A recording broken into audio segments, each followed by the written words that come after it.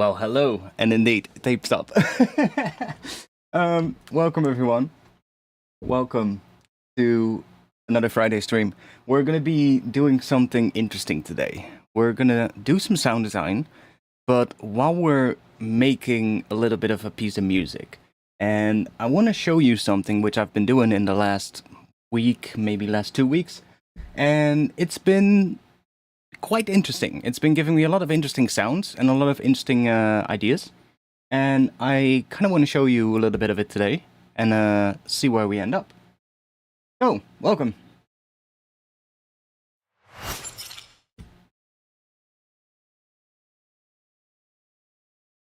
Hope you're all having a good Friday. So, I have a bit of an idea. I want to start in A sharp minor, and we were talking about this in the stream earlier.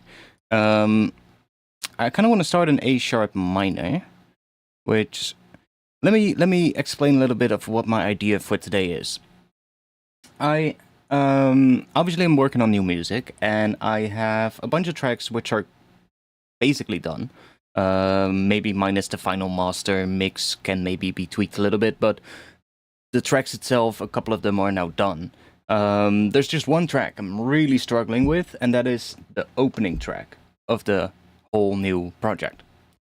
And I've been trying a couple of things, been trying a couple of ideas, and none of them have so far been good enough, at least in my opinion.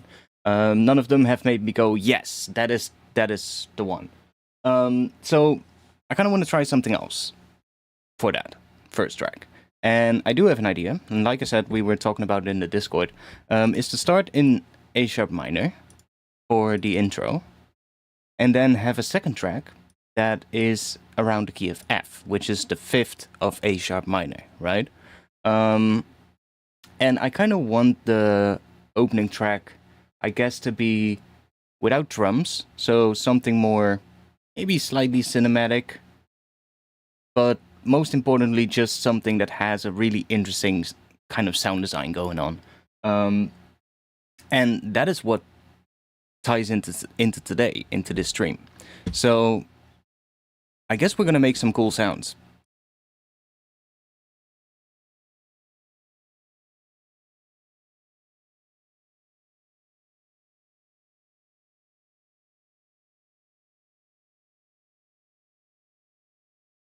So I've been thinking a little bit about what we could do, because we need a chord progression.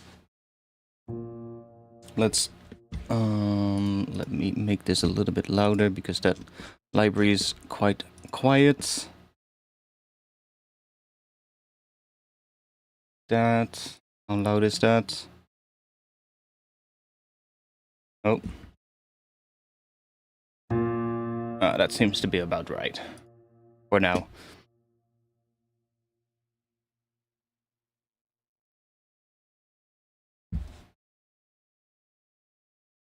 Could I move the mic so I can... Hopefully the cable is long enough. That should do. You're seeing the cable. Well, whatever. That works. Then I can go to my keyboard real quick, and you guys can still hear me. So I guess A sharp minor.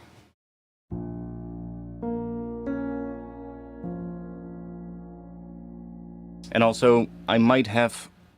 Playing on my piano might be a little bit weird, because I have a... What do you call these things? A bandage on my finger. I tore one of my nails, and it's torn to like quite far, where I cannot cut it off, because then I'm cutting into the flesh. So to prevent me cutting it any further, I thought, let's put a bandage on it. But it's kind of fucked when I'm playing on my keyboard, I just noticed. So A sharp minor is kind of the key I'm thinking about, and then we can maybe let's play that a little bit higher.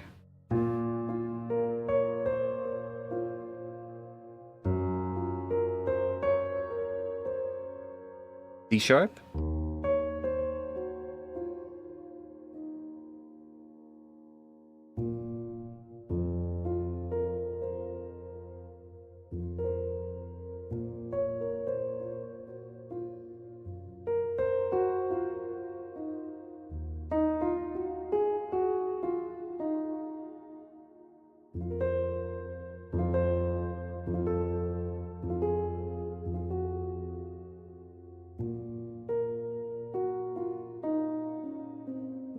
And then I guess the next track will be, so I guess the real first track of the EP isn't going to be in F. So we need to get to F at some point.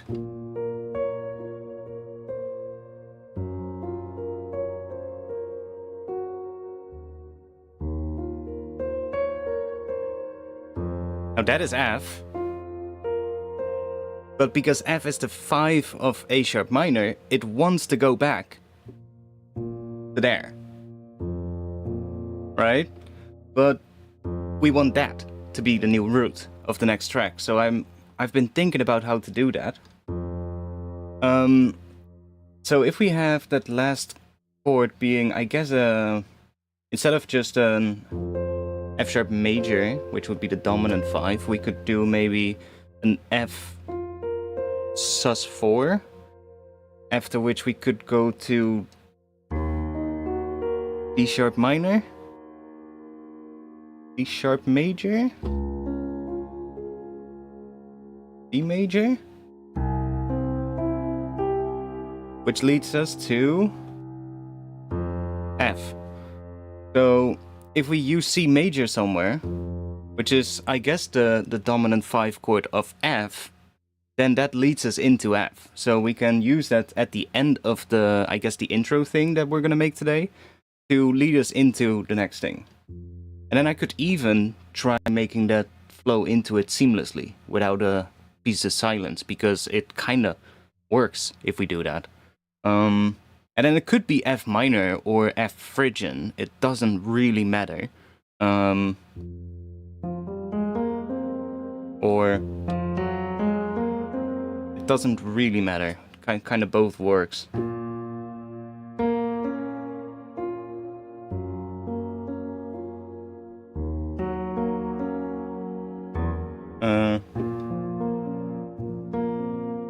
Oh, we can also do back to A sharp.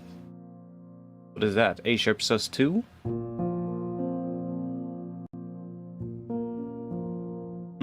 Let's see. We'll just see what happens. But that C major chord really works to lead us into that F for the next track. So let's just keep that in mind. But what I really want to do is show you something today, how you can use, I guess, really simple sounds. It doesn't have to be that complicated. And use that to make something, well, a lot more interesting. You're good at that? I mean, I gotten better at it compared to years ago. And that's just a lot of practicing, a lot of playing and just trying to figure out what you're playing. And I wouldn't say I'm the best at it though, because I'm still learning when it comes to music theory.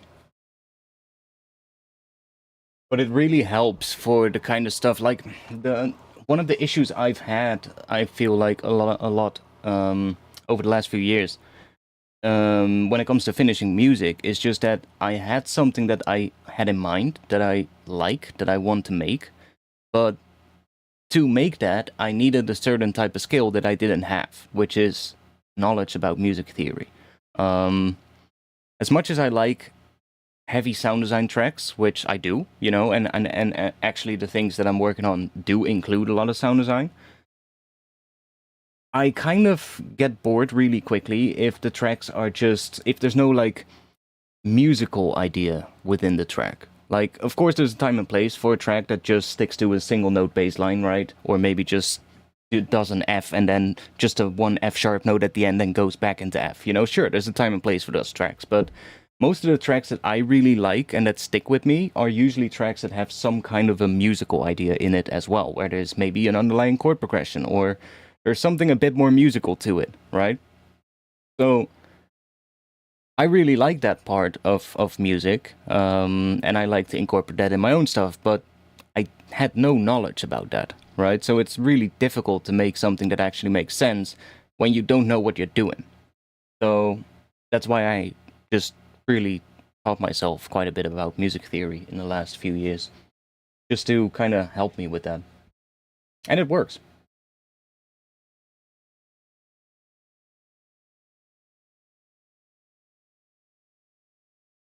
Cool. So let's just get started.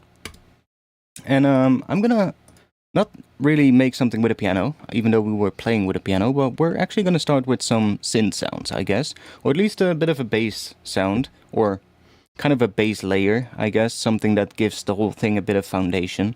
Let's just make something kind of like a short 808-ish kind of sound. Let's just drop it here. Let's see, we'll do maybe... I think I want it to be quite slow in terms of the chord changes, so I'm thinking maybe like 4 bars per chord or something like that, so it's quite slow. Because this is... the entire first track will be without drums, and it might just be like one of those interlude kind of things, which is maybe, I don't know, 1.5 to 2 minutes long, something like that. How do you find... Wait, one moment, let me read that. Do you find harder starting with melody and making a drop after? Actually, no. Actually, no. For me, it's usually a lot harder to make something without having a musical idea first.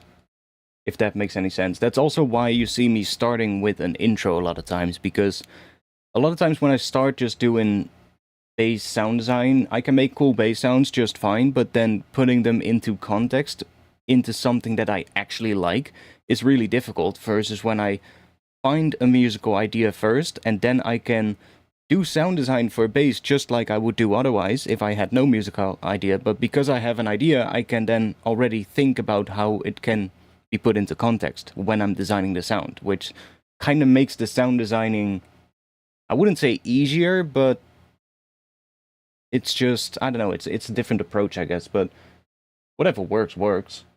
And of course there could be exceptions, you know, you might have one of those afternoons where you're just making a bass sound and it turns out really cool and it inspires a whole track. You know, could be the case. But usually I would have some kind of a musical idea. But that also kind of matters, well, it also kind of depends on what you want to make, right? If you want to make something that is more sound design heavy and that isn't really that musical, which isn't a bad thing, by the way.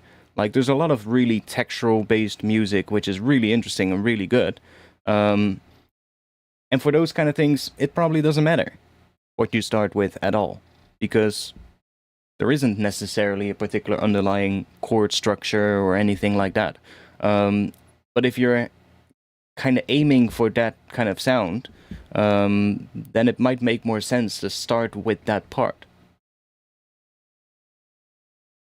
But still, whatever works, works, right? So, whatever makes you come up with something, that's what you should do. Okay, so A sharp, F sharp, and then I had D sharp, and then I was doing an F, but I'm thinking maybe another A sharp could be cool, just to go back to the root again. You could also bring those up.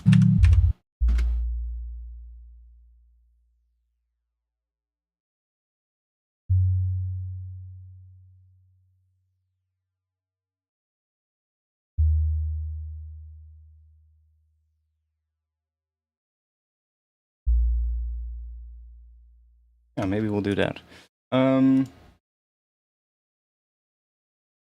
Yeah, exactly. And I think the thing with what I want to do is kind of a combination of the things that I like, right? What I'm working on right now, the music that I'm working on, if I had to describe it, it's kind of a combination of the things that I like, which is I like really interesting, crazy sound design, things where you'll have sounds that make you go, how the fuck do you make that, right? That's one of the things, but I also like a lot of musical things like harmony, chords, interesting skills, you know, interesting modes of skills. I like a lot of stuff like that. So combining that, obviously, it's kind of not the easiest thing, of course. I can make it easy for myself, but that's just me.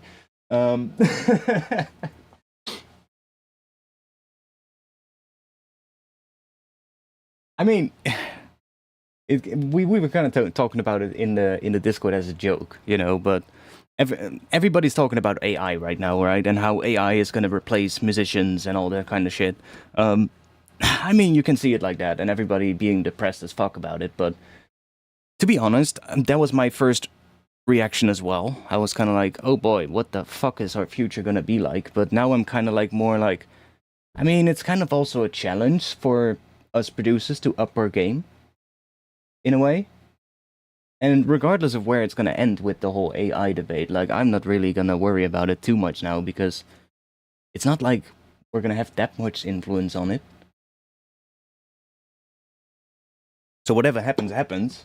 But what if we just step up our sound design and make it harder for AI to recreate it? Anyways, let's get started for real. Let's just see where we end up. So, really simple stuff first. We're going to start with some really simple sounds. I will start with some sounds that have some kind of an interesting tone, because it does matter what you start with. You cannot just throw some random stuff in here. But let's just grab maybe some horns. Staccato should do.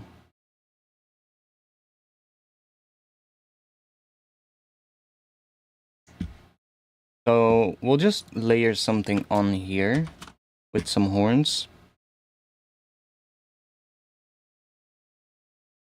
Okay, why is the grid not going to narrow? Okay, now it is.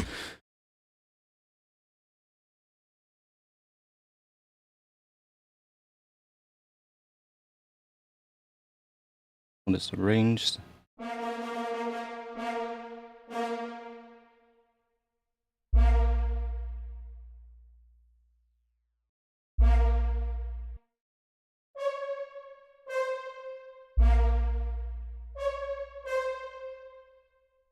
Sure.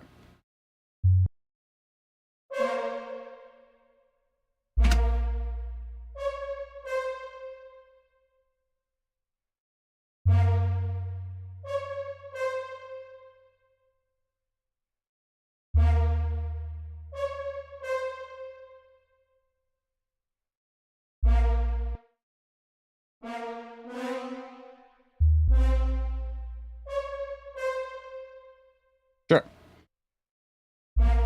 Now, I'm gonna do something that I did earlier today as well, or yesterday, which worked really well. When you have something like this, it's pretty bright, right?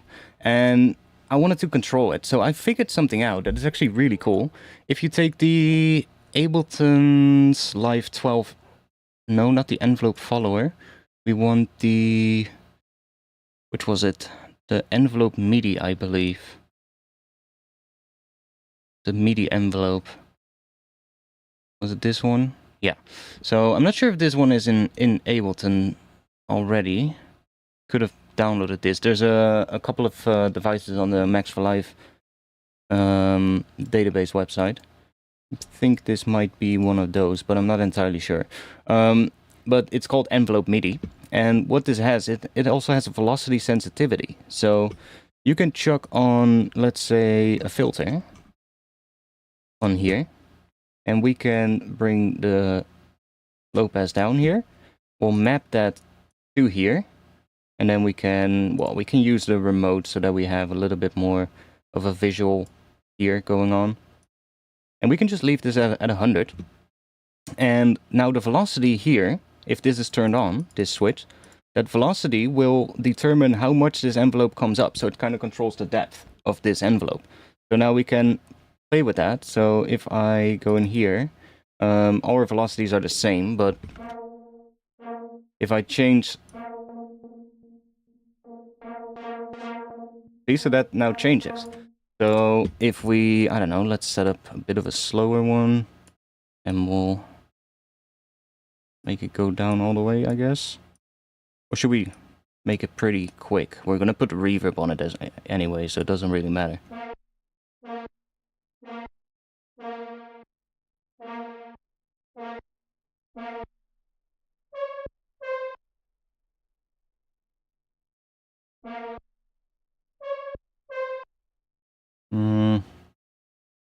Make these notes shorter. And then we'll use the release time. And then we'll bring this up a bit. Let's curve this down a bit more. Leave it up a bit.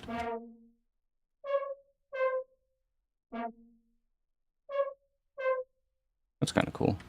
We're gonna put a shit ton of reverb on that anyway, so it doesn't really matter. But now we can go in here, and we can change the velocities to get like more of the filter opening up or less. So we can say maybe take these, bring them down a bit. Or let's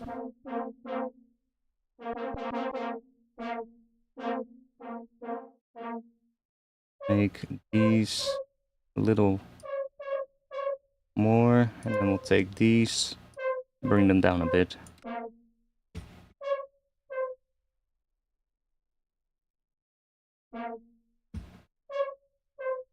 Cool.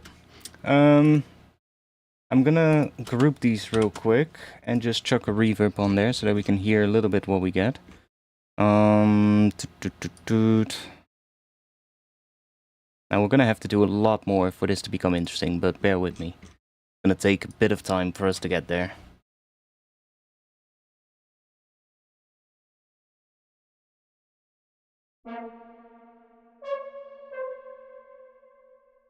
And let's maybe chuck on some saturation as well.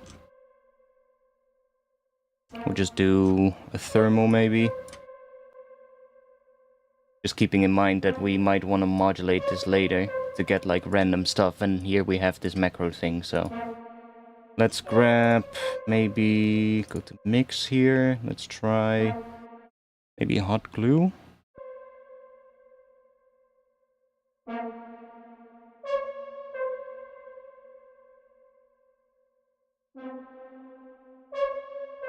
That should do for now.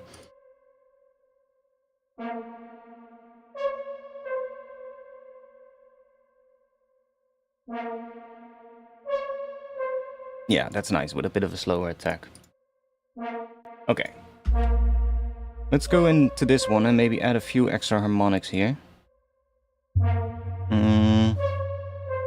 Also, why is that so long? Is that because of the reverb already? I guess so.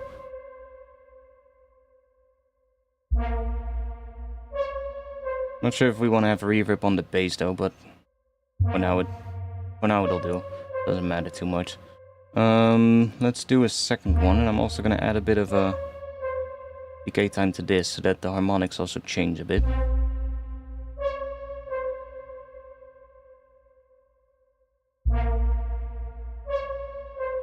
Sure.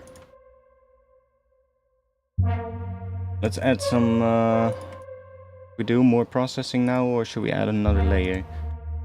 Let's just add one more layer, just for the fun of it, and then we'll start processing.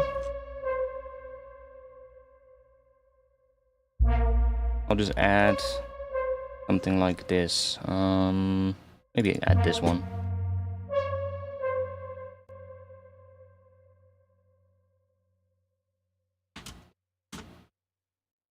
And probably do that, and then just loop that.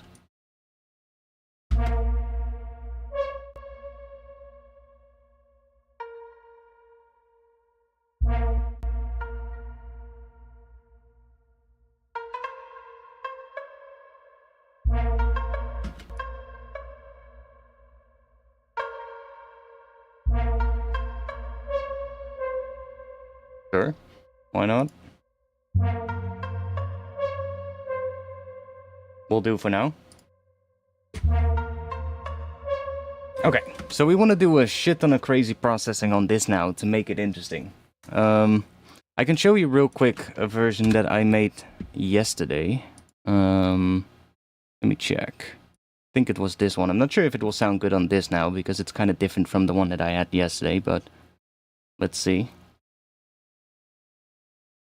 So, same input. That. And then after we put this rack on,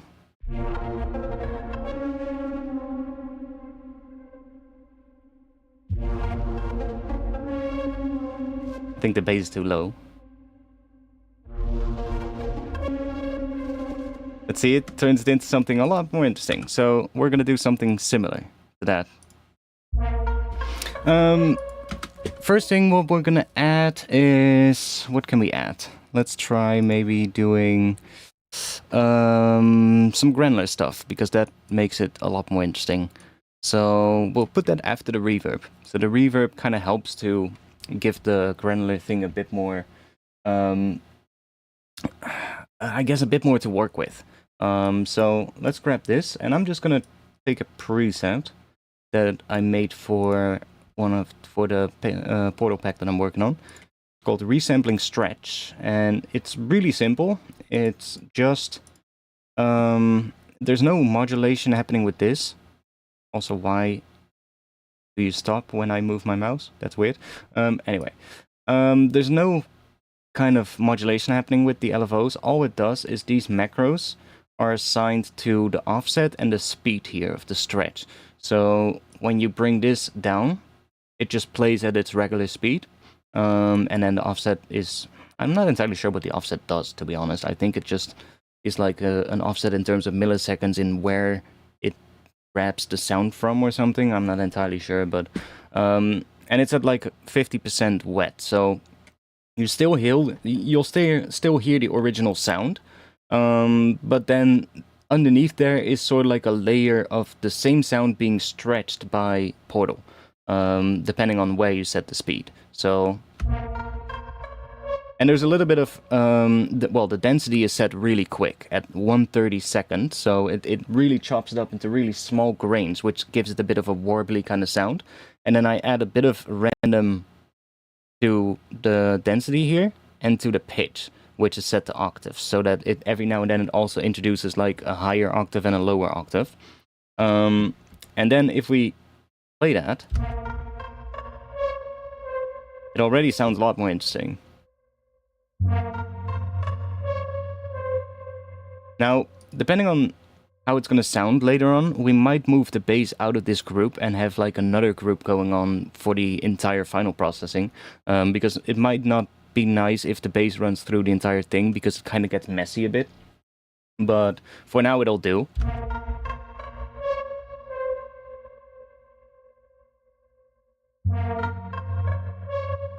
Now currently it's not really stretching it, but see how it starts adding these extra sort of like bits when we do that?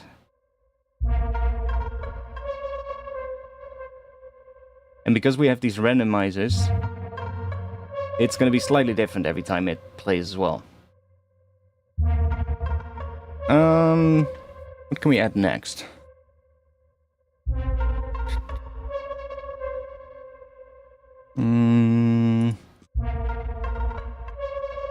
Let's add an OTT in here.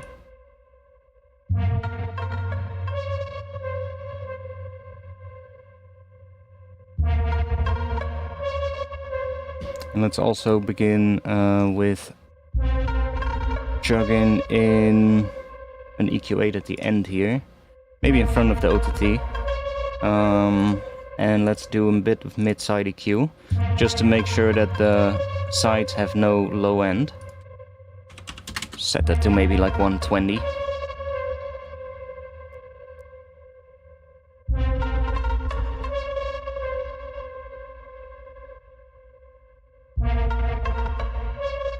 I have tried using Beam. We might actually throw it in here at some point.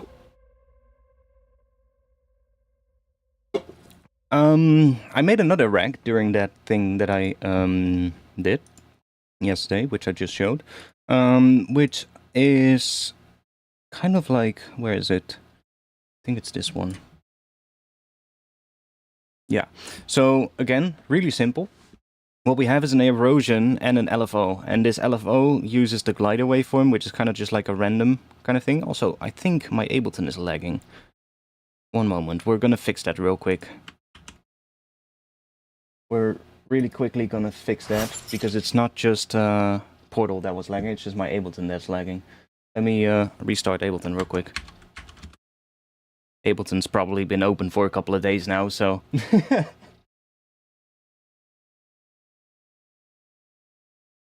Yeah, I made that previous rack yesterday. I'm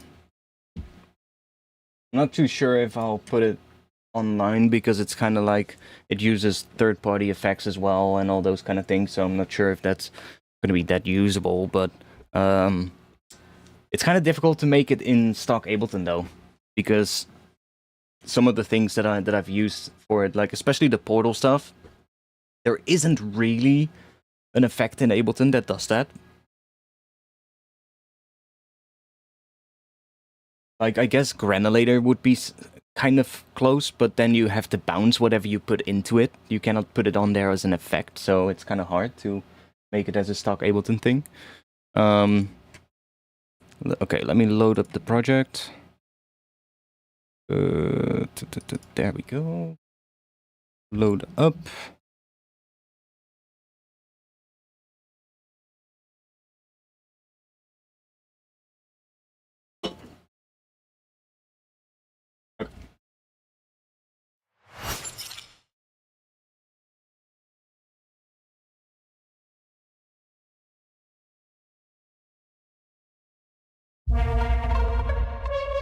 Ableton doesn't seem to be lagging now. No, we fixed it. Nice. So all this does is kind of just moves the noise amount up, but randomly. It's lagging now, but that's because it's loading still. There we go. It's also still scanning down there, but that's going to be done soon. So it just adds noise, but randomly. So it's not going to be there all the time, which is this one I will probably include in the next Ableton rack update. It's a really simple rack, but I still need to do like a little macro control for the depth so that you can bring that in as well, so that you don't always have to have it on. But yeah, it just adds some random noise every now and then. But if we put that like earlier on in the chain, either before or after Portal, it could sound pretty cool.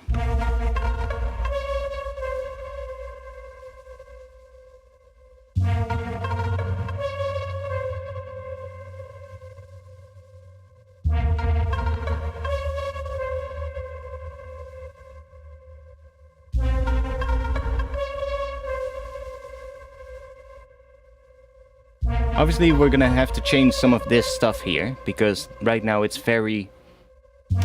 Well, it's just the same thing that repeats, right? Only the bass note changes, but when we have a bit of a patch, it will be a lot more inspiring to start thinking about what the other stuff wants to do. So that kind of works. After Portal is probably also gonna work. Actually sounds kind of nice as well. So one other thing that I want to show real quick that kind of is good for this as well is pitch shifting things before it runs into the processing chain. So if you want to make stuff sound like more interesting, you could pitch shift it just using a pitch shifter, which is gonna introduce some kind of a bit of a grainy kind of sound as well. And that can work pretty well. So there's a lot of things you could use. You could just grab the shifter device, I guess. We can just grab that, chuck that in here, and put this on -12. So it's like an octave lower.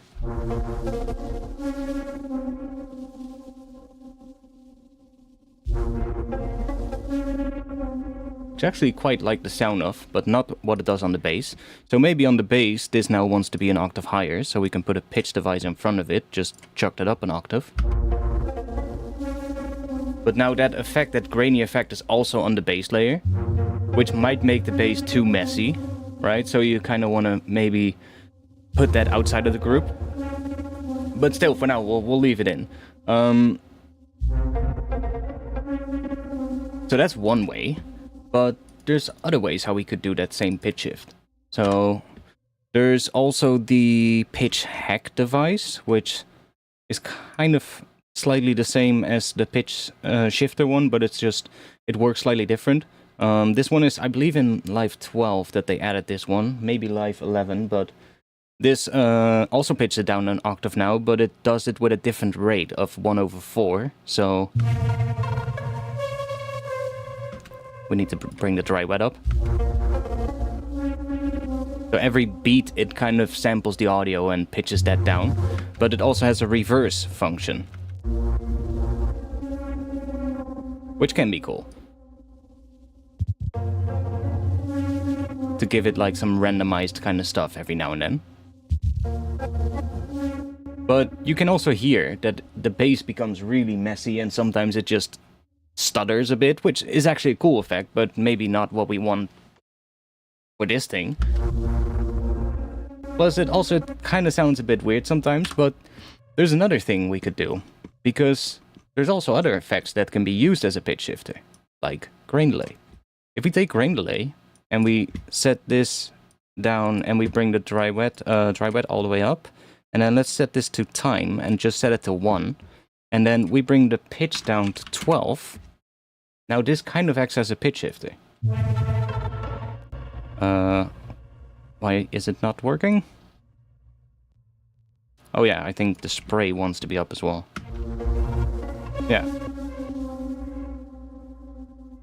Can put it after the portal, maybe. Before the portal.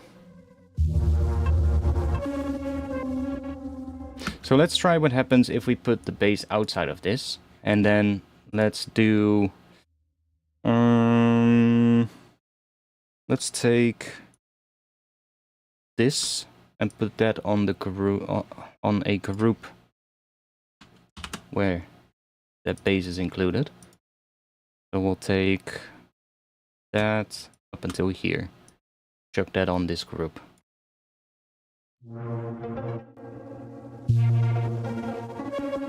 And then we can turn that pitch device off on the bass track.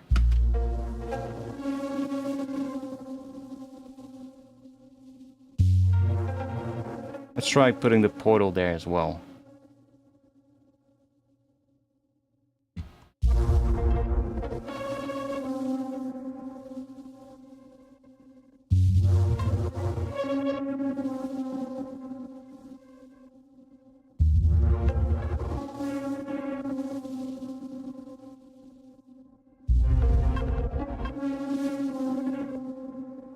Kinda cool.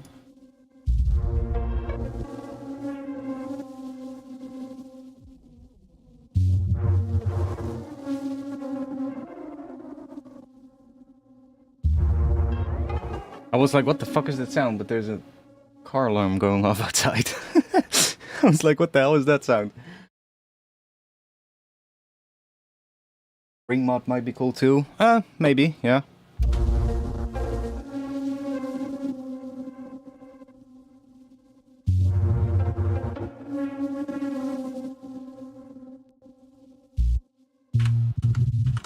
Can also try this.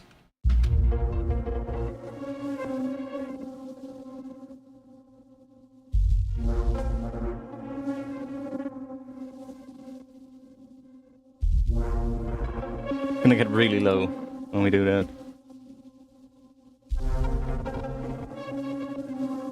But for something like this, it might not matter.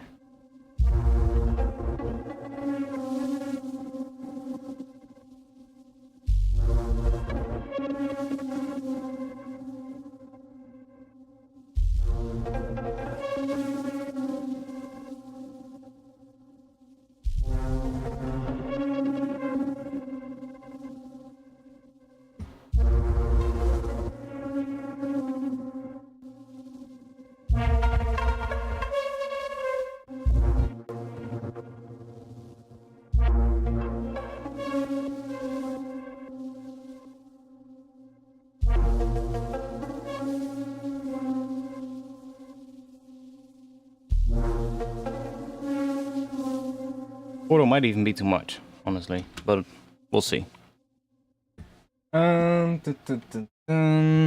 Let's think, what else can we put in here? I guess maybe Beam would be cool. See what happens.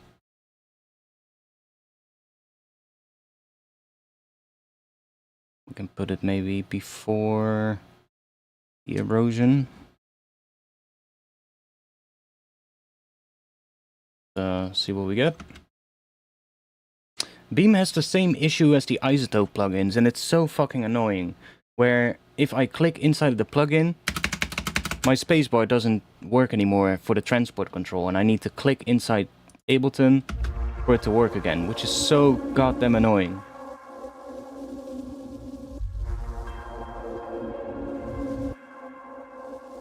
Such a workflow killer.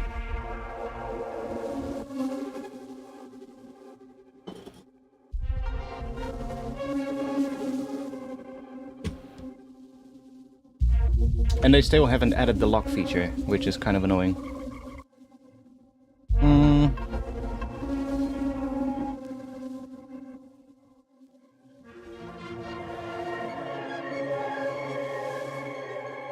Oh, I have an idea. Let's group beam. And let's create another chain. And on that chain, do that, or we can use a compressor, I guess. We're just gonna sidechain the beam layer to the other sound.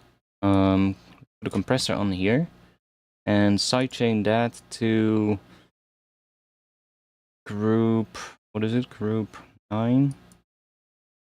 And then we'll take chain, pre-effects, post-effects, doesn't matter. Work that up a bit. That. Get down. Bring this down.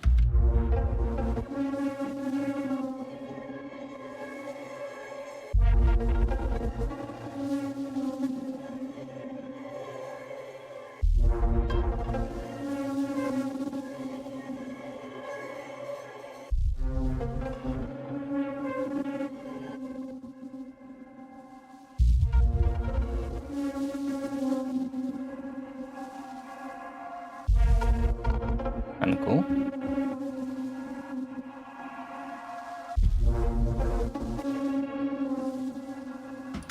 I'm gonna move these back to what it was though. What's that? This.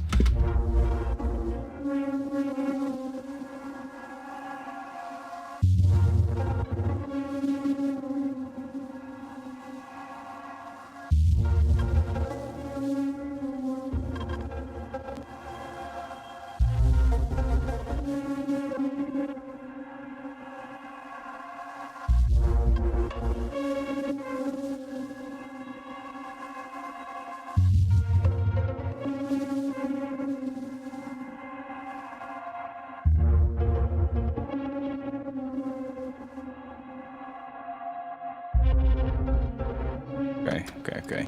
If we map this to a macro and map the offset to the same macro, and then we do a range from, let's see, 0 to 100, and then at 100 this wants to be 0. Yeah. We can bring this in. Now we have no noise. That's the noise layer coming in.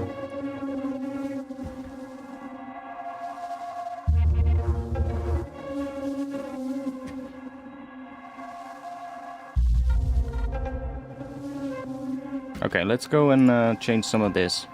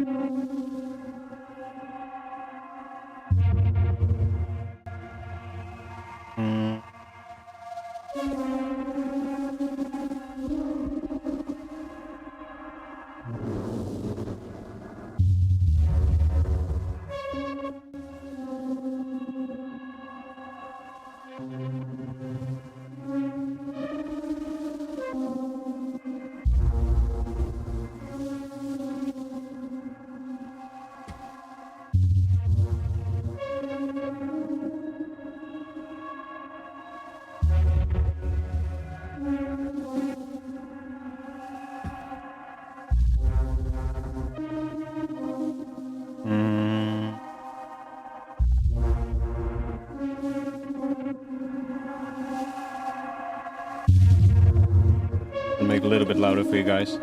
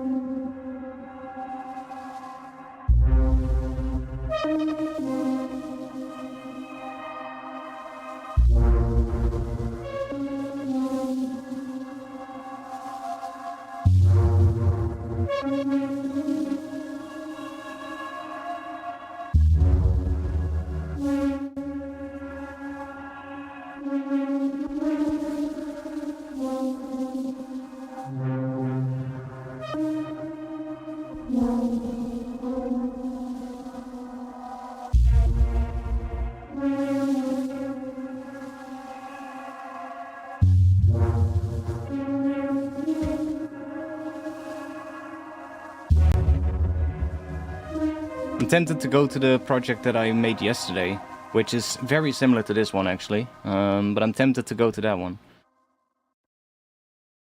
Because it kind of sounded better.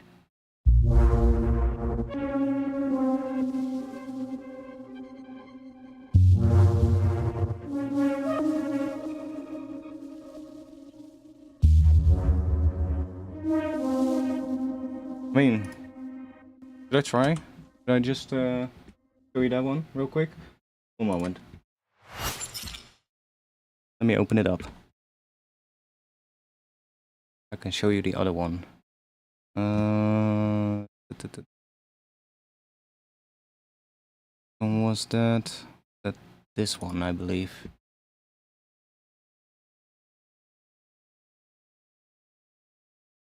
And we can just work from there, because that's kind of the same idea that I had, that I just tried out yesterday, and I was like, is that gonna work for today? And it definitely worked, but might as well just then start from that one and just use that. Yeah, this is it. Okay. Let's there. Okay, cool. So here we have a really similar thing. Let me save this first.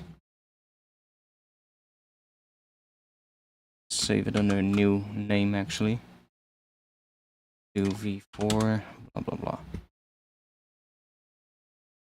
Okay, so very similar thing here. Bit of a longer processing chain from the looks of it.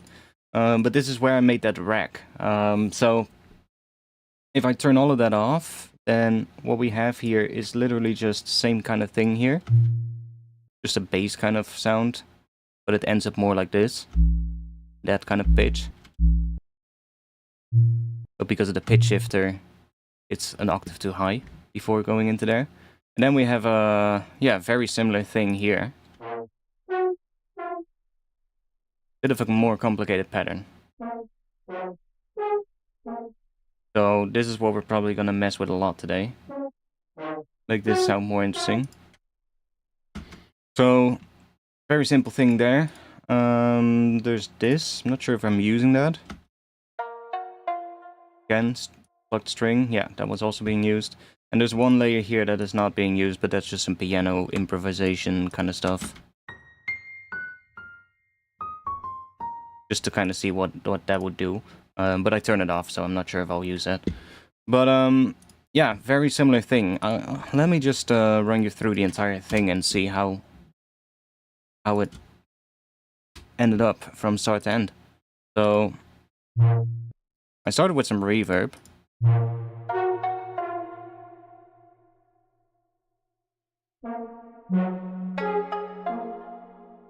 And then, on top of there, we have that portal, which I believe this is the same preset. Yeah, it's just before I saved it as a preset, but it's the same kind of thing. So it adds that kind of warbly kind of sound. And then we got our LFO and erosion kind of trick to add some noise. Just every once in a while. Very subtly. You almost don't hear it. You just hear it very subtly, but it's that quiet because it's brought up by all the other processing. That goes into a grain delay, which pitch shifts it, but also makes it really weirdly stereo. Which is kind of fucked, because the bass doesn't want to do that. I did throw on this utility to kind of make it a little bit more mono again. I felt like that helped in the end, but I'm kind of using the grain delay as a pitch shifter here. That is just gating the noise for some reason. I guess that just made the noise only come in when it comes above this threshold. Which is even more subtle, but whatever. A bit more reverb. OTT to bring out everything, bring everything up. Going into thermal, which... Are we using the same? Yeah, we're even using the same preset. And then a little bit of mid-side EQ, just to make sure that we don't get any low end in the sides.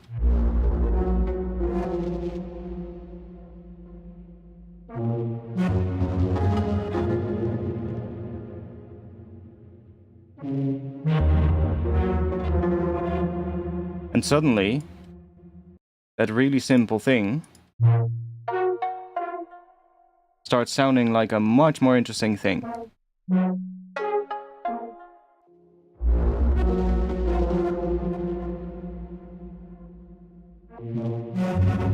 And you're definitely gonna get sounds this way that are gonna make people go, how do you make something like that?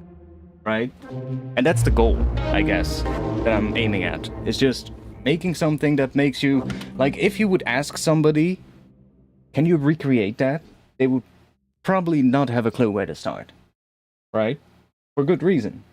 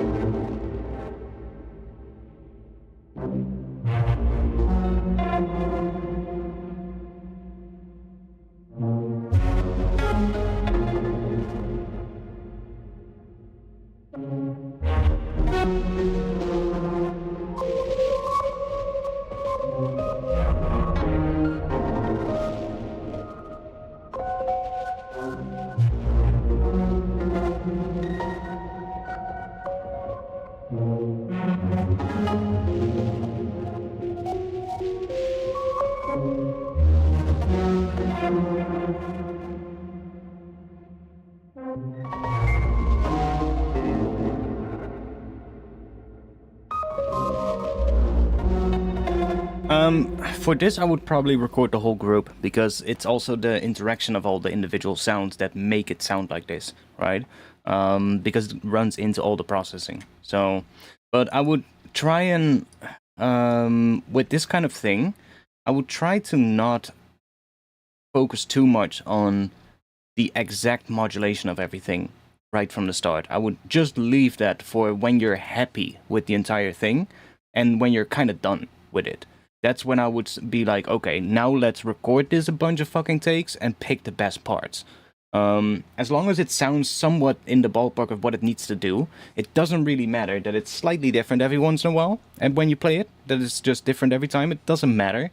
Because the differences are subtle enough for it to not be all over the place, right? And that is kind of like the thing what I can advise you to do. When you want to do this kind of way of sound design and like... I guess making ideas, then it's easy to throw randomization into it and end up with just an unusable mess. That's usually what happens if you just throw randomization in there and don't really think about what that randomization is doing. But if you kind of add randomization in a controlled way, then you can end up with something that is a lot more usable, and then it doesn't really matter. You know, it doesn't really matter if it sounds like that on the first note, or like that, or like that. It doesn't really matter, because they all kind of sound similar enough, right? So as long as I'm still working on this, I wouldn't really bounce it, to be honest. But if I would get to the bouncing part, like, yes, I would probably bounce the entire thing, and then just bounce it, I don't know, 20 takes or even more, and then just take the best parts. Because when you bounce just the bass, for instance,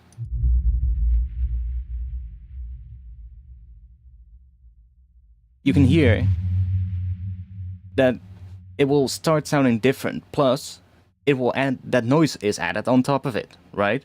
But then if I record this, that noise is also added on top of it. And if I record this, the noise will also be added on top of it. So then if I combine the three individual layers together, I now have 3 times the noise. And the noise is also randomly modulated, so now I will have 3 different layers that will all have randomly modulated noise in different ways. So they're not going to be consistent anymore with each other. Whereas if I would leave it as one group, then that modulation is going to be the same for all layers. And thus it sounds more consistent in the end.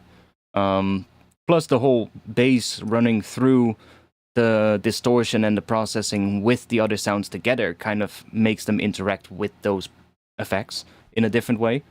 So yeah, I would definitely leave those things in there. When do you know when to stop pushing the limits of sound design? Is this such a thing as limits to sound design? I mean, I think that is not something you want to think as a sound designer or a music producer. I don't think you should think about what are the limits of sound design. I think you should think that the limits of sound design are endless. So when do you know when to stop pushing the limits? When you want to quit music?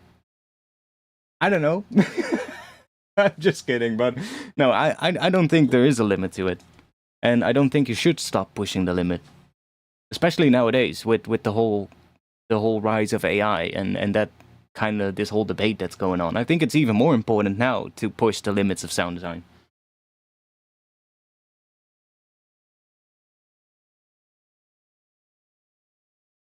I mean, sometimes you want to stop to produce. I mean, if you get inspired to produce something, then go and produce something, right? But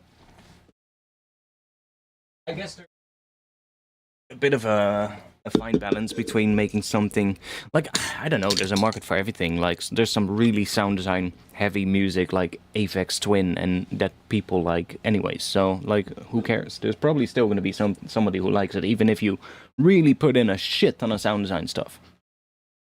Maybe it's not going to be for everybody, you know. Might be a bit much for some people, but you could put this stuff into something like Simplan 2 and make a whole new synth out of it that nobody has. True. Although, I'm not a fan of Simplan, to be honest. I just don't like the interface at all.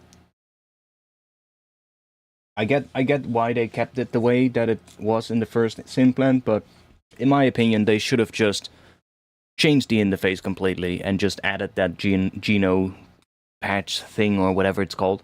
Because that part is actually cool. But using the interface itself, changing the parameters, is a fucking pain in the ass. That was already the case in the first version. So that's why I didn't use the first version either. Because the interface sucks. Like, I mean, it's alright. The first main page is alright with the sliders and that kind of thing. That kind of part is cool.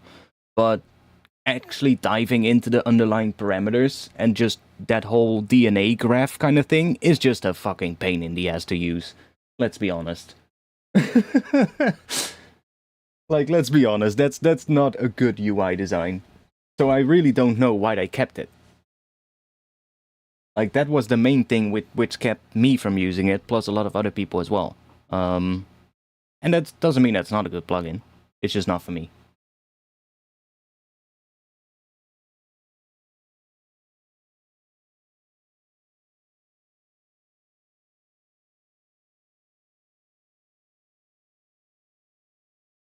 But if they would have just given it a more, like, usable UI under the hood, sure, that would have been great.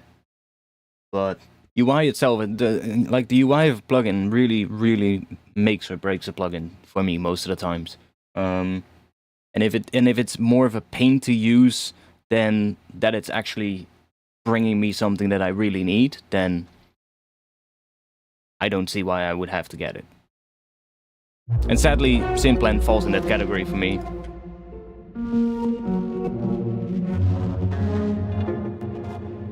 So, one thing I want to try real quick is, what if we... Could we make...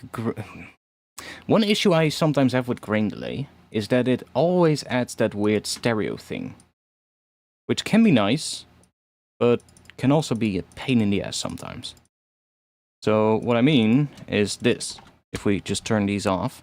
So we have this, which already has some stereo width, because of the portal and the fact that some of the layers just have width to begin with. But grain delay, as you can hear, immediately adds that huge stereo effect.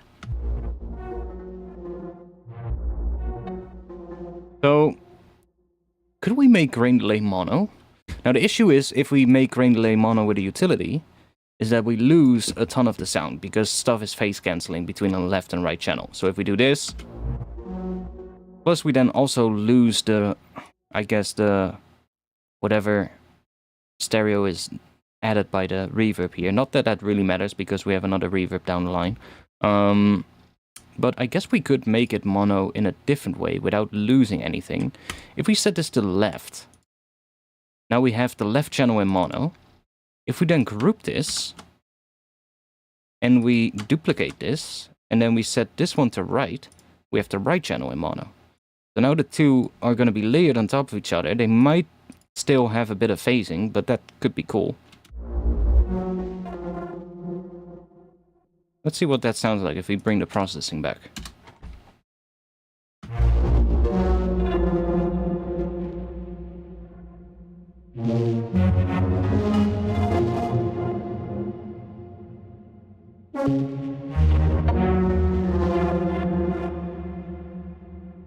And then we might not need this utility, which makes it more narrow because of the grain delay doing that crazy stereo thing.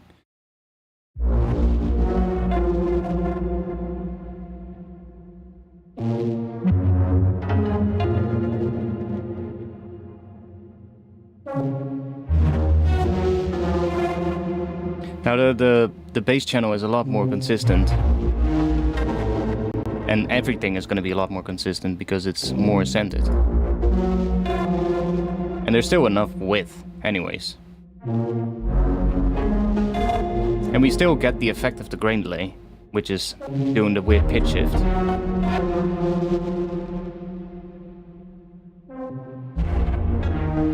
I guess if we really want to A-B this, we need to group it with the utility as well. And, wait, no. I would have to turn the utility off when this one turns on, and vice versa.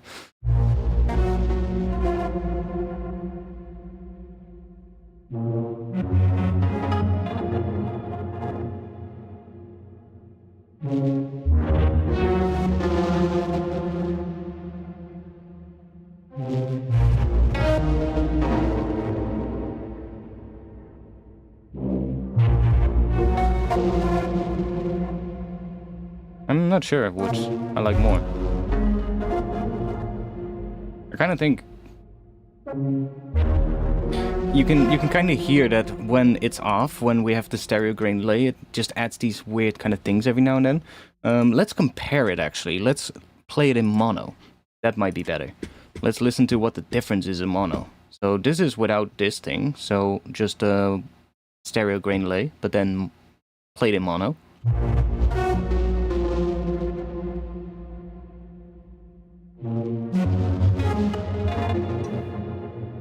Now, obviously, there is going to be some phase cancellation with this kind of stuff, because there's just so much weird stereo stuff happening anyway. But that's fine, you know. As long as the main, sort of like, the main sound of everything is still there, that should be good. Which, I can still hear the main, sort of like, elements. Might get a bit too dark, but other than that, it sounds fine. But let's see if we turn this on. I think that sounds more consistent in mono. And slightly brighter as well. Because there's less phase cancellation happening now.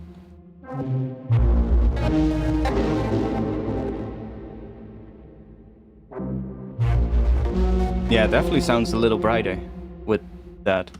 So let's do that. Let's just get rid of that utility. And we'll just make this grain delay thing mono.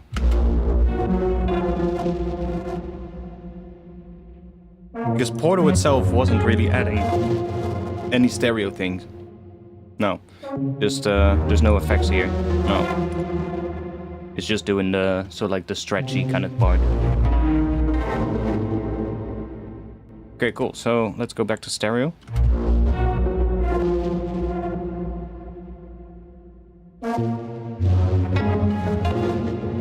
Now let's think about making this into something that we can use. For maybe the opening of the EP would be nice.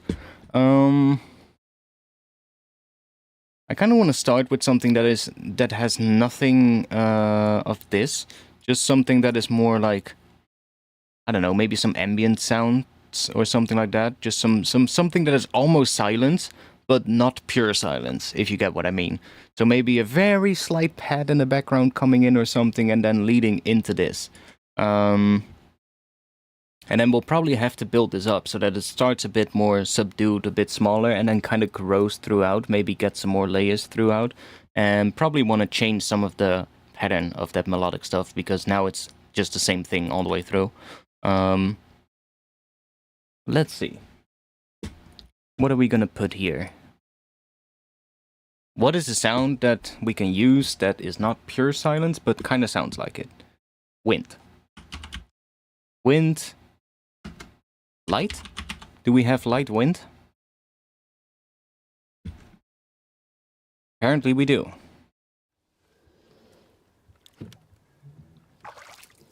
That's not wind. That's waves.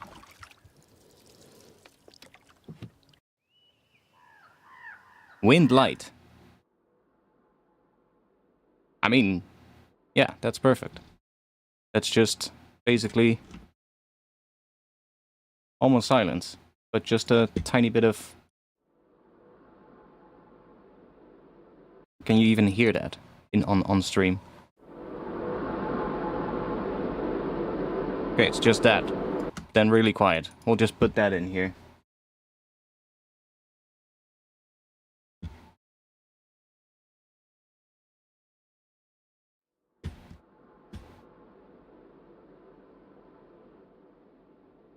Now we want to probably make some kind of a pad that comes in and that feeds into here. Probably something that is based around A sharp, because that's the root of everything. So let's just make something real quick. What if we just gonna grab that piano from here. Grab this one. Chuck that on here. Let's play ourselves a bit of a... We'll just play something real quick. Need to have that playing.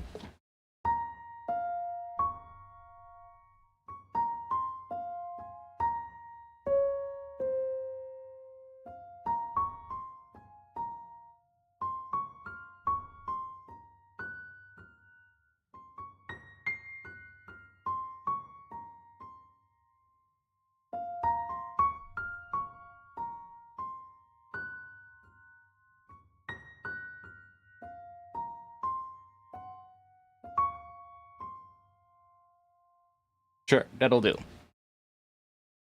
We'll just grab that.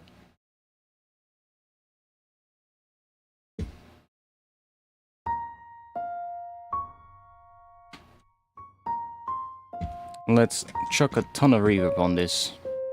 And other stuff that makes it like a pad.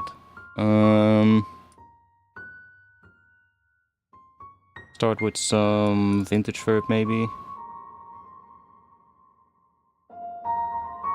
Come on. Yo! God damn it.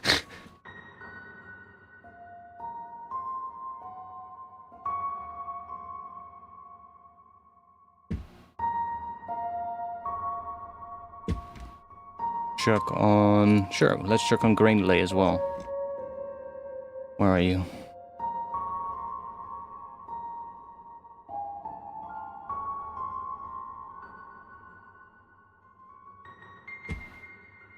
We do...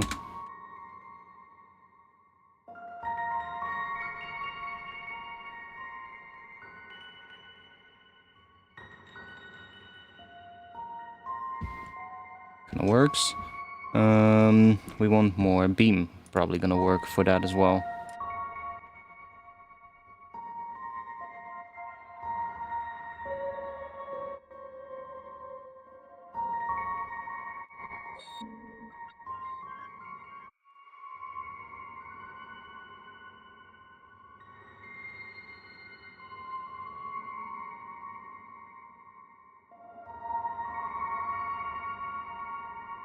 Sure.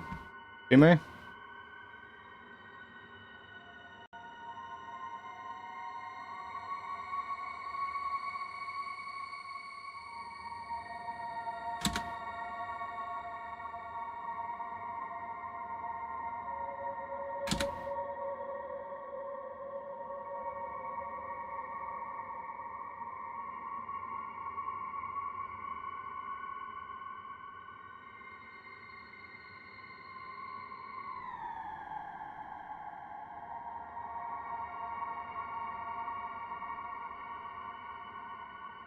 I could chuck in that Max for Life device, maybe.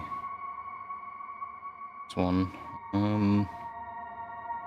Put it all the way at the start, maybe.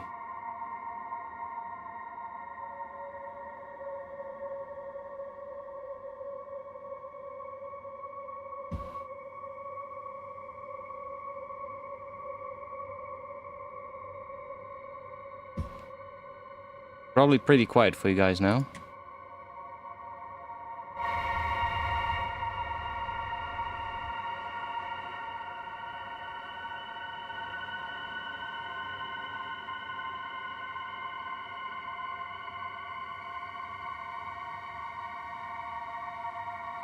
Let's maybe space these notes out a little bit further. Twice the length.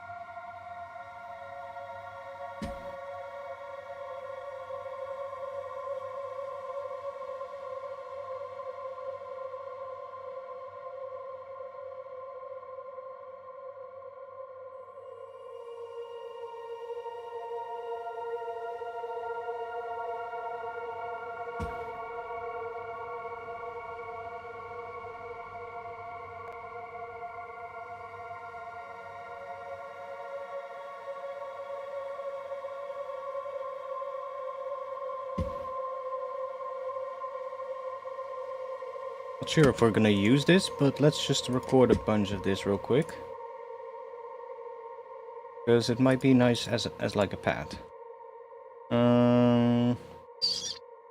Is it track 15?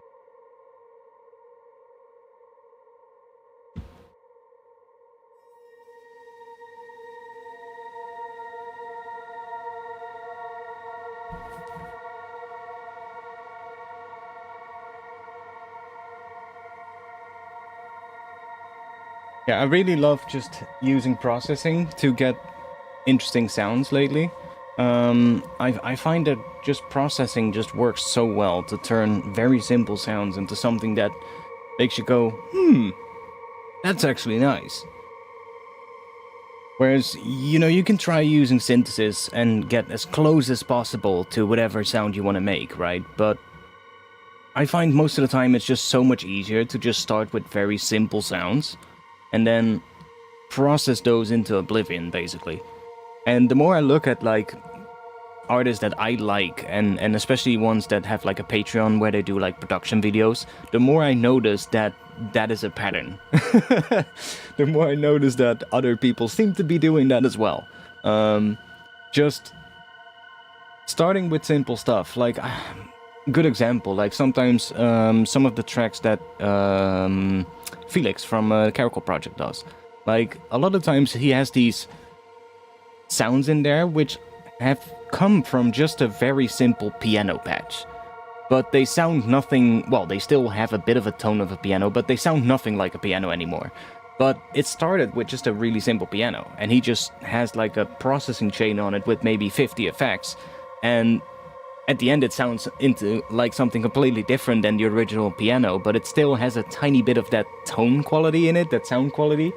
And I know plenty of other artists who do the same thing. Even when it just comes to sound design, just making sounds for later. In fact, I've done one earlier this week that I still need to chop up for one of the Patreon packs. There's a pack with textural impacts and other weird textural sounds coming up. I did a resampling session, which kind of got out of hand because I ended up with a file that was 80 minutes long, and that was only one of the files. And I need to chop them up and get the best ones out of there, but there's some really interesting sounds. Like, what I did is I just took like a bunch of random percussive sounds, just like some percussion sounds of different sort of like percussion drums, and I just chucked a shitload of effects on it that were randomly being modulated, and which also included a pitch shifter and like a formant shifter and all that kind of stuff. And I then recorded the output, and I had just lined up every percussion sound so that every 2 bars or something, a percussion sound hit at the start. But because of the chain of effects with like granular stuff, reverb, delays, and all kinds of other stuff, it was creating really interesting textural tills as well. And then I think I layered like another sort of like crunchy Foley sound in there. And I got really weird impact sounds out of that.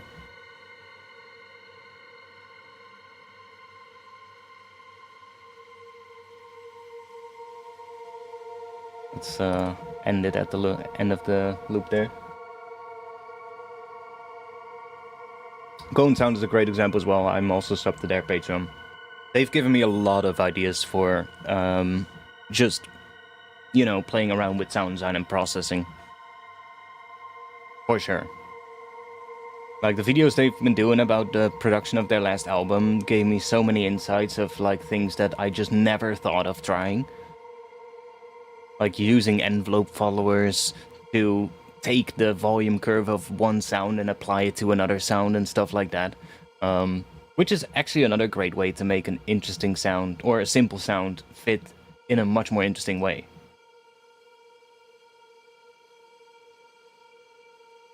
I mean, all of the basses on their album, their last album, are made from cello.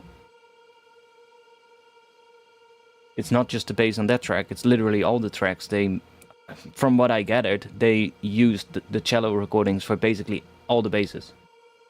And it's literally just resampling them and reprocessing them to turn into bass.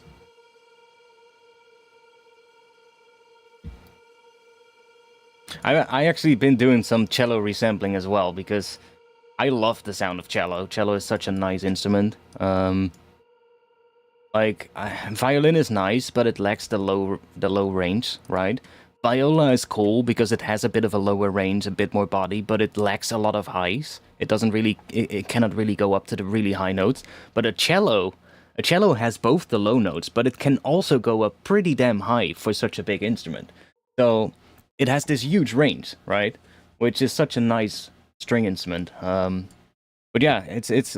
I made some weird textures out of cello earlier this week. Let's see. I'm not sure where they are. Might have them here. There'd be a folder somewhere called Ear Candy. Yeah, and I have a whole bunch of things that I resampled. Let's see. This was a cello.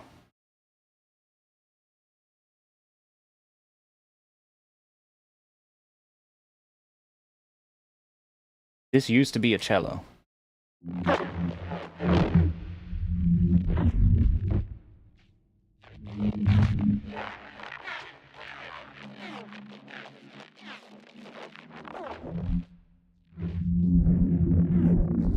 All kinds of weird sounds in here.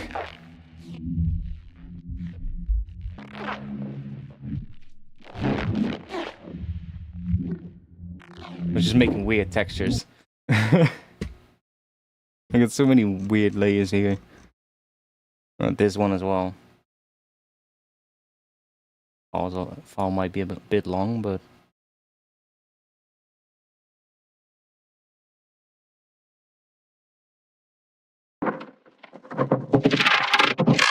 That was a cello too.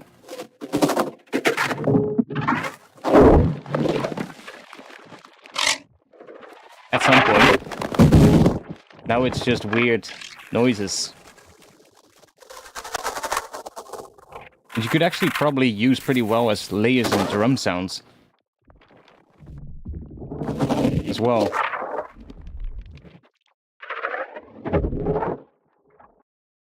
Probably pretty good to layer with impact sounds as well. To create like a... I actually have a folder here.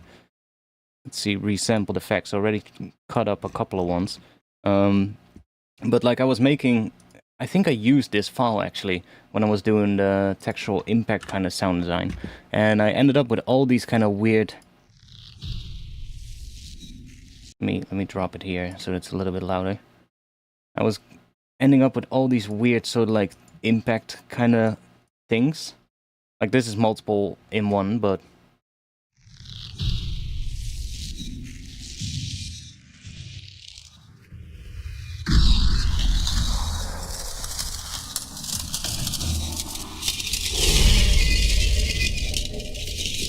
Look at all these weird...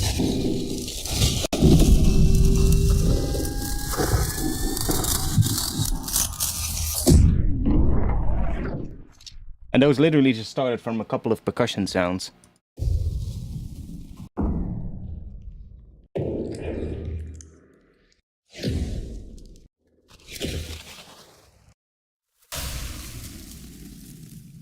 I'll probably put these on Patreon later.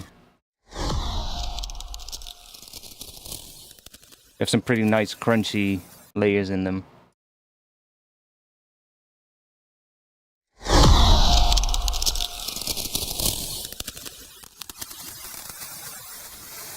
Weird percussion sound, weird impact sound.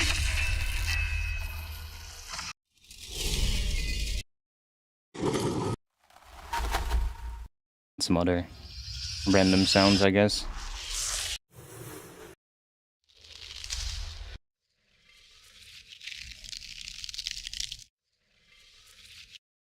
But yeah, like I said, I made a ton of resampled files here, and some of them are really long.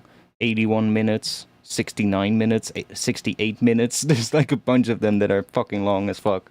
I need to go through some of them to grab some sounds, but I might actually have enough files to, well, make multiple packs for the coming months, because I don't think I'm gonna end up chopping everything up into one pack, because then it's gonna be huge. Probably will split it up over a couple of months or something.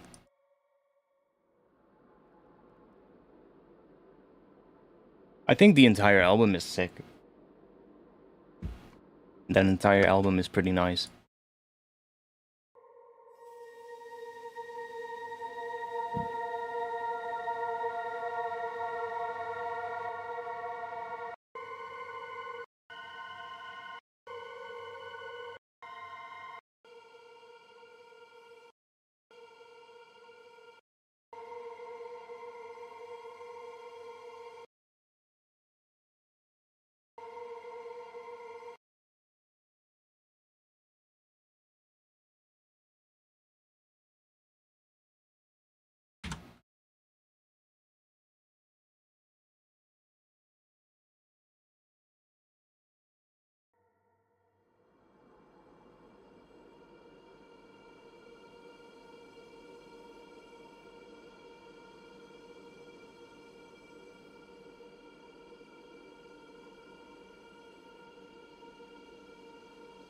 Obviously we want to have some stuff here. I'm not sure what yet, but we'll see.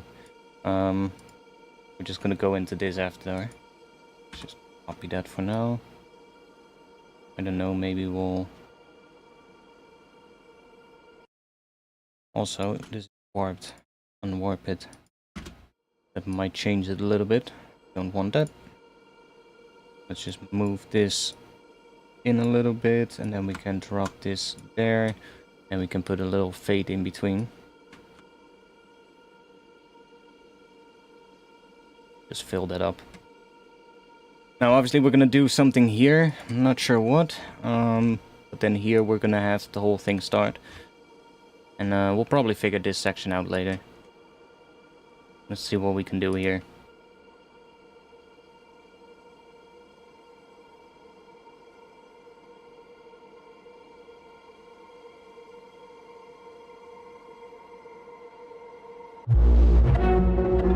Let's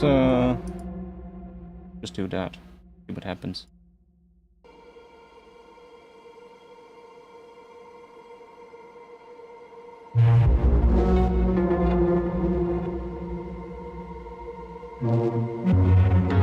What if we chuck this in the group?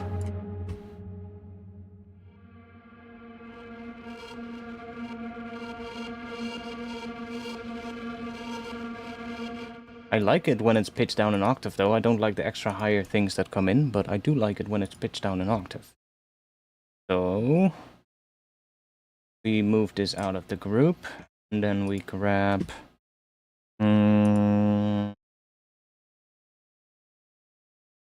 grab that up until here, maybe. Put that on here.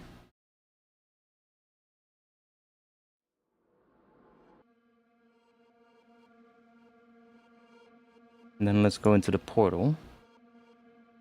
Let's turn this off. Still hearing some higher bits though. I'm not sure where those are coming from, but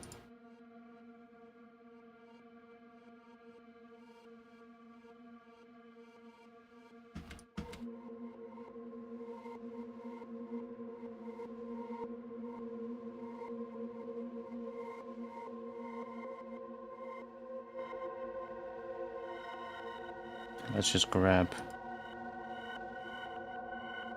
everything. Put that on here.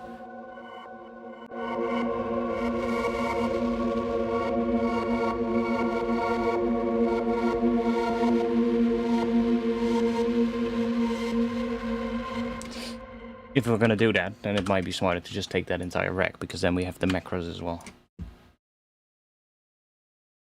There we go. Then we can just go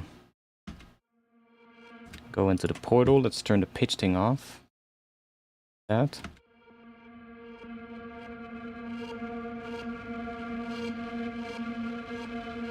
Where's that higher pitch coming from?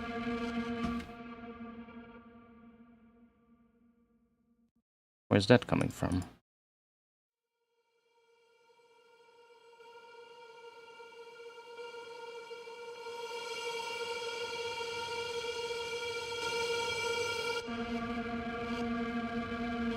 Ah, it's coming from the Granular. Okay, maybe that's because this time is so short. What if we up this time?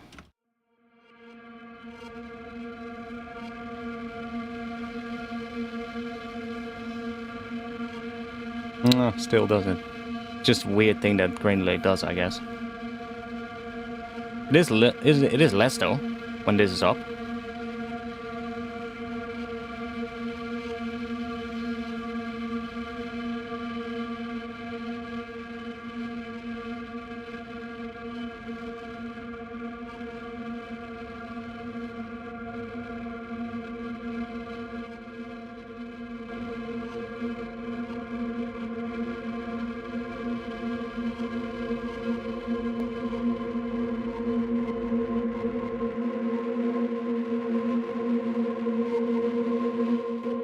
It's got a bit too low mid though, that area.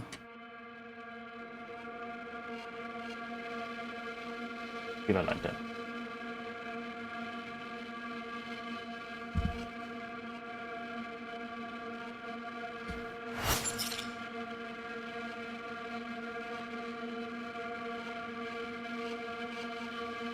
Move a bit further there.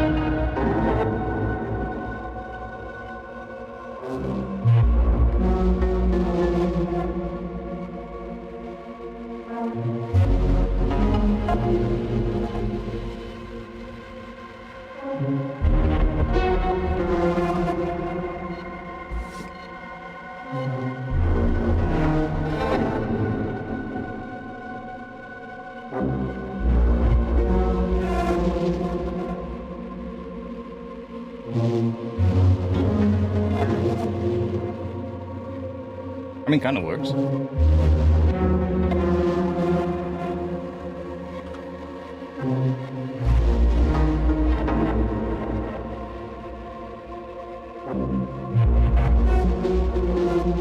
It does kind of work as a layer underneath it, so why not?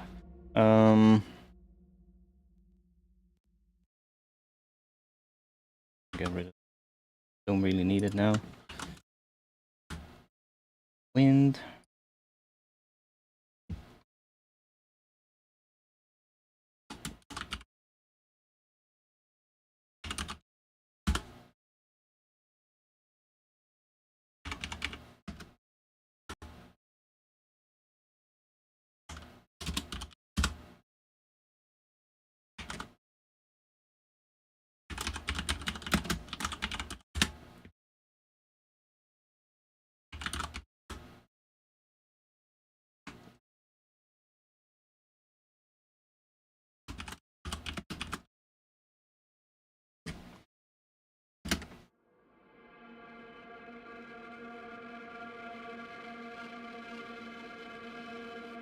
There's still quite a bit of noise coming in here. Why is that?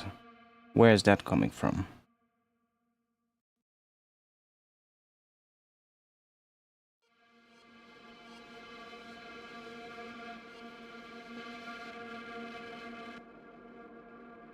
Obviously the OTT.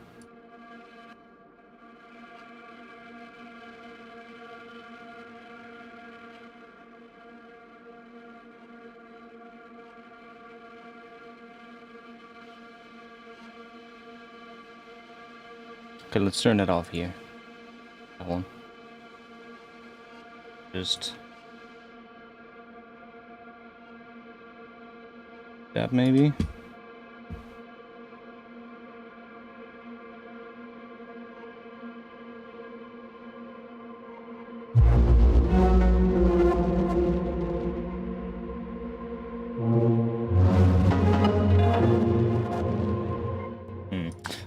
Let's just start from just this thing, and we'll figure that first part out later. Doesn't really matter what that is gonna do, but let's make this more interesting. It's kind of, at the moment, it's kind of just this pattern that repeats. Let's just do that. And this is kind of the same thing, it's just that I think only this changes, which is just transposed. It's the same notes, but it's just transposed an octave down. So let's just let's get rid of all of that. And this piano thing is not on anyway at the moment, but we might bring some piano in later, so let's move that aside. And let's just work on this thing.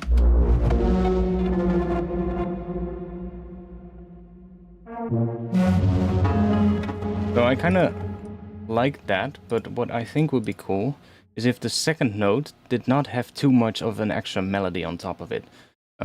So...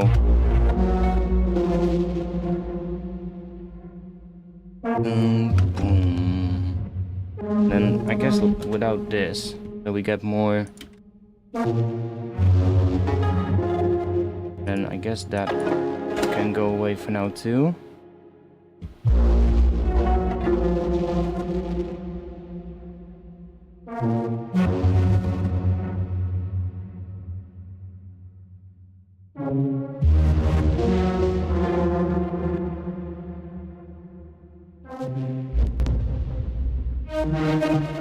And I do think we do want to have something here on top, but something more subtle. Maybe just that one.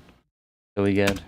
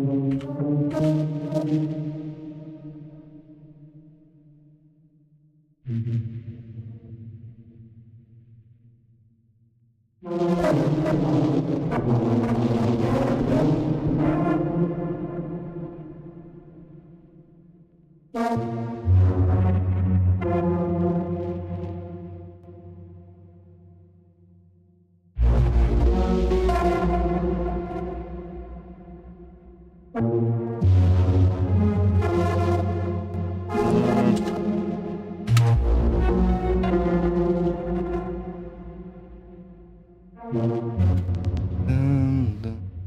we want?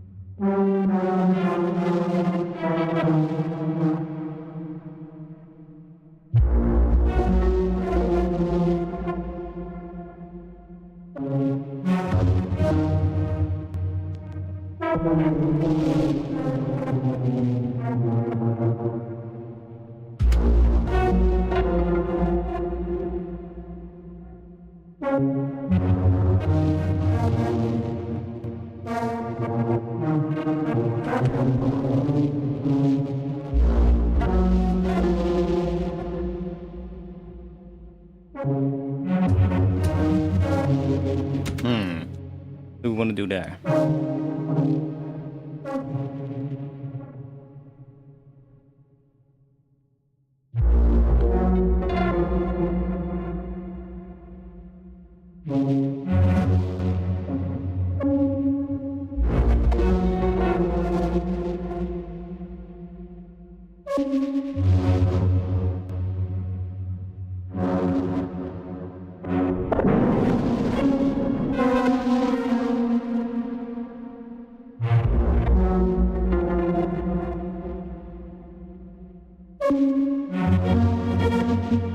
Ooh, that's cool.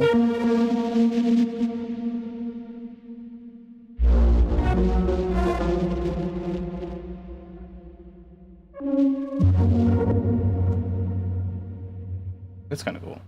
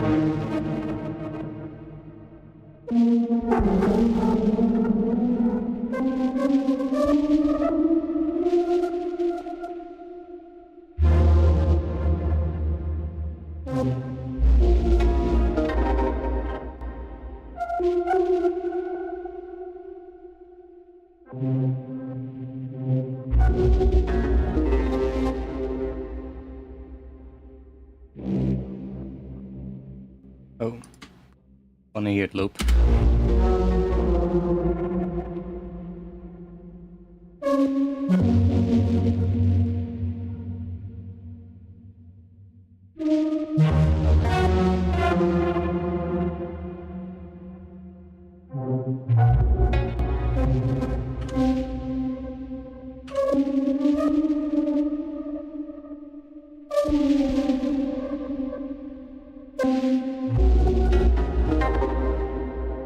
What does the last part want to do?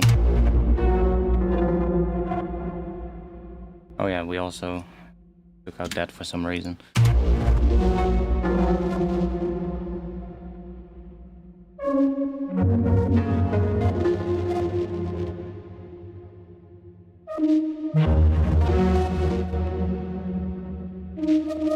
What if that one goes to there and this one does something else?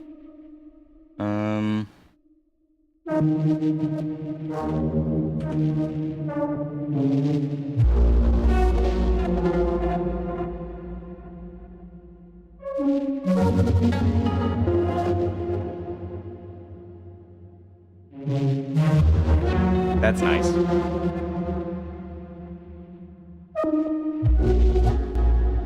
Dun, dun.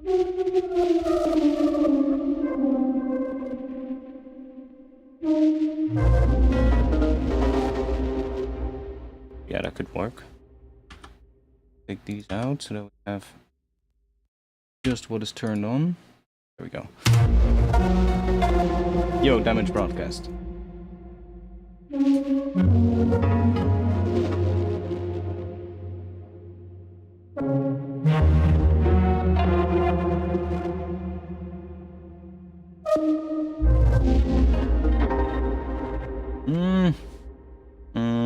Still not entirely happy with what that last thing does. Let's copy it for now so that we don't lose it. But kind of hearing this to go down somewhere.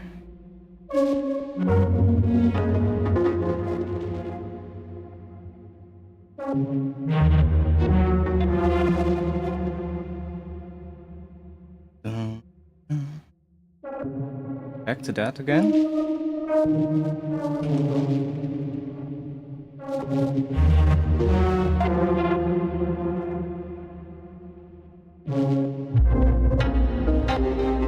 Kind of works as well, yeah.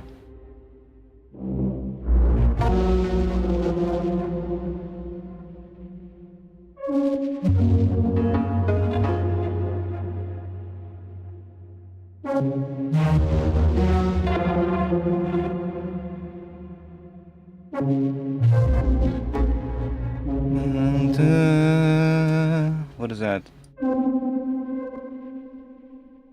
What is that? That. That could also work.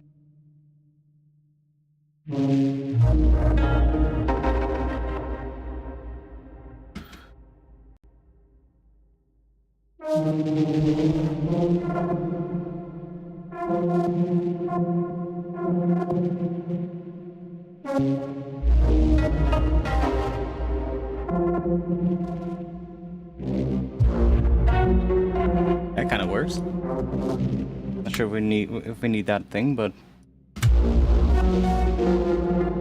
so now we have A sharp minor into F sharp major into D sharp minor and then into A sharp sus4 back into A sharp minor. Kinda cool.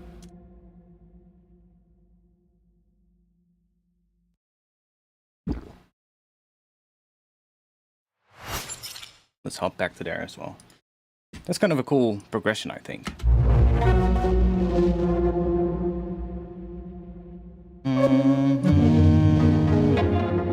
Now, obviously we want more layers and more things coming in as well.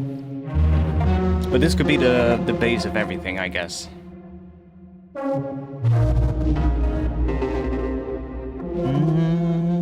Now, can we... Let's go into here, because this is just still playing the same thing. Let's see if we can make that follow that same progression then.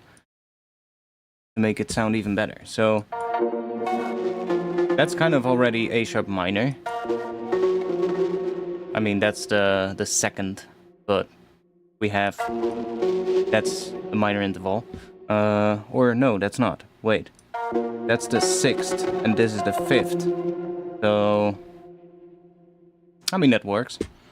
Then it goes to here. We're playing a C sharp, G sharp, and F. Which... kind of odd.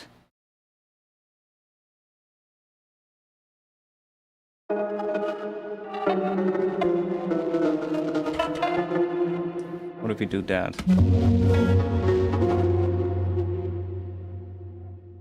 We keep those two there, but we just change that to be in whatever chord we're doing, which is now playing the 5th of F sharp, which is the actual underlying chord. And then here we go to D sharp, which would be minor. So we're playing an A sharp, so that's the 5th of D sharp, so that could work. And that is already our minor interval, and this would be the 2nd. So that kind of works already. And it's also kind of the same as here. Well, it's exactly the same as there, but here, this note, this A sharp, functions as the root, because it's the root of the underlying chord, and here it functions as the 5th. And then the last part was A sharp sus4, which I guess could also be an F sharp sus2, or an F sus2, depending on what the bass note underneath it is. Because look, if you have an A sharp sus4, which is that's an A sharp sus4. If we put this up there, and this... No, wait, I'm doing something wrong, I think. What was it again? It's a D sharp sus2 as well. See? It could also be a D sharp sus2 instead of an A sharp sus4, depending on how you invert it and what the bass underneath it would do. But we're playing an A sharp underneath, so it would be A sharp sus4, I guess. Which we have the D sharp already there. What if we put you there and then see?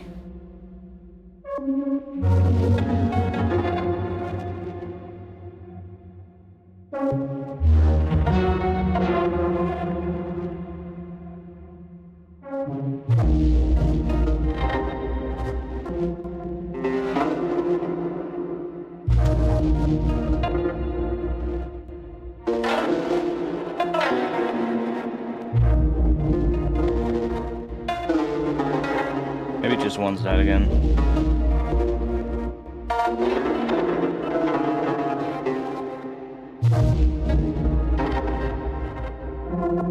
That C kind of works in there for some reason. Let's just use that.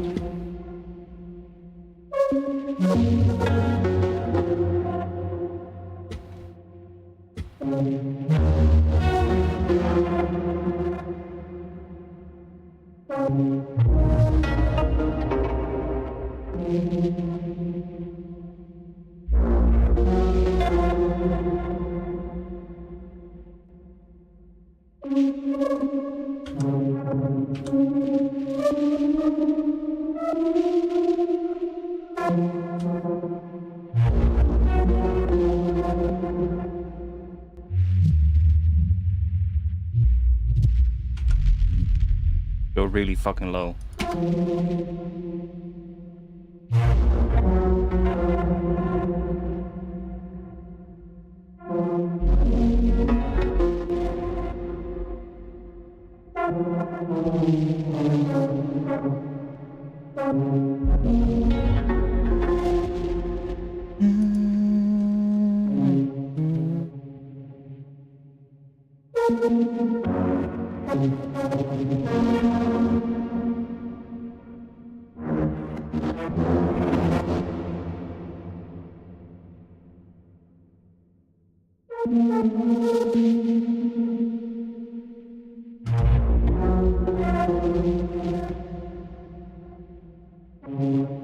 I don't use Bitwig.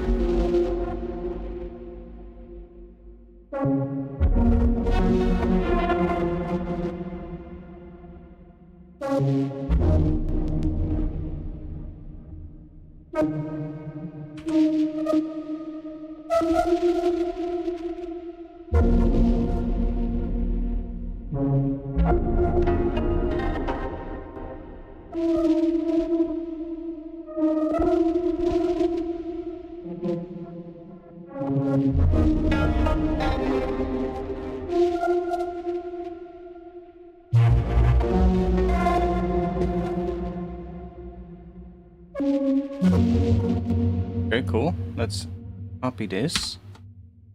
I think this could be the length of the entire thing. That's 1.5 minutes. So that could be about the full length.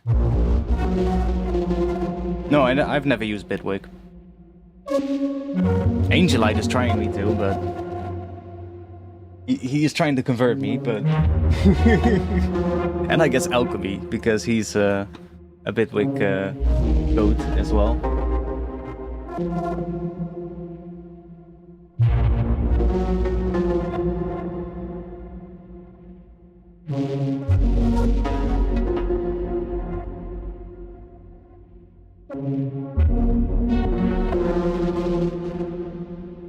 And we're gonna have to do a lot of automation on this.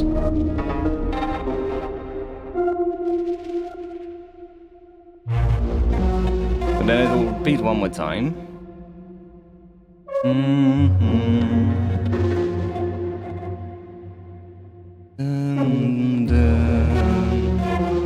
And then we'll do back to A sharp.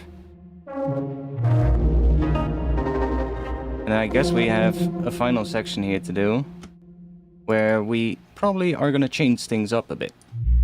So we got, we're ending on A sharp here.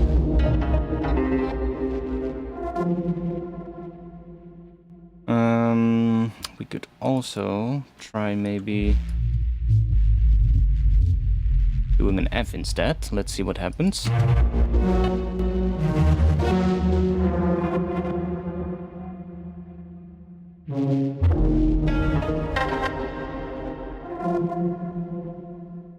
And then let's try going to D sharp maybe. Try doing a higher one.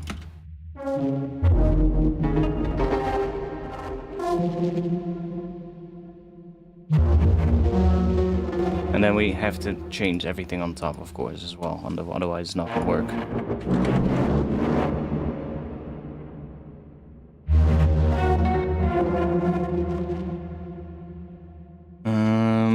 D sharp.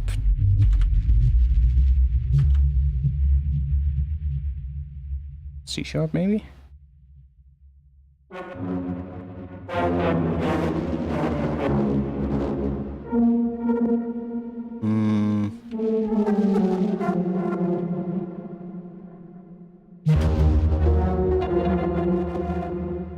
Let's turn the plucked string off for now, because we only have 2 layers to deal with for now. We can then change this one and add it back later.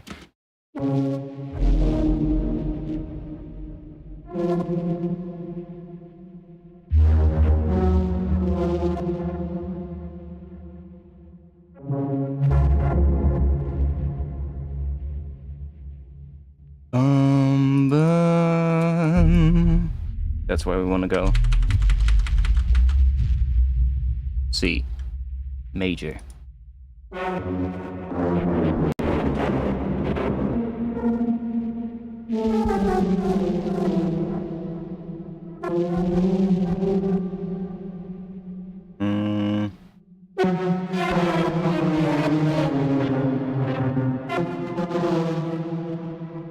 See.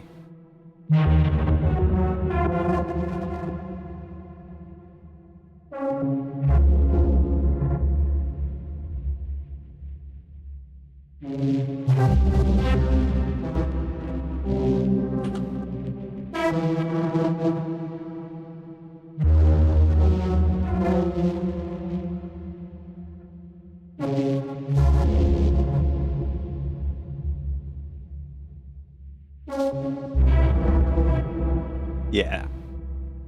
And then we'll use this whole section to basically extend that C chord the entire way through here. Dun, dun, dun, dun, dun, something like that, which leads us back into F. Bomb.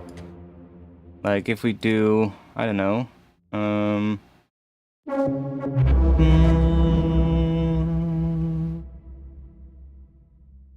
dun, dun, dun. What is that? Dun, dun, dun, dun, dun.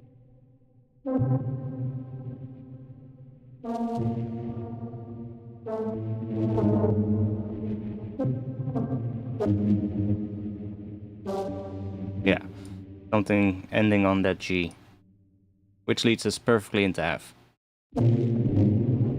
Let's see.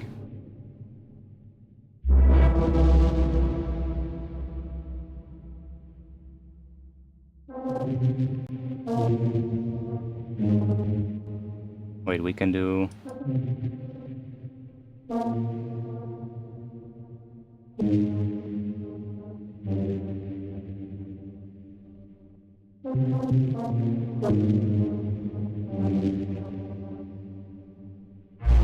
And then we're probably gonna have to change the timing of that a bit, but we'll figure that out at some point.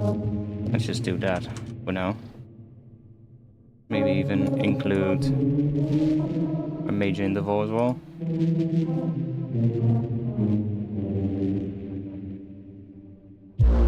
And then, see, now that first chord does not sound like the 1 anymore.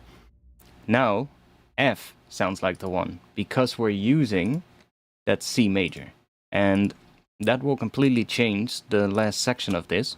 Obviously it sounds a bit weird right now, but we can make it work and make it sound better. But I want the next part, the next track, kind of, to be an F. So I'm kind of envisioning this to be the end of the intro, and then it uses that C major chord, which is the dominant chord of F, to lead us into the new scale, to kind of change what feels like the root note. Because even though F is the 5th of A sharp minor, as long as we don't do something like this, it wants to keep going back to A sharp minor, and it will sound weird when we suddenly just have it be on F instead. Like if we just have this last thing here, it wants to go back to that.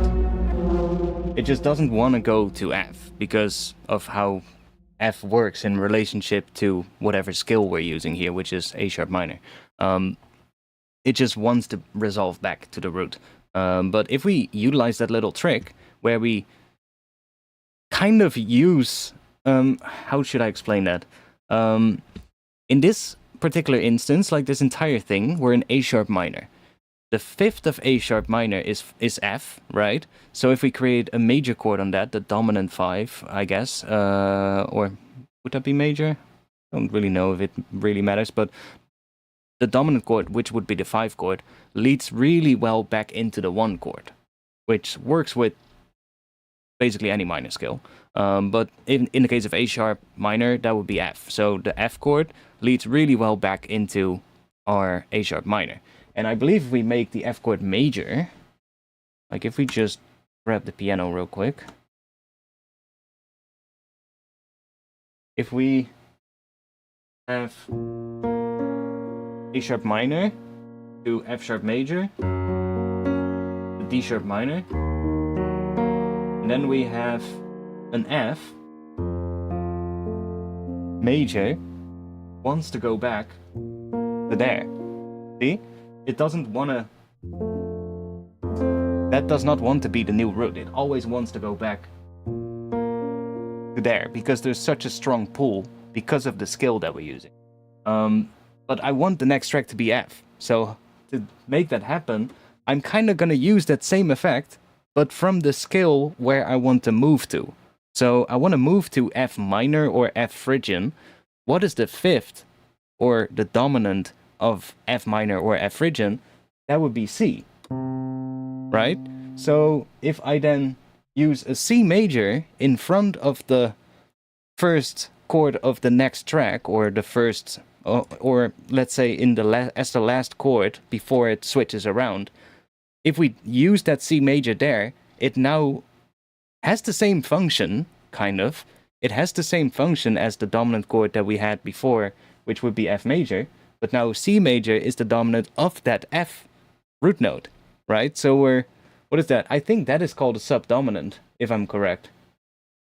I'm not entirely sure, but I think that is a subdominant, where you take the dominant chord of the 5th of whatever scale that you're using. So we're using A sharp minor, the 5th is F, and then the dominant chord of F would be C. And that is then the subdominant. So we're using the subdominant to move into F, which is whatever. It might not make sense to you, but because we're throwing that F or that C major in there, now that wants to resolve up to F, which is kind of the same thing as why our F major wanted to resolve up to A sharp minor. It's the same movement. It's just we're taking it from a different scale. So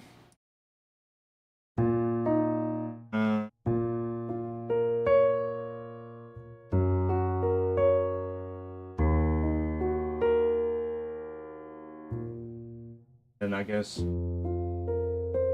that going back into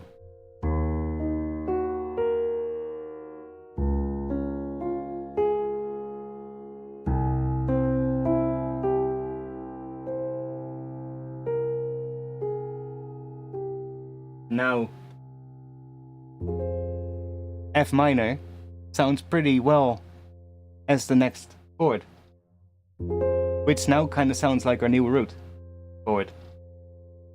And suddenly we could be in F minor, or we could make that F phrygian.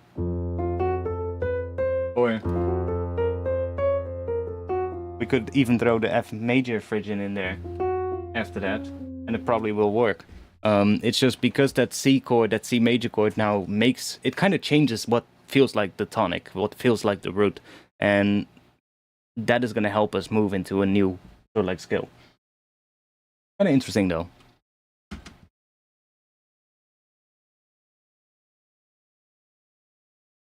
Like if we just take what we have now, we kind of have this. Let's see. This might also help as like a little visual guide. Why are you not switching to narrow grid? What the fuck? Okay. Oh, that one. Huh? What is this then? Oh, that is to make the grid narrower. Fuck, I'm stupid. So we now have this 4 bars per chord.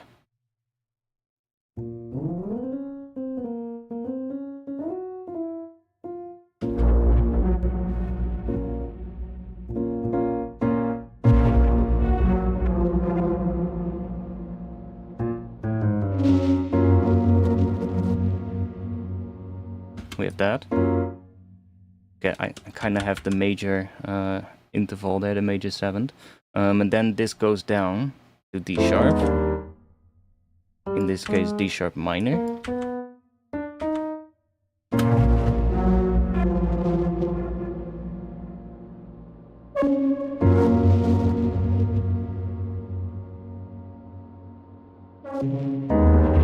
Oh wait, something is wrong here. D sharp major. No, huh? What the fuck am I doing here? This is not D sharp. My bad. Something is not right here. Oh yeah, because I'm stupid. This needs to be an F sharp. Then this chord goes to there, that goes to there, that goes to there. That's what we have. And then we go into D sharp. And then the bass goes back to A sharp, so it kind of does this. And then we have not this chord though, but a very similar one. We kind of have F, that, and then I guess we have a C instead, so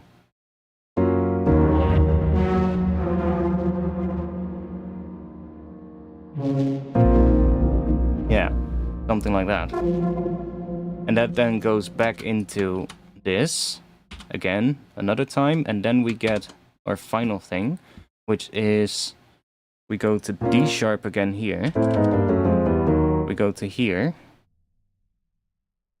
and I guess we could include that as well.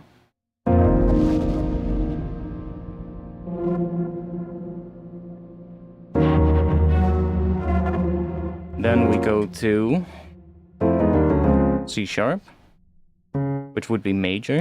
And then that would be major 7th, which kind of works. We could also do the octave, but we'll see.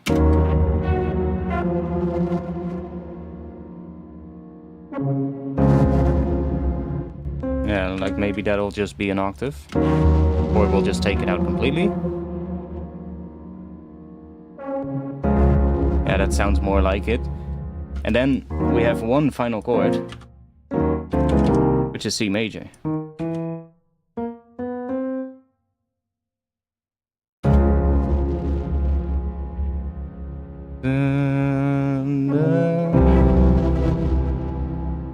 Yeah, that's the progression.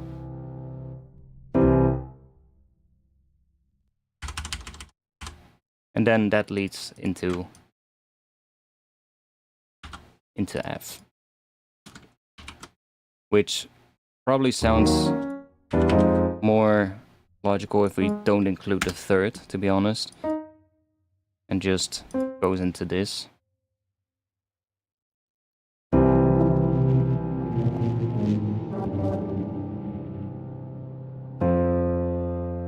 See? And that kind of now sounds like what could be the root of whatever comes after this. So that is the underlying chord. Let's just do this, and that's going to be our chord guide, so that we have the chords now. We don't have to use the piano in here, but if I ever need to go and remember what the chords were, there we go. I need to go and take a piss real quick, because my bladder is almost, well, exploding. I'll be back in just a bit. I'll play this for you guys while I'm gone, and we'll continue after that.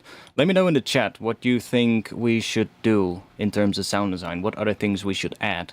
Do you have ideas of like a type of sound that we could maybe try fitting in here and doing some similar processing on to see if we can get another layer in here? Because we obviously need more.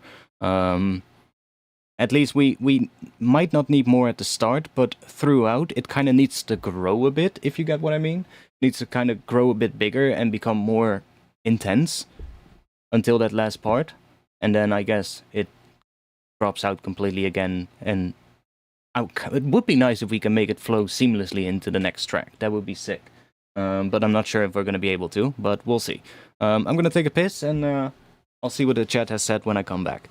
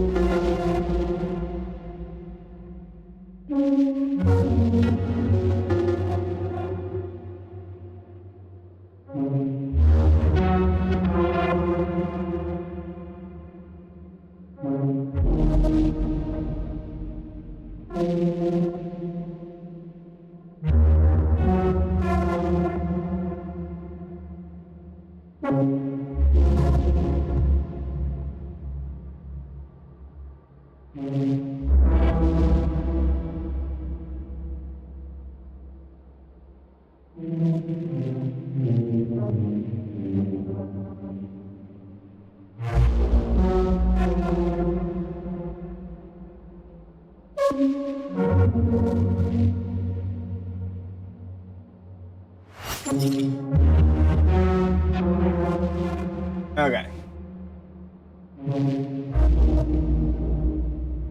I think what we could do is I want to try and see what we get if we add some string layer in the background that plays maybe some of these chords, like some of these notes. Be some like high strings, like some violins or something. But I don't just want to put them in here. I have an idea of something that we could try to put them in there in maybe an interesting way. Let's give this a shot. I'm gonna start with making it outside of that group. Let's see if we want to have that in the group or not, but it might already be crazy enough on its own for it not to even need to be in that group. Although we might want to have it in, like, let's see, like I have everything running through the whole chain here.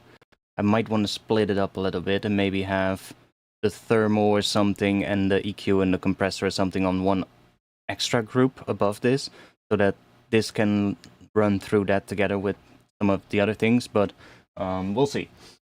What I think is, what if we take some strings and then we take another sound to kind of modulate a utility with some gain or a filter or something else on the strings, so that it kind of comes in a bit more glitchy in a way, but it still adds like that kind of a tone maybe of the chords. Let's see what happens if we do that. So let's just start with some kind of a string patch. Take this maybe. Take some sustains. And what if we just chuck that on here? What do we get then?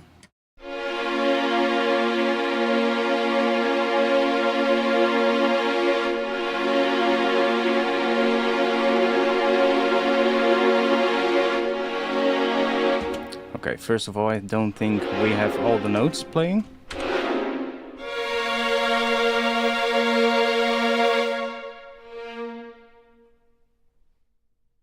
No, see?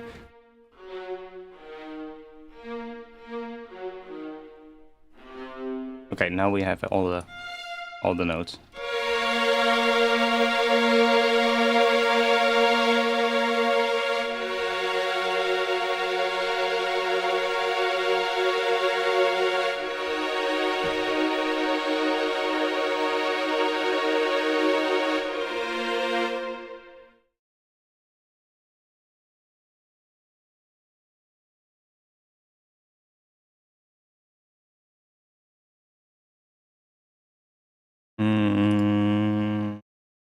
That? Or should I make this?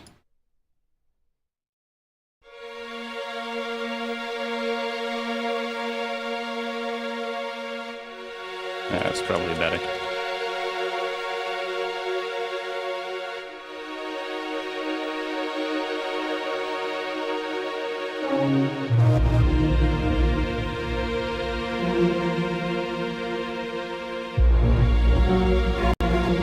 Right, so let me also check real quick, because there's also another sustain patch, which I think has more high notes or something, more high octaves. Let's see, it's called this one. It's this 8 VA sustain patch, which I think has... yeah, it has that sound, which is kind of cool as well.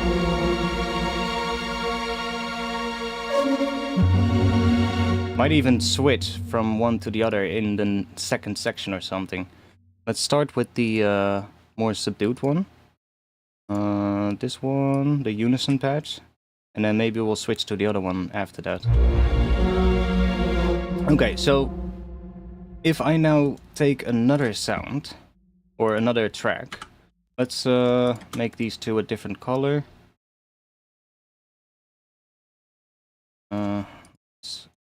These two same color as the rest. There we go. So we're now focusing on these two. Let's group them together for now. And I'm gonna find a sound. Something long, preferably. Could be anything, but probably one of those resampled things. Let's see. What does this one sound like?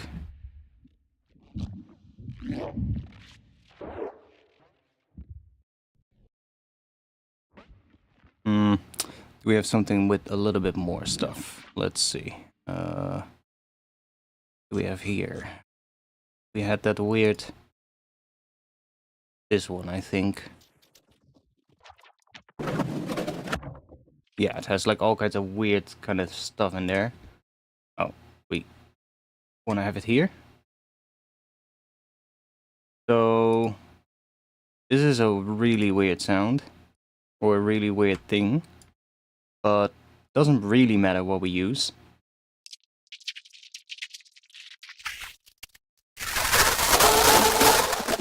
But it basically has all kinds of weird shit in here. And let's start by warping this one and just setting it to beats. I'm gonna set that to 1 shot and maybe bring this down a bit.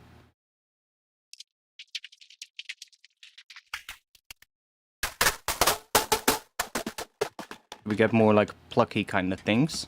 And let's chuck... let's go to modulators and let's take... that one. Oh no, that one is still bugged. He needs to update it. Let me just grab the regular one. So we'll grab the envelope follower. And we should be able, if we chuck the gain up here, we get all this stuff. Now we could maybe put a compressor on here before. Let's take a glue compressor. Let's just take 1, maybe 1/2 high ratio, and we'll just do that maybe. And then let's work. Should even out the volume a bit.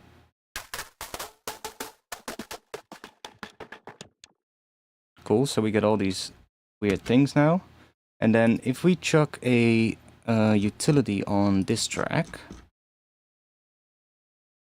and set the gain all the way down, we'll go to here, and this is unipolar from 0 to 50, but we can just yeah, we can just do this 0 to 50, and then we map this one to the gain on the other track.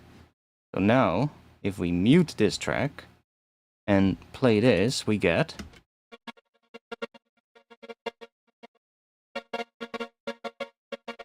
that.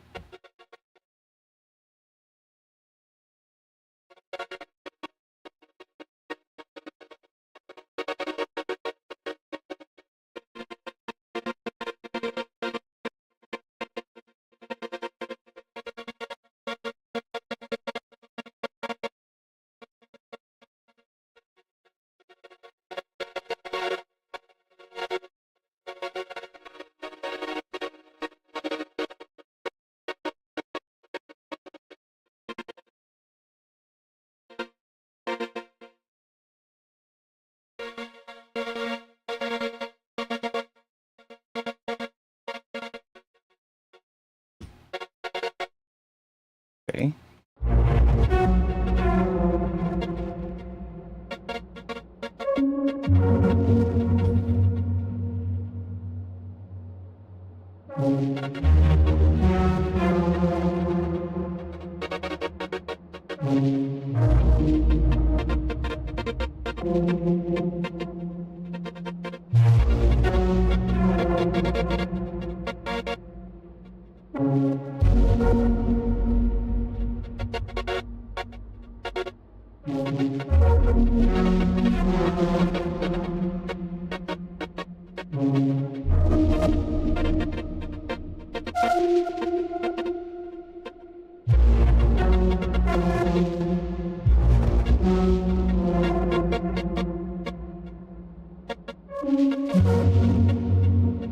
Weird rhythms.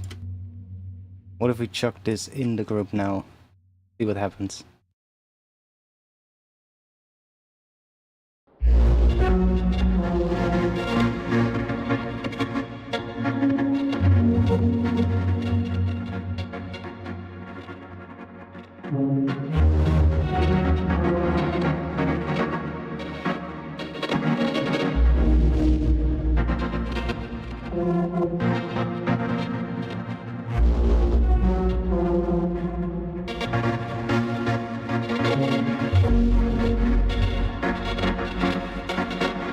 Kind of a shame that this thing pitches the whole thing down an octave, because I would like these strings to be in the same octave still, but if I bring these up an octave, we're outside of the playable range of the instrument. So, but we could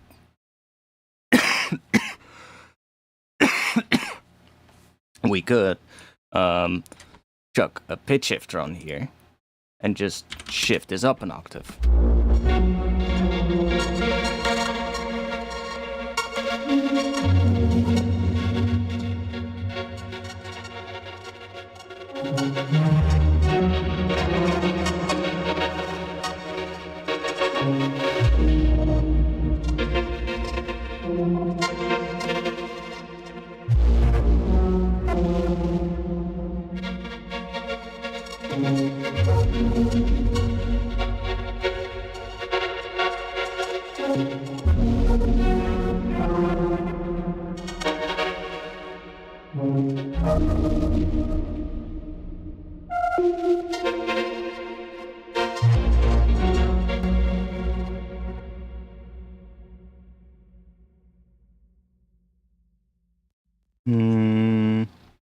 What if we grab...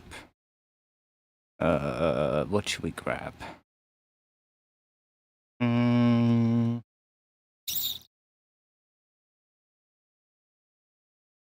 mean, we should probably stick in the whole theme of using something here. Let's see. We have bow strings. One of these. Like a bassy string instrument.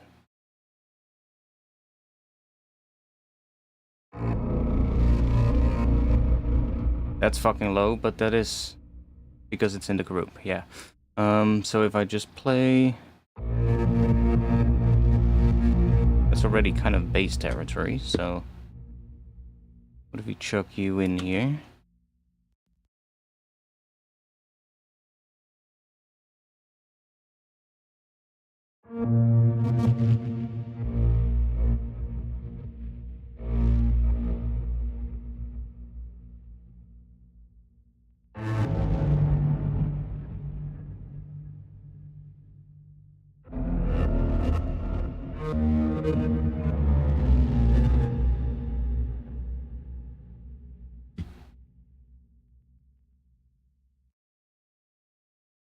I'm gonna move this out of the group, because I think I can make it sound nice that way as well.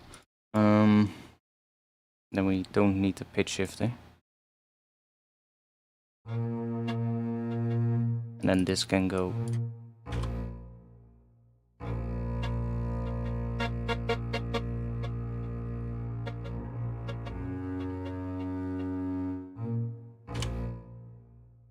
Now let's see what happens when I chuck. Let's grab another utility. Drop that on here. We'll grab this thing. Let's go here. Let's take another one from 0 to 50. And we'll chuck that on here.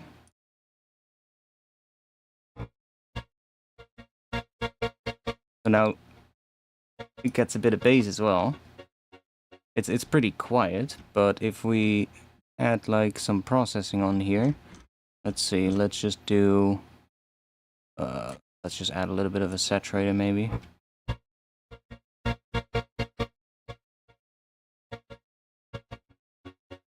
We can probably make this one mono as well. Grab. Seems the right channel is louder. Let's just grab the right channel. And let's see what happens if we process this a bit. So maybe add an OTT.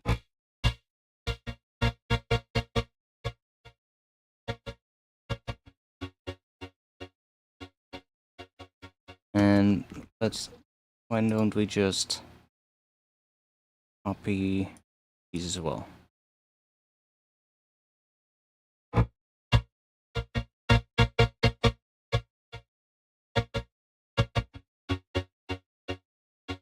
Now, if we mess with this, we get different things, obviously.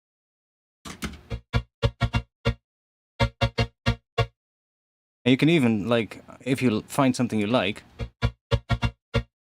let's say that, I don't know, maybe this, we can loop that, and we should get a...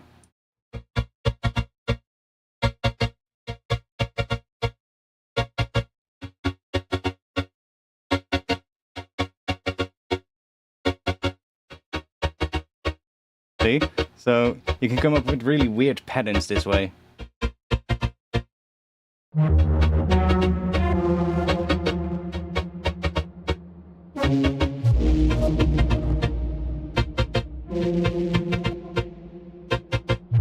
But you probably want to have like some kind of a rhythmic thing in there, like a hi-hat or something, to kind of keep track of what the rhythm is doing. But it's a pretty cool technique to get like weird rhythms and weird like patterns.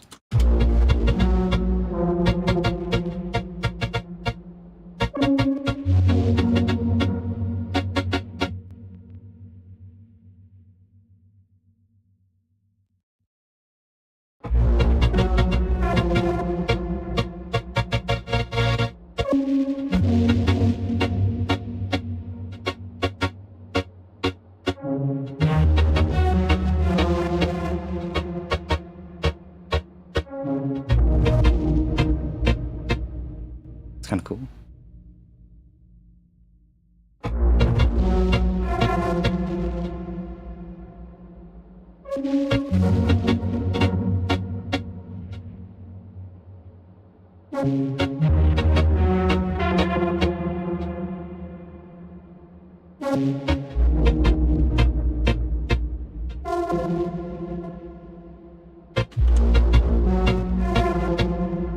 You can come up with like weird patterns, and even like I can hear right now like there's nothing happening there. So if I just take like if you just have like a piece of silence, you can create like cool rhythms. Even if there would have been something here. Just take out the sample here and it doesn't trigger it. And then we can, I don't know, maybe do that and then find something with audio.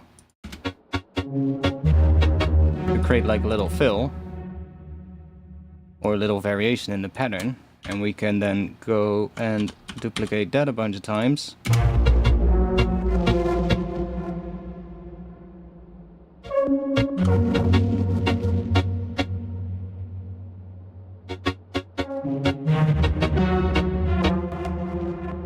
Make sure we don't have that last little thing there because there was a little extra little bit happening.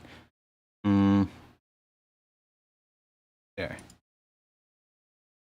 But like you can see how this is a pretty weird way of coming up with a pattern, but because it's coming from these weird audio things, you get all these weird sort of like timings that you probably wouldn't have come up with otherwise.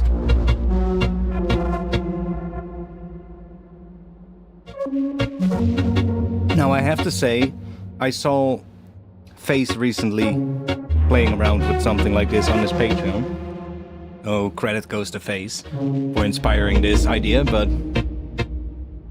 of using one layer to control something else, like volume or filter on another layer. But you can come up, like we can keep changing the pattern here with the audio if we want to get like different results. Like even if I just take this and I just move this to somewhere else. Where are we going here? Seems like there's quite a bit of stuff here. Kind of a swingy, triplet-y kind of pattern there.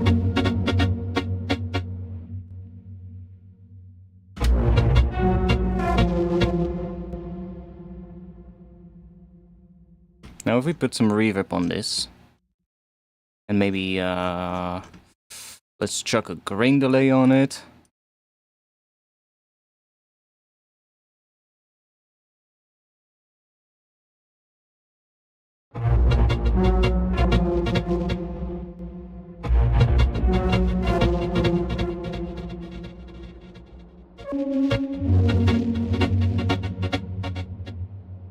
Which does some weird shit. let's just, I don't know.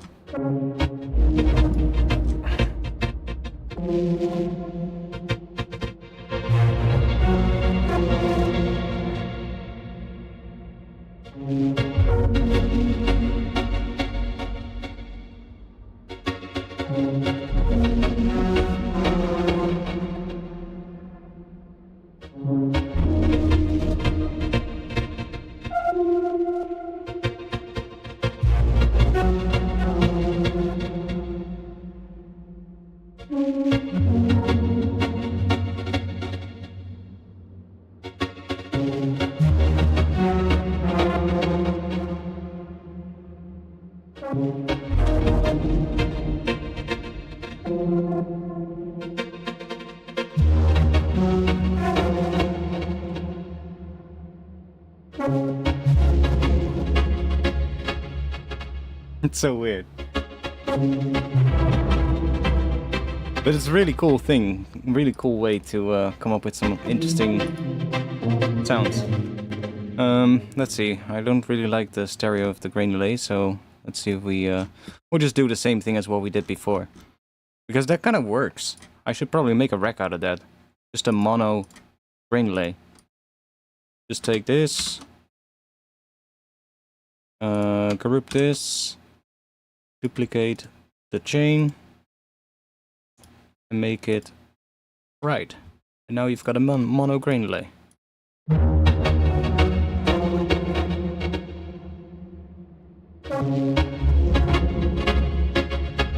The only issue is that it also makes the entire strings mono now.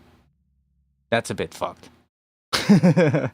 But okay, that's maybe not ideal. Let's instead for this one, let's just do ungroup, and we'll just chuck utility on here, and we'll just do mid-side mode and just bring this down a bit.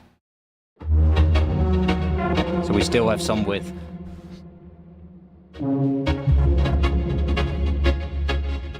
Now, I'm not sure how I want to use this, but I guess depending on what we put in here, we get all kinds of different results. So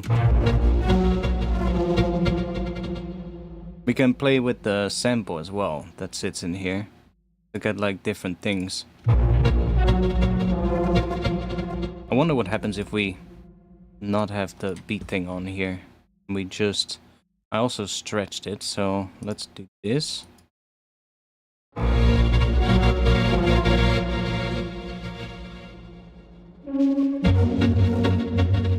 See, we can combine pieces like that with the more glitchy pieces like this. You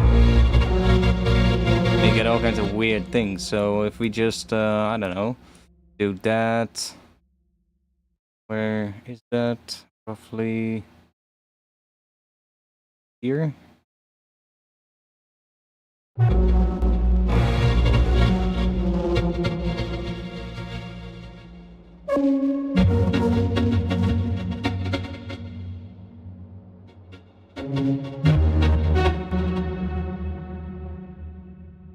I don't know, we'll do that.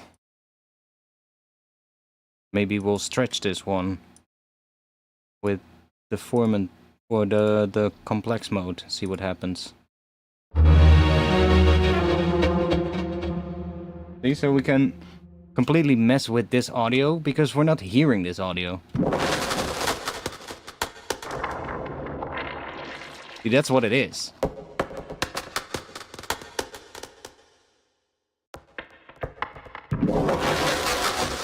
But we're not hearing that, so we're just using it as a modulation source, basically.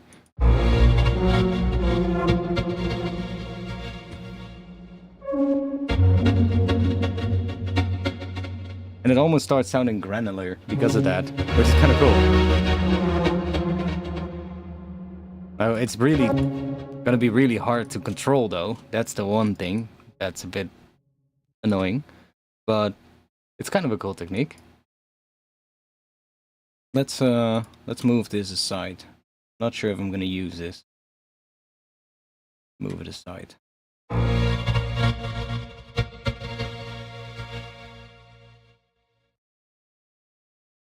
And I mean, this kind of worked the best, so I'm just gonna...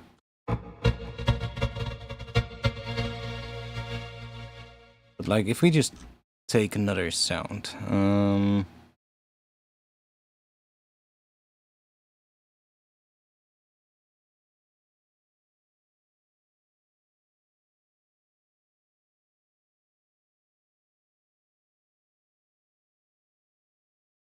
we have a different thing now.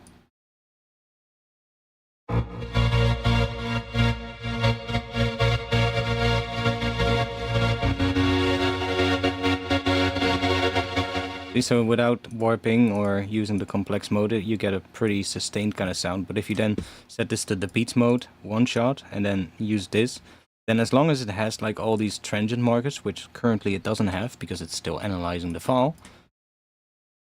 but as soon as it's done with that, it should have a bunch of markers. Let's just unwarp it for now.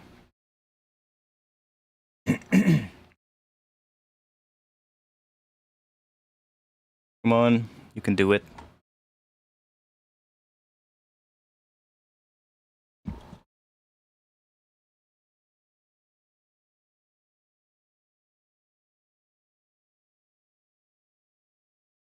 Okay, Ableton's probably gonna lag a little moment. Quite a long file. Yeah, like I said.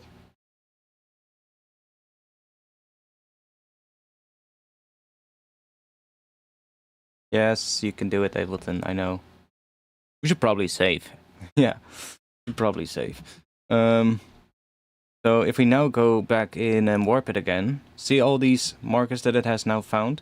So then if we set it to beats and transient modes with that one-shot thing, and then use this, we can shorten these, and you get those pluckier kind of textures. And then you just find something where there's plenty of those markers. And you get like a really granular sounding thing.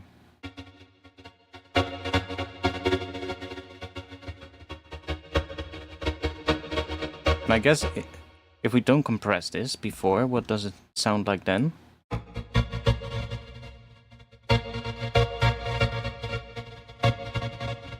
Yeah, then those parts are just more dynamic as well.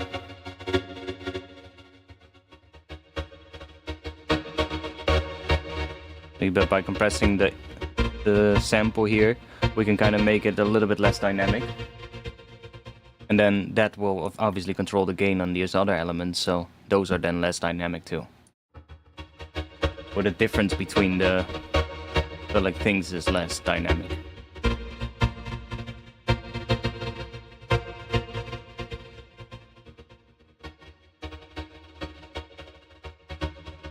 But it's weird. Kind of cool.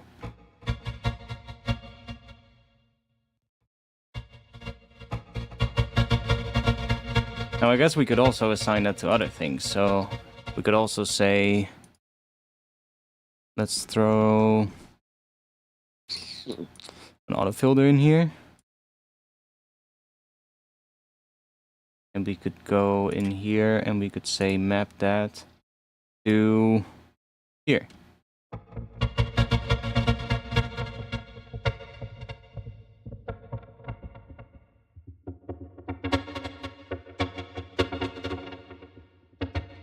That's kind of cool. It's kind of like a bubbly kind of sound.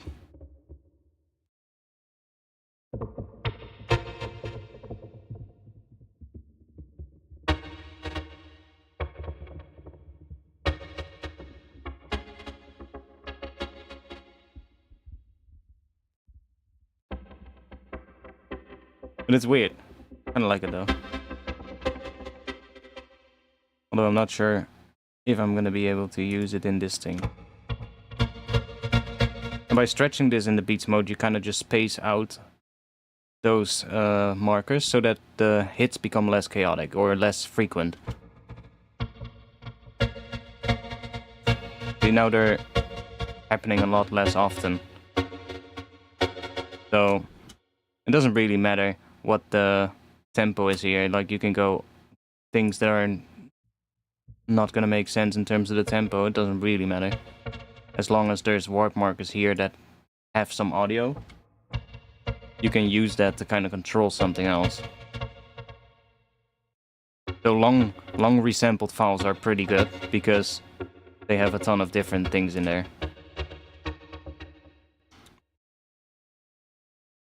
But I guess this would be, I don't know, maybe we'll use it, maybe not.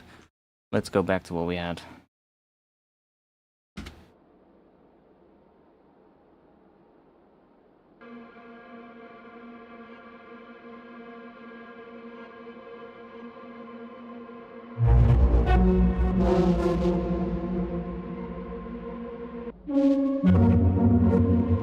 I mean, that resample pad kind of works in there. Just quietly, maybe.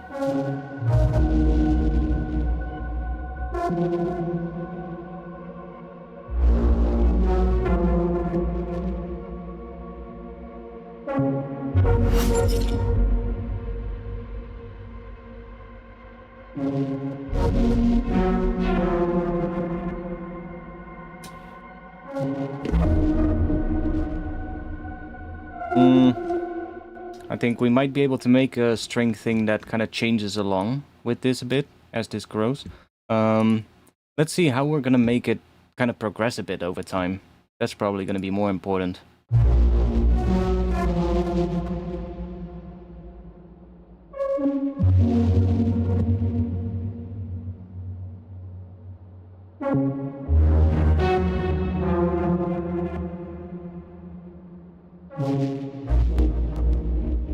Now, what happens if I automate this, for instance, or say this one? What if or we can also automate the time, I guess. When does it become quicker? If we move the time up or down? This is a global control for all envelope rates. I guess down? Is that gonna make everything quicker?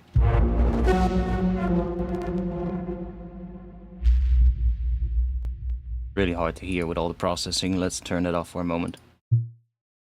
Yeah, so when we move the time down, turns that into a really plucky thing. So we can maybe utilize that on that last A sharp, so that it's not as big as the next A sharp coming in again. So that it kind of just quiets that one A sharp thing down a bit. So if we just automate the time down here, and maybe make sure that it's already there when that note hits. What does that do to the final thing? With the processing, obviously. I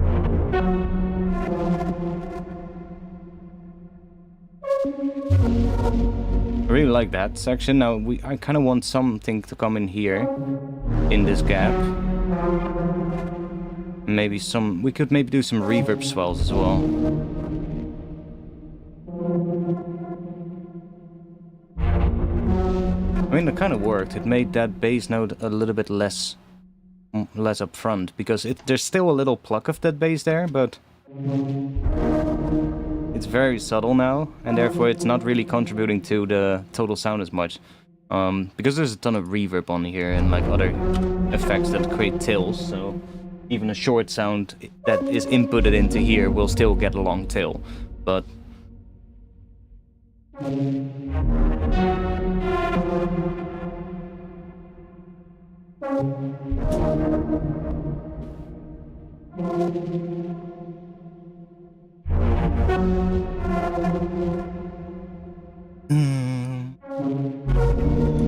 what if we just start adding another sound that does something extra? Let's go and grab another, I guess, a sampler. Contact. What are we gonna use? Something that we can add.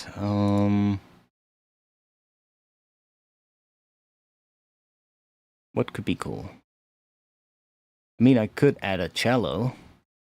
We were talking about cello earlier. Could add a cello. Legato cello?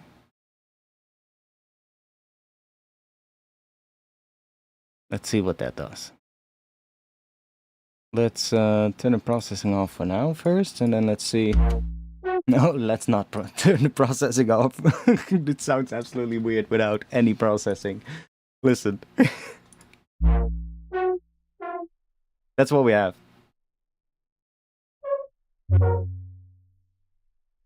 What great songwriting.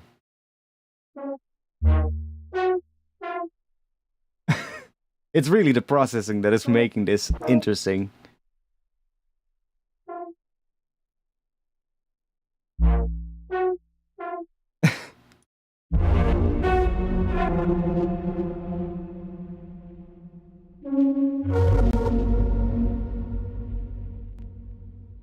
Where's the range of this thing? Okay, that's a bit much maybe. Maybe not sustained. Maybe we want to have something else.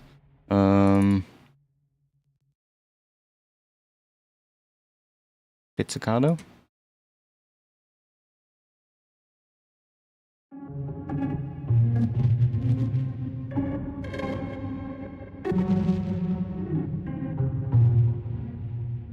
Maybe we want something higher.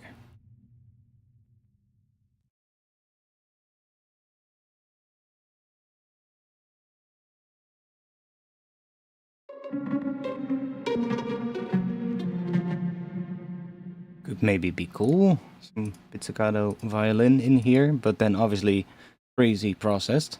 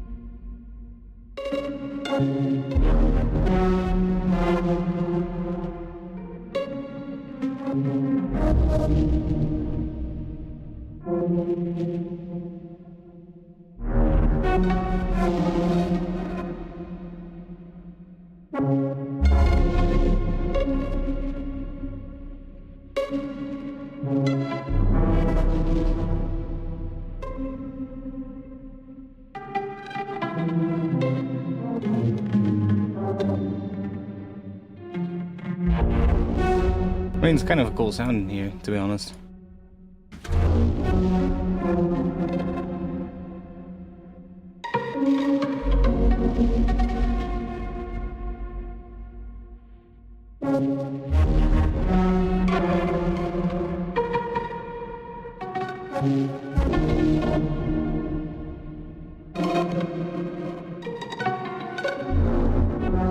Obviously, we'll have to find out where to put it, but we could also try another plugged string instrument. What if we go Japanese?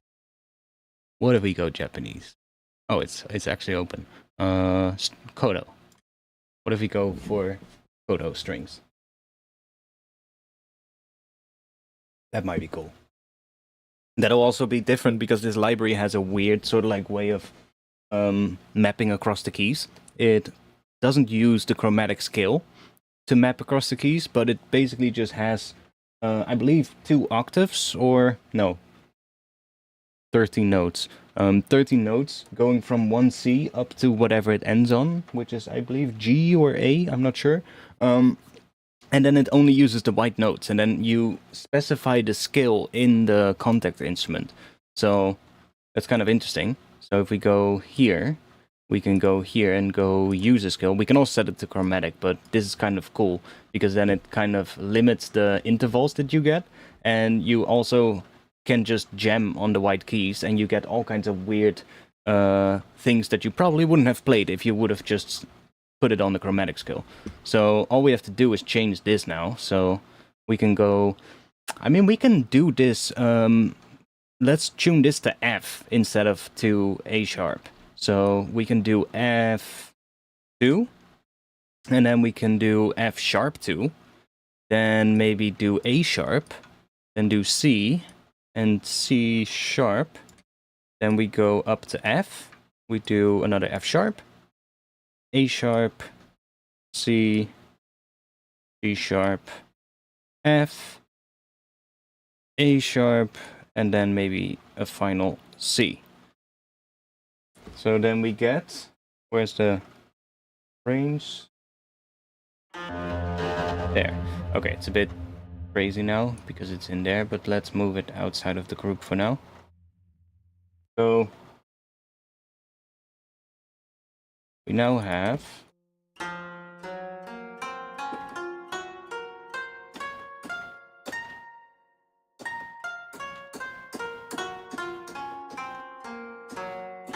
I might even change the last one, to be honest. The last one is now a C.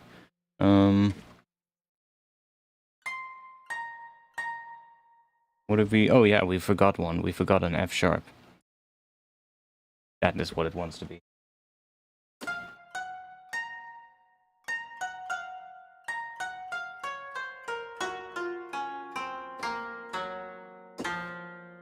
And then that sits perfectly on top of A sharp minor. It's kind of based on F sharp Phrygian, this, but it's a traditional Japanese scale that I actually made here. Forgot which one. I think it could be the Insen scale or something like that, but might be wrong. But now let's check. Do we have what do we have here? Why is it not showing me that? Oh, it shows it up here. Okay, that's fine too. Do we have some kind of... We have pizzicato. What does that sound like?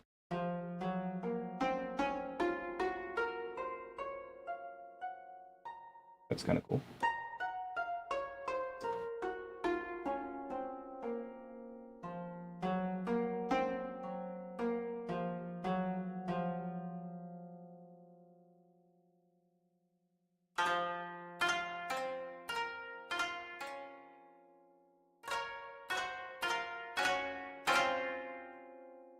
Put something in like that as well. That would be interesting.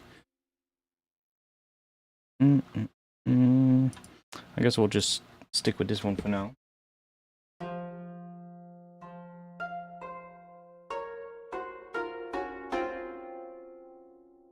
Okay, let's just do a little quick... Oh, we should highlight the element.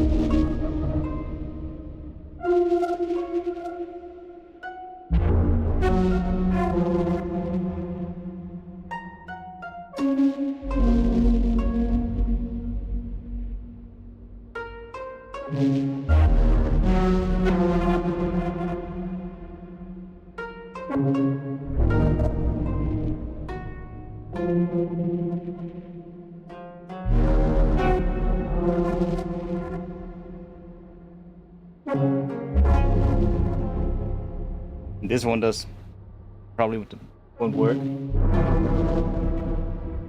Some notes will work, others won't. See? We will have to tune it different for that one, but... So if we just take that, we just have some stuff now.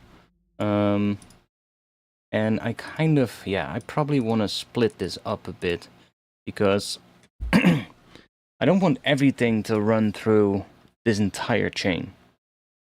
Like, probably up to the grain delay can be one group, and then everything after the grain delay, or after this rack, because this makes the grain delay mono. Ooh. Maybe we don't want to have the mono thing though.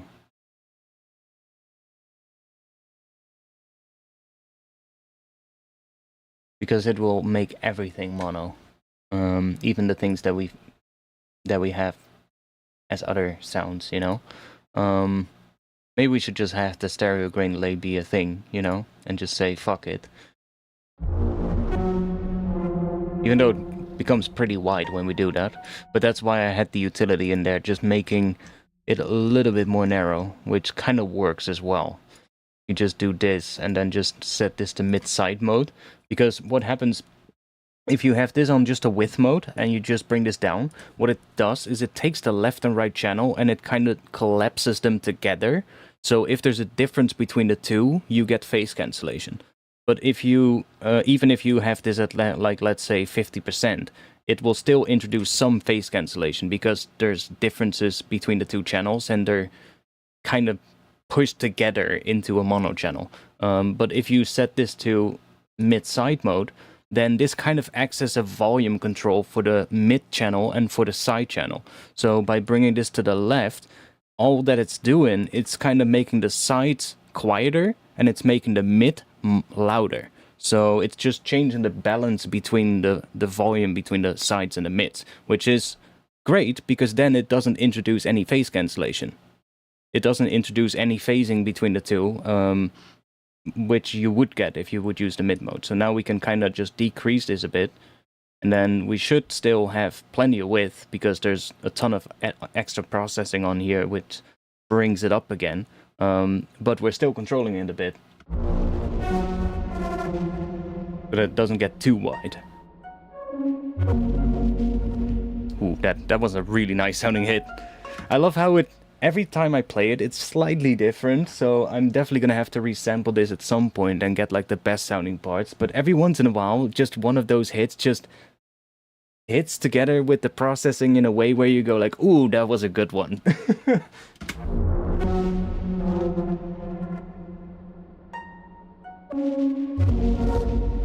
So, what if we... let's see. So, if we take another group, and we can say, I don't know, we'll chuck this in that group. Just put that on top. So we'll have this. This is the koto. By the way, chat, you've gone awfully quiet. Are there still people here? It says 18 people, but... Do you like this type of sound design? Because I do.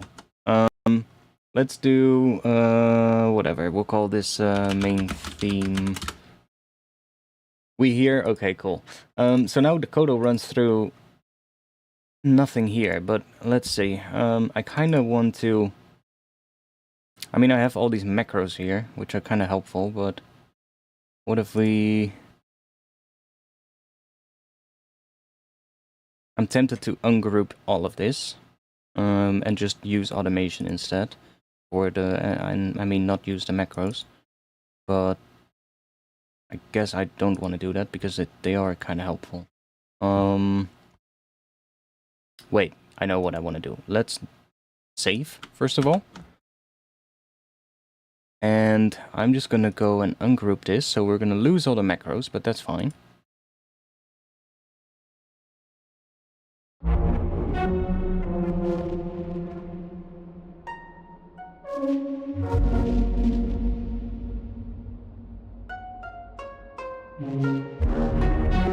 It still sounds the same, because the macros were not being modulated. It's a very inspiring sound design. Okay, good. Good.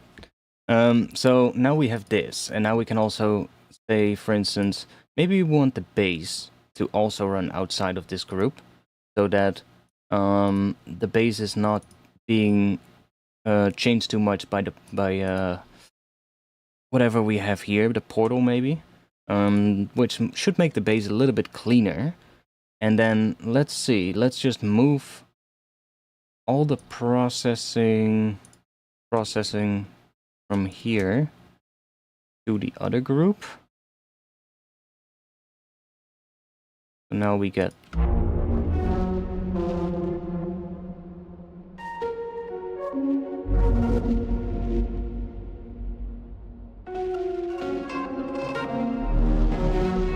Ooh, I kind of like what it does to the coda. Maybe a bit too busy with the coda, but... if we just sprinkle some parts in here and there... that's gonna be sick. Like, I think that's the key, to just have a lot of things that just play tiny little licks, tiny little hooks and stuff, and then those run into the processing, which creates all those tills and things that start overlapping. But you don't necessarily need to have all the instruments playing the entire time for this to even sound good. Like, you can just have tiny little bits here and there. But doing this kind of helps to find those cool bits, I guess.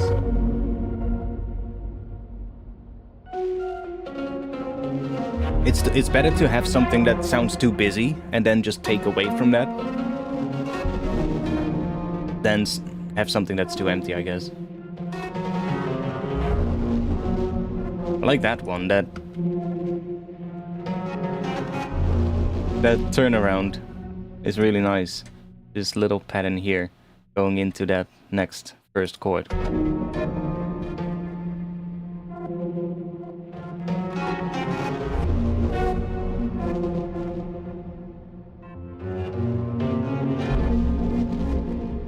But now the bass is kind of a little cleaner as well. The only issue is that it's too low, because it's now not running through the... oh, wait, no, it's still fine at the moment, but I need to start messing with this. Let's see. I think we're gonna take these and maybe this and put that... let's start with just the portal and the reverb and put that back on this group.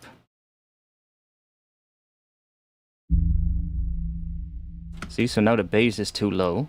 Then we need to mute that so that we don't have the pitch thing going down, so we still have the good pitch.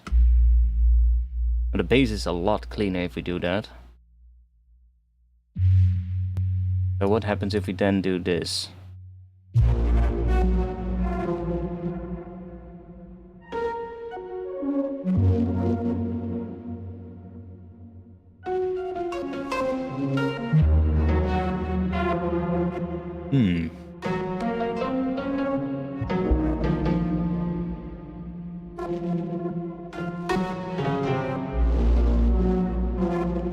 I mean, it's a little bit less big and full now, but I think this would be better to control. Because now we have a bit of a cleaner bass layer here, which makes it easier to control the whole thing, I guess. Now we can move more stuff into the other group. Let's see what happens if we move everything up until here into this group.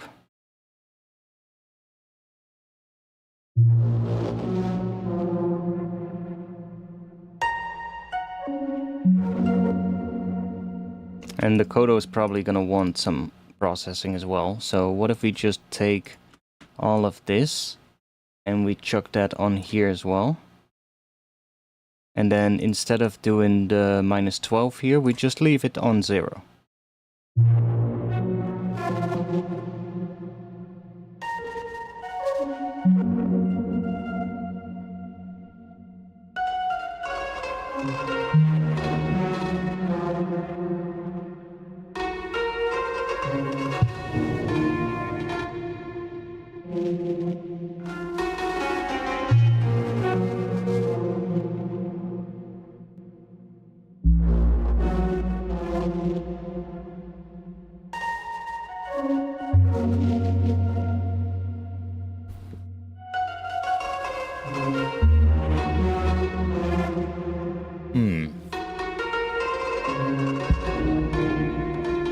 Yeah, that one is really weird because of the...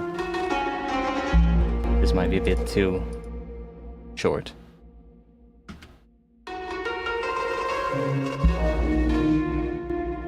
Or maybe that one wants to be longer now.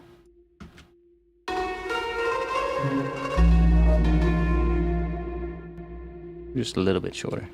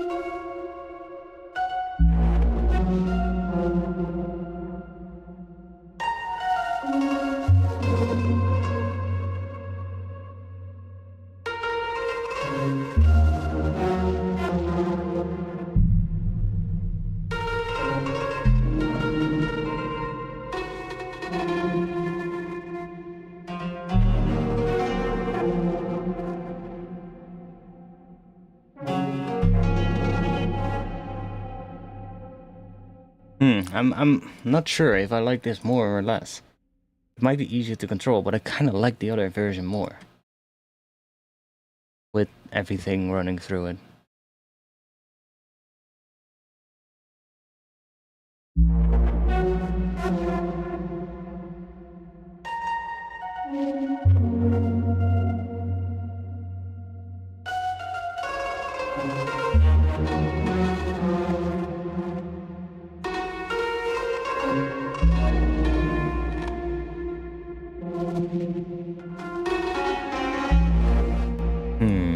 What if the bass gets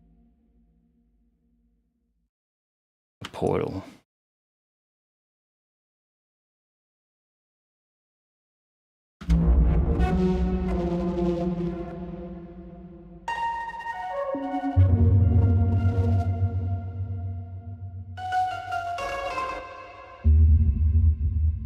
Ooh, that makes it really weird.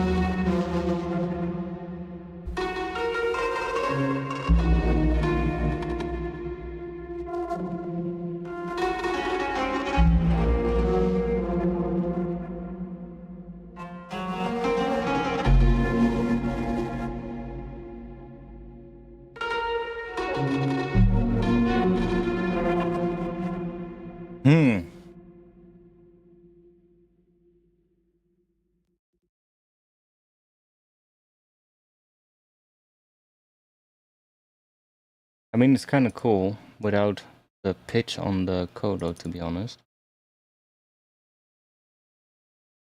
It's also cool with.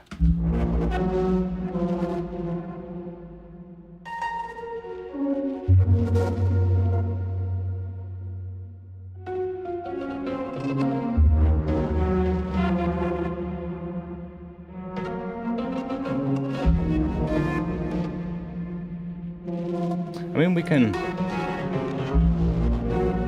definitely work from here, I guess.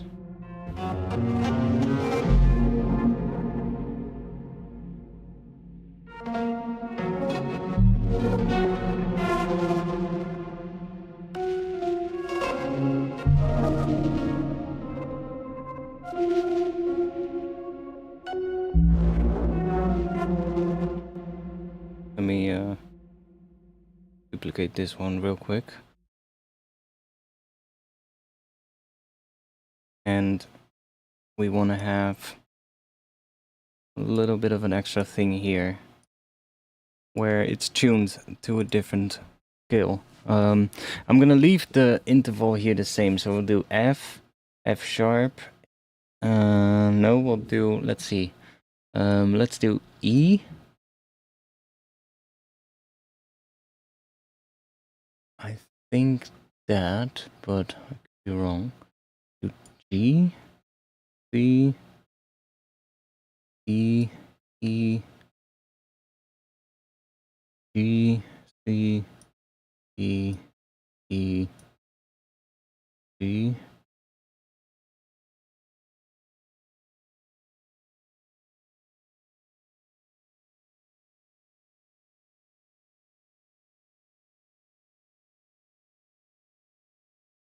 What's that one to be?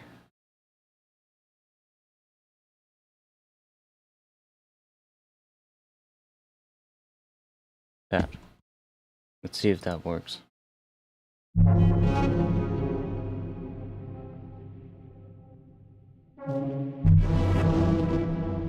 Now this thing should...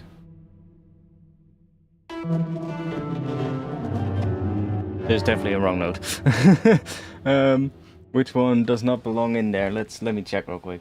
Where's piano? Piano. Yeah, we have.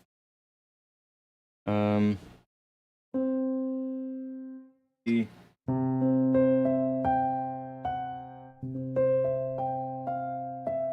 Yeah. That F sharp wants to be F. So...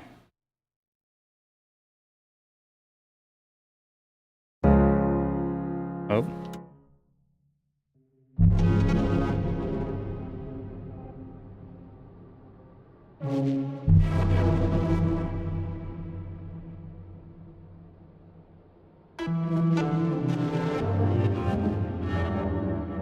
It still sounds like there's something weird.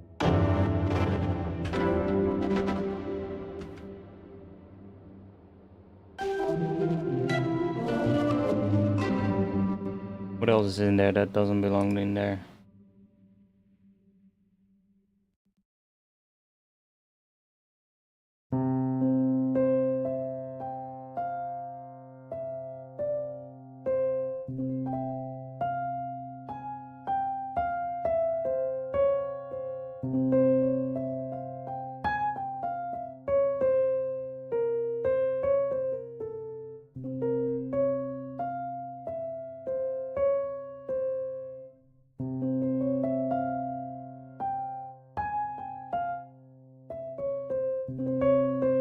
I guess that is what it wants to be. Which...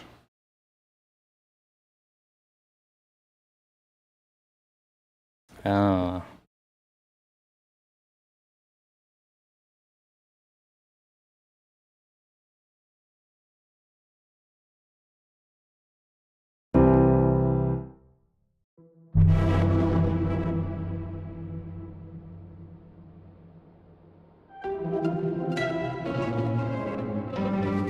It ends on the wrong one, but I think it has the right notes now.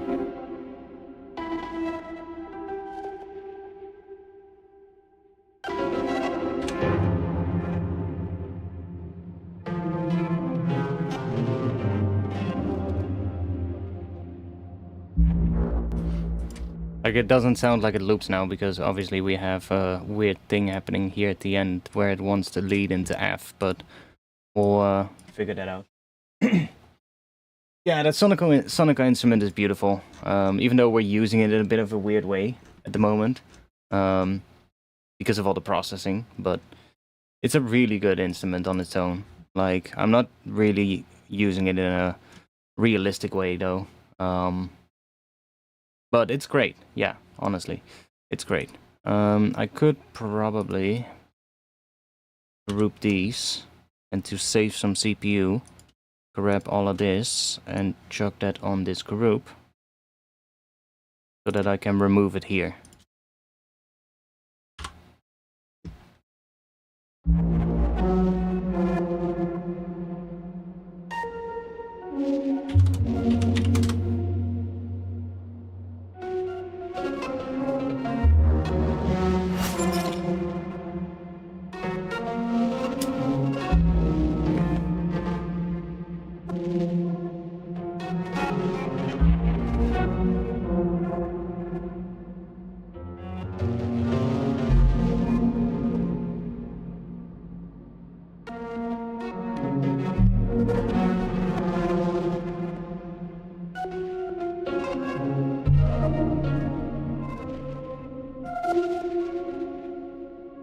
I want to see if we can put some reverb in here, but where would it be cool? Probably here.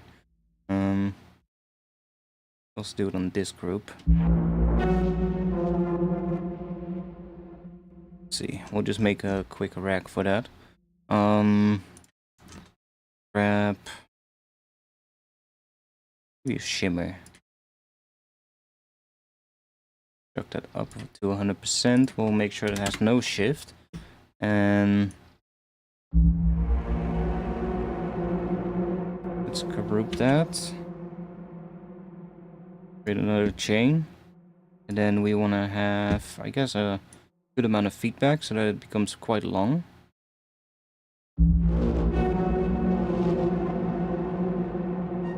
Bring the high cut up a bit. Maybe increase the size a bit as well.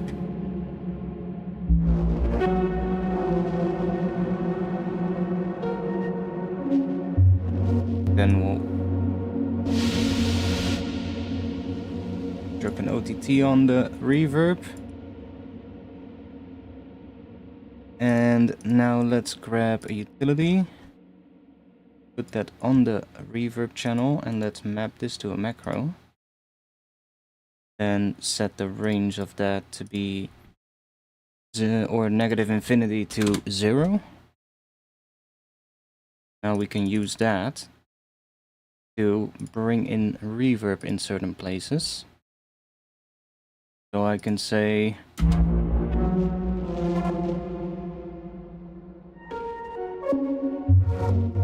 let's say, just to test it out real quick, let's just do something here.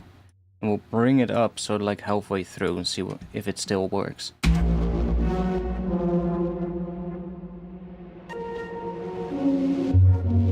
I mean, it definitely does. So now we can play around with where in the chain this is put. So if we put it in front of the portal, for instance, that reverb, well, it's also gonna get all these weird textural kind of sounds applied to it, which might be cool. But now it's also way too quiet.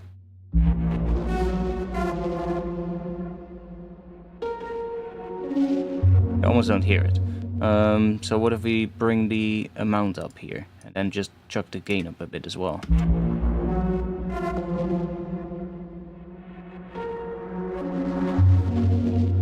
So we can have the reverb swell kind of run through the same processing, which might be nice. Let's call this reverb swell.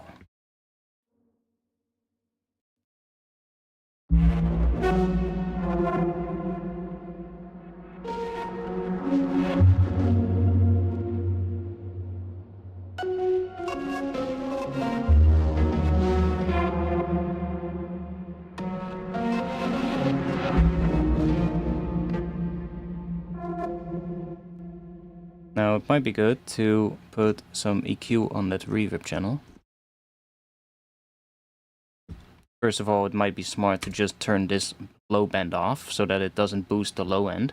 And then we're probably still going to want to high pass this anyway.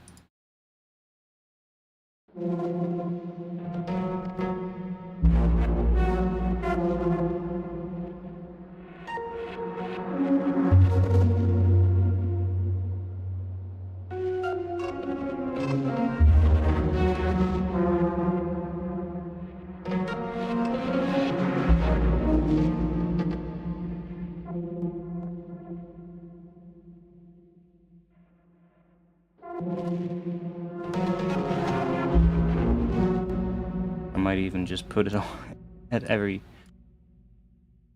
4 bars.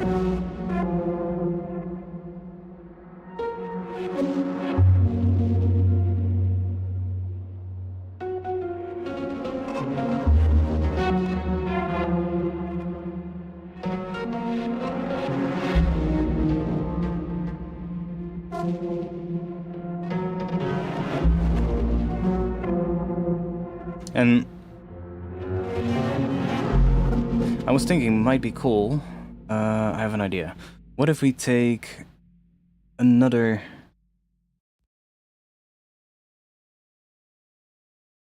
Can we automate? No, it might not be smart to automate that. Can we automate that? We can. Might not be smart though. Let's try. What if we just grab another macro? What if we take a duplicate of this chain, and in front of it we'll chuck. Let's do a kilohertz pitch shifter.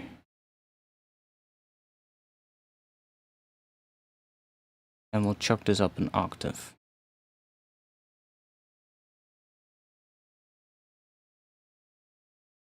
Mute that other bend for now. Let's see what that reverb sounds if we do that.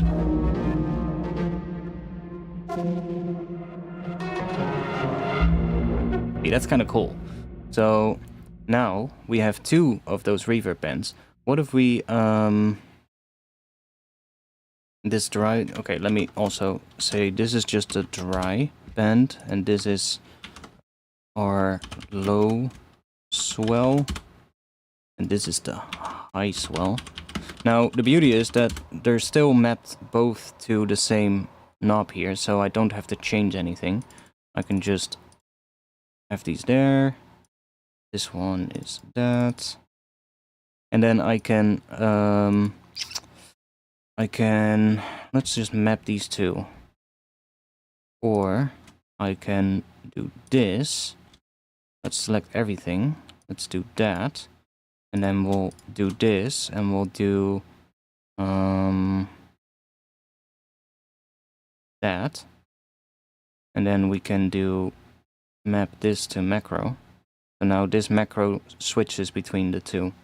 And we can even have them sort of like fade into each other if we want. If we just do, you know, let's make them overlap a little bit. Then we just do this. Oh.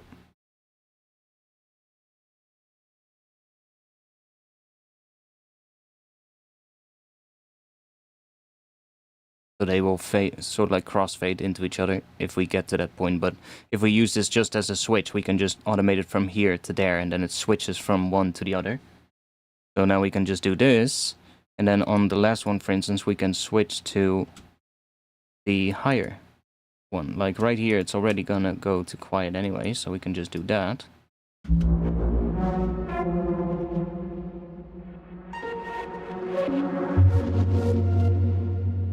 And if we really want to be sure, we can just do that.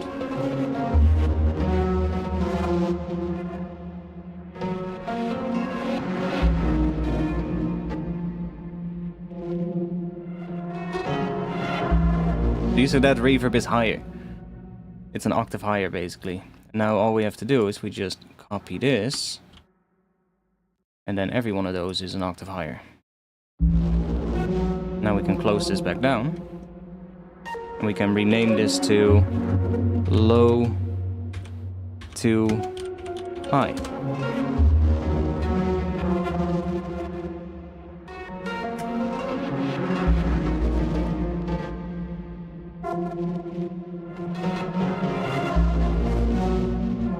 Quite like that, actually. So what if we make this one longer as well? We'll just do that.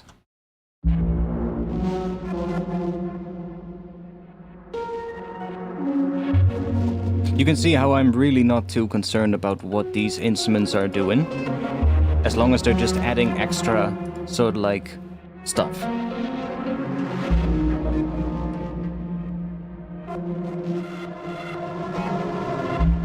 That's cool.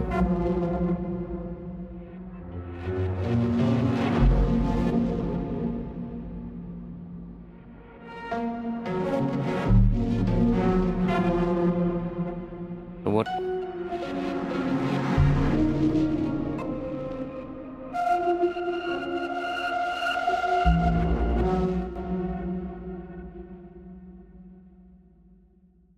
was thinking, what happens if we... This might be weird, but we have somewhere, right? We had a... Well, we have this layer, the piano layer. What if we... This could be weird, but let's give it a try. I can take maybe the Spectral resonator, chuck that on here. Let's do it after the pitch shifter.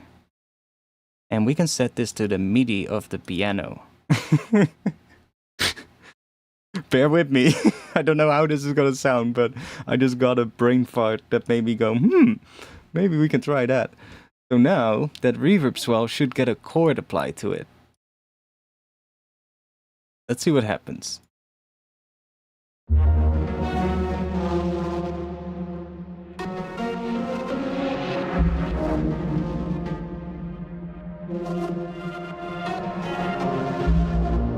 Ooh.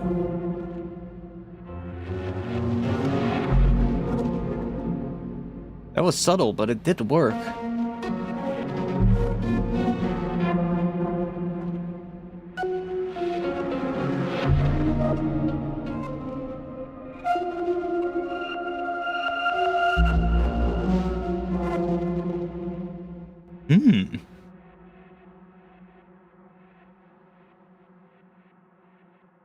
Kind of cool. What if we add that on the low one as well? Or it kind of wants to be in front of that reverb, that's for sure. It is there. Okay, yeah.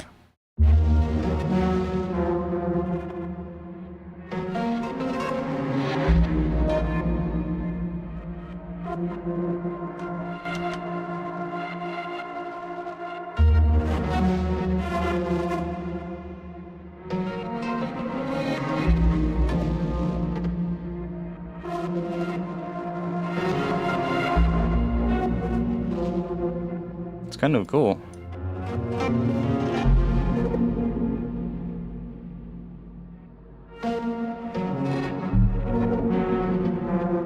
Like all the sounds leading, and let's see how these sound without the. I kind of have to hear how they sound to see if it actually does something. If we just take off, if we just solo one of these bends, and if we just take the utility off, and maybe take off the reverb as well, we can check. So without this, we get.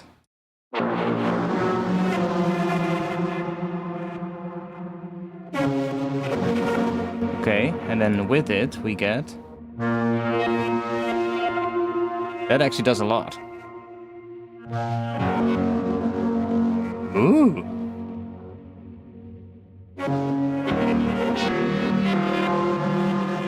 Yo, what? Yo, that layer is nice on its own.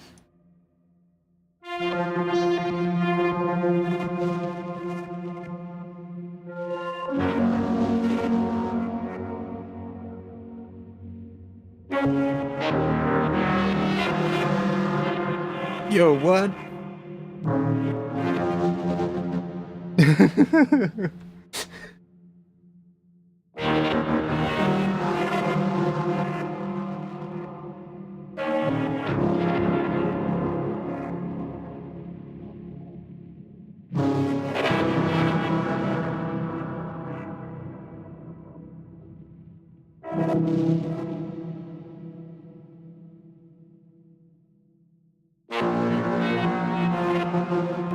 That's actually really cool.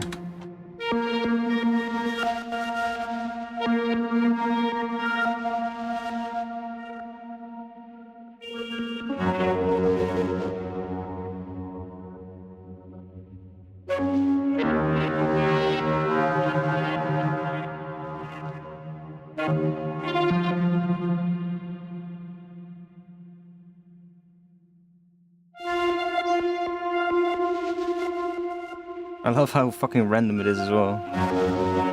Sometimes it just doesn't register some sounds, it seems. But, like, it's not using the bass at all, actually. Right? No. The bass is outside of this group, but for some reason, when we have this at that, it still sounds fucking bassy as fuck. Every once in a while. Like there. You get that really crunchy sound. That's fucking sick. And it's actually set to mono. Wait. What if we set this to polyphonic?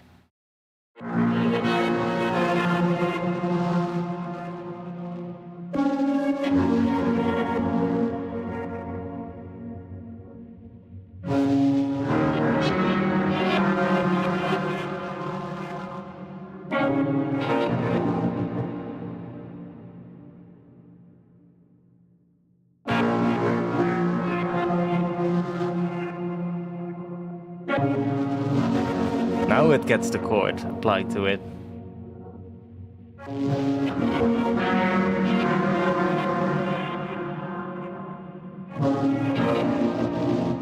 I'm not sure what it was getting then before, if it was just getting the first note.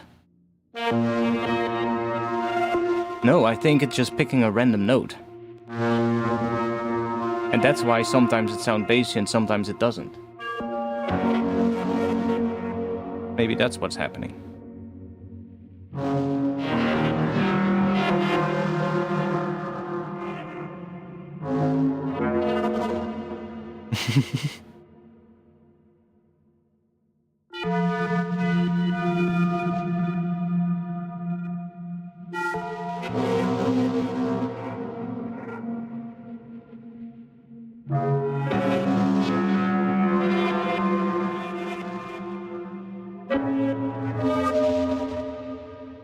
Weird as fuck.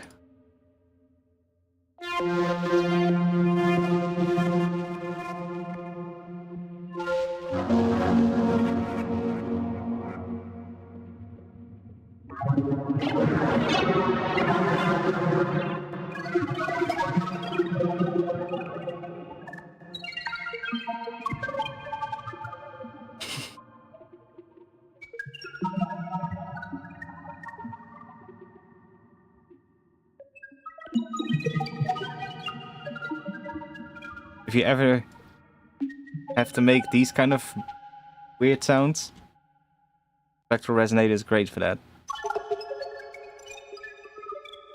To set this mod rate really slow, you get all these shimmery kind of things, which is kind of nice. Not really what we need here, but...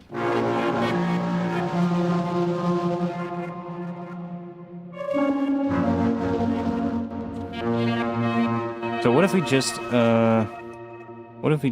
go into the piano real quick? And what if we just, wait, that's not the piano. What if we go into the piano, and what if we just, do that, and then, oh wait, let's get rid of these notes. Let's select everything except the lowest notes, and let's do this. What happens if we do that?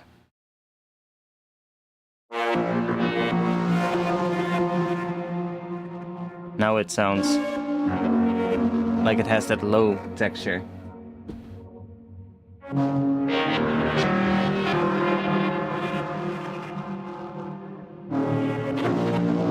See?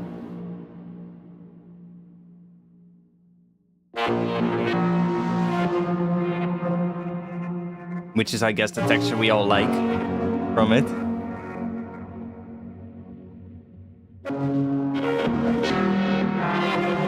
We could even go further. What if we have all the notes back on, but instead put an arpeggiator on the piano track? Let's try it out. Let's chuck an arpeggiator on here, which we don't even hear, because this track is muted. It's turned off. But let's turn the gate up to, like, I don't know. Doesn't matter, but let's do 100. And then now that should change this, how this responds.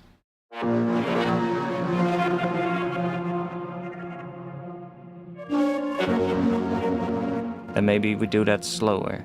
Every half of a beat? Or half a bar?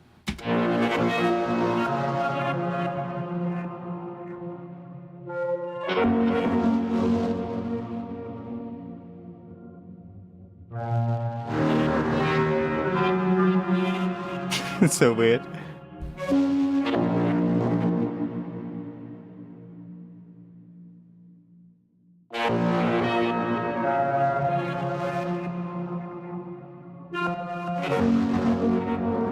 So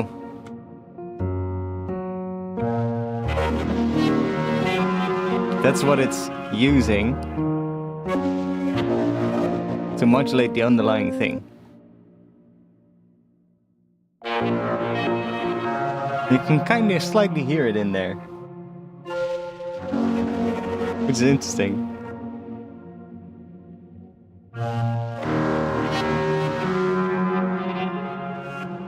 It become more apparent when we bring the decay up. Although it's only happens when you actually have something going in here, of course.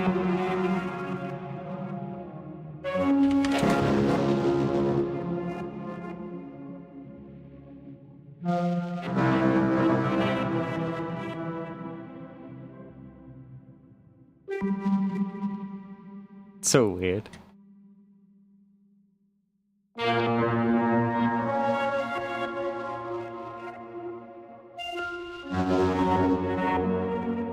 We've gone completely away from what we were doing, but it's kind of cool. I might keep this in mind and use that as like a layer or something. We might be able to. We'll see, but kind of works to do this.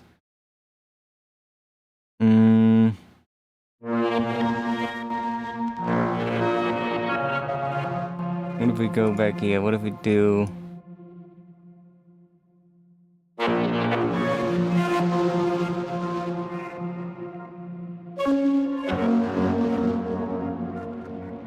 Pretty subtle, but... I mean, it's not subtle, the effect, but the change in pitch is subtle. The effect is not subtle. Adds that really... So like a robot-y kind of sound to it as well. Like synthesized kind of sound.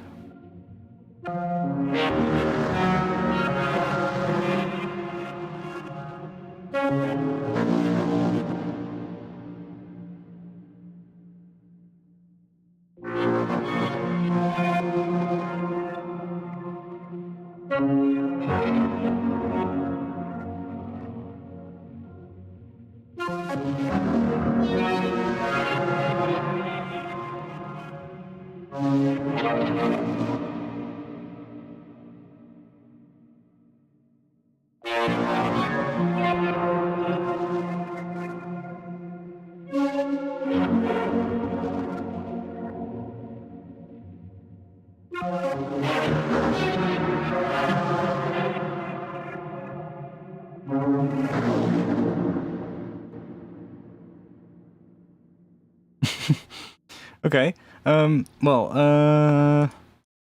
Let's put this back on and that back on. Let's see how our reverb swell sounds now.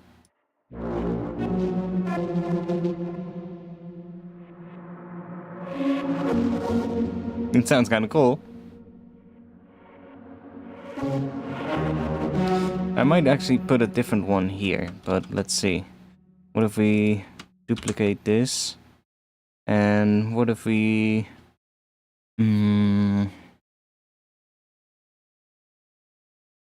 What if we... that... We pitch this one down an octave. So then we want to go in here.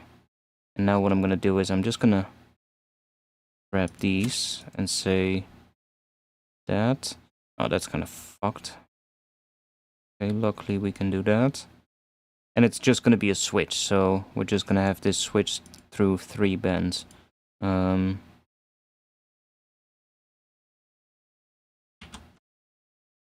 Let's do no unison swell, it doesn't matter. So then in the middle it's kind of, you get that one. So let's do this. I don't think we need that, to be honest. We can have it there. And then we can here put it somewhere like in the middle.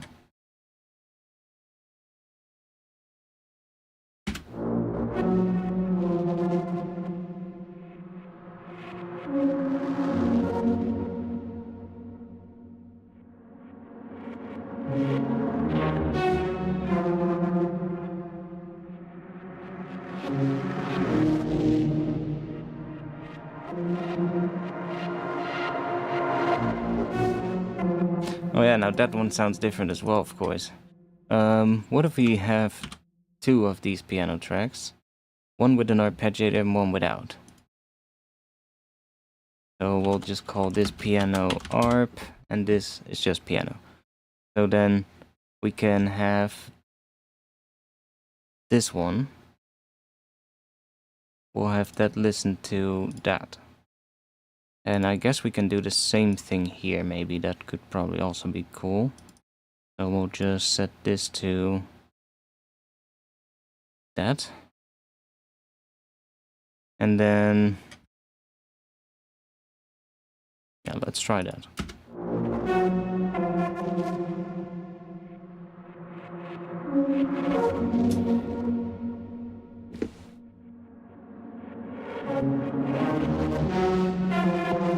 It just slightly changes the reverb tilt.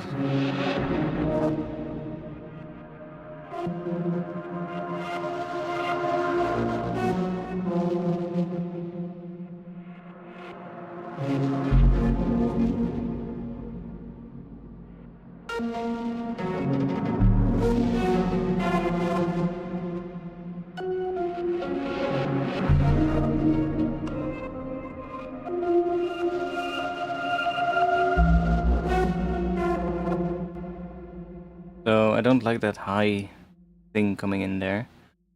So that is because of this.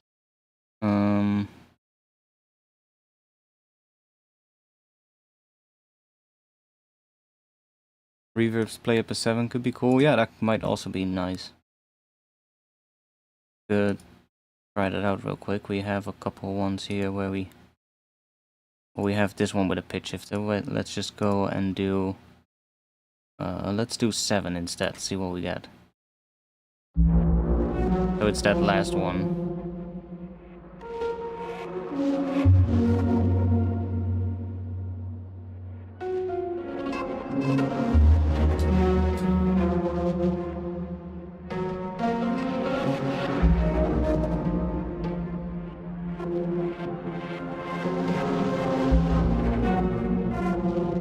I mean, yeah, kind of works.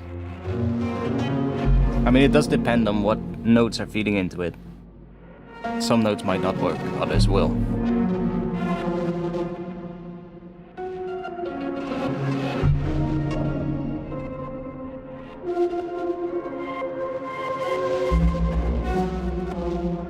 Kind of works as well.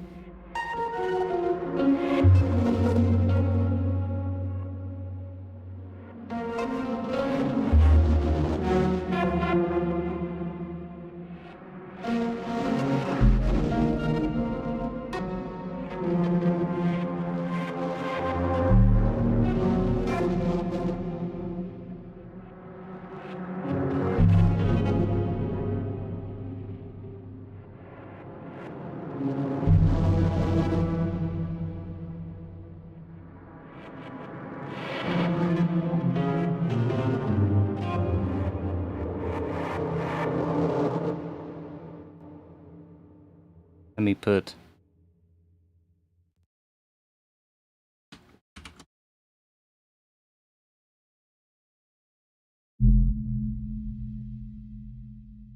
a nice F note there. It says E sharp because that's what it is in this scale, but... And yo, exit. We're making weird sounds.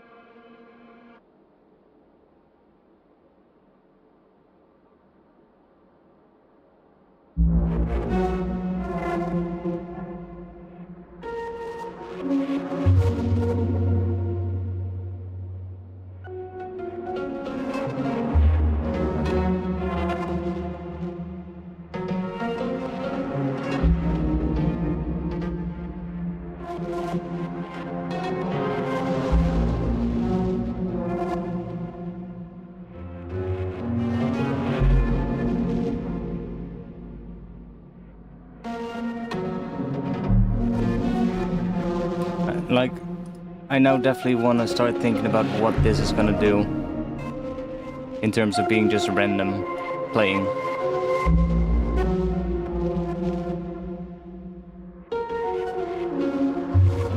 And I feel like halfway through it might be time to add like another instrument so that it kind of starts becoming a little fuller.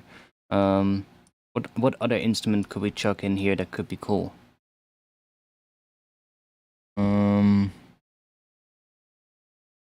Let's check real quick.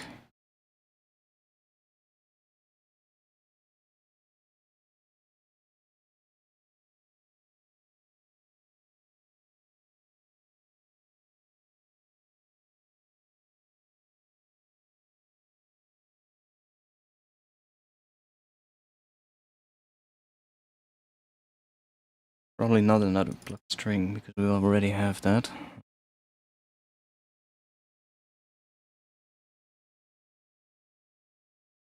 Ooh, what if we do... does this have a choir? Ah. We grab...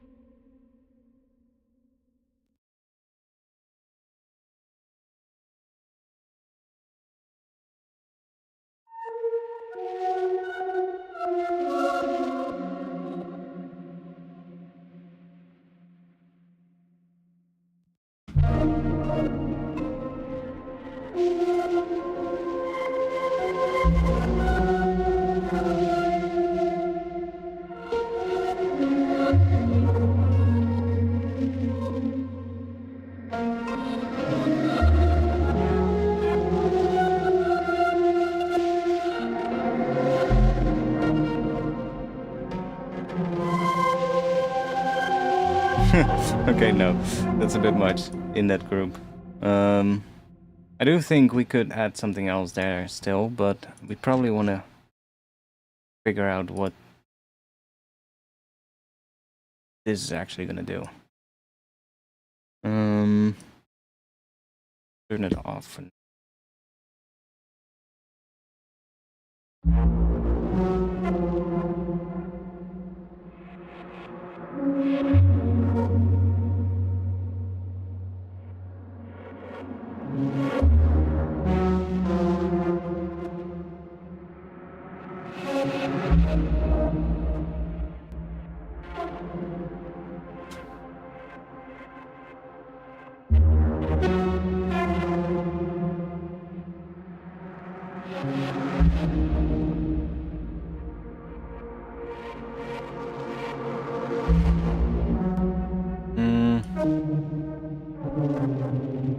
Go to there, maybe.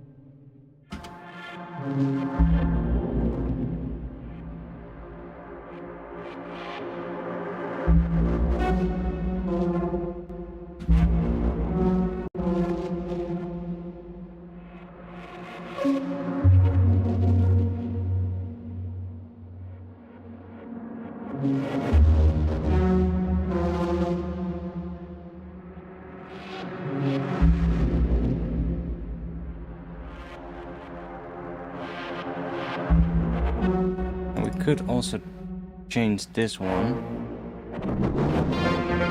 to an F, which is the fifth of the underlying bass note. So let's see what happens if we do that.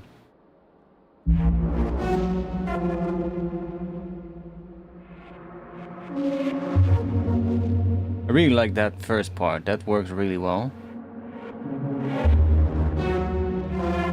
That works really well too.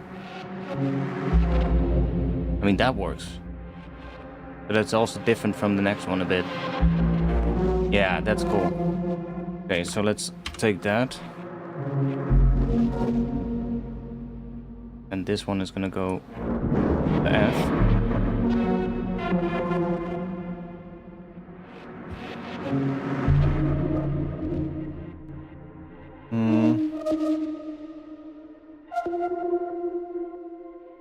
Let's do...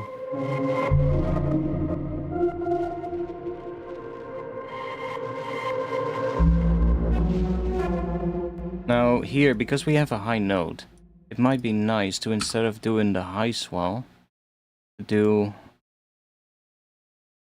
a different one. Because we already have a really high note there. So what if we go... Which one? There was one that was an octave down as well, right?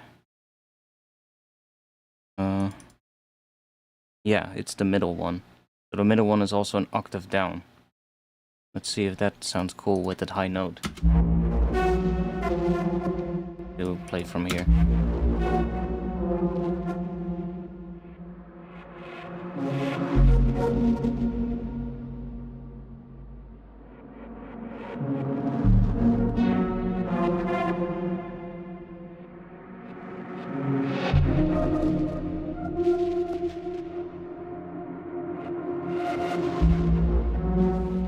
Or we can just grab the normal one.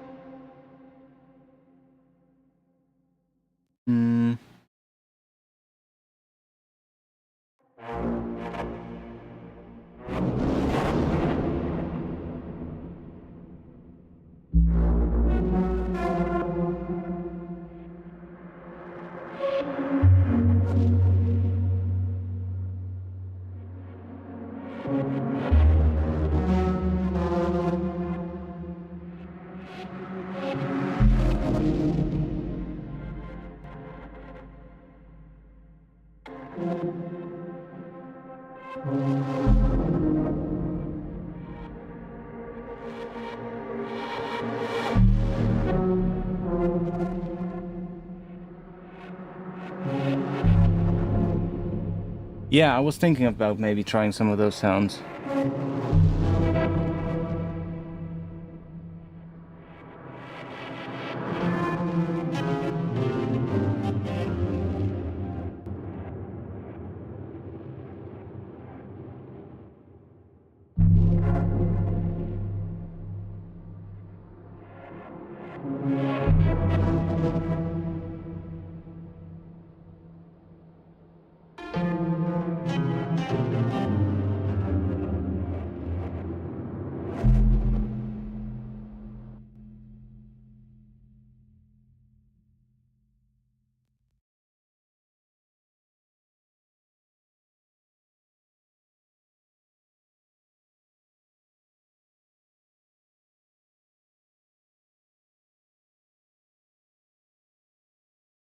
I mean, don't have one of those here. Let's see. Turn this off. Using that. Because I have a bunch of them actually. Let's see. Ear candy. These are in a different key though. So let's go. Was it here? No. Or yeah. No, these are just samples that I use to make them. These are, I think.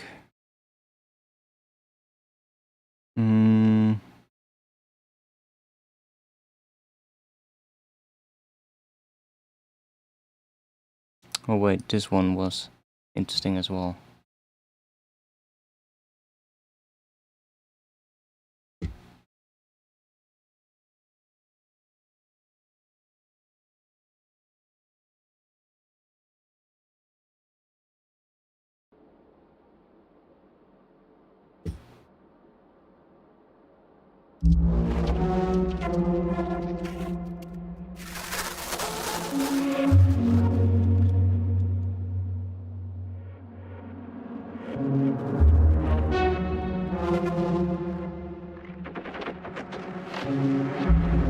Definitely sprinkle some bits in here and there.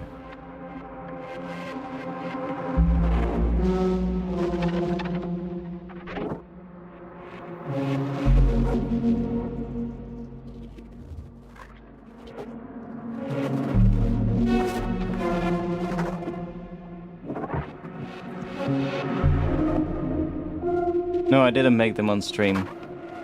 I can show you how I made them though. I can show you how. We can do this live in real time instead. Let's do save, because this is probably gonna get a bit CPU intensive. But I don't have to remake the rack, because I still have the rack.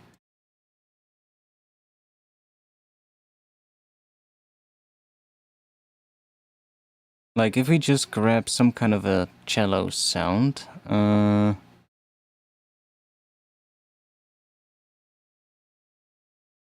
we do want it to be, which one had that? I forgot. Let's see.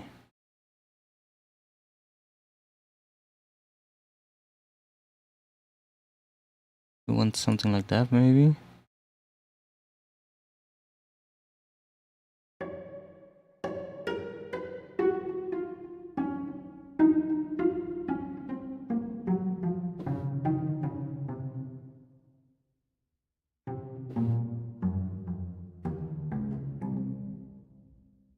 Okay, it's a bit of a shame that we don't have that last two notes, but these libraries also limit that you can change that due to scripting probably, so not really much we can do about that.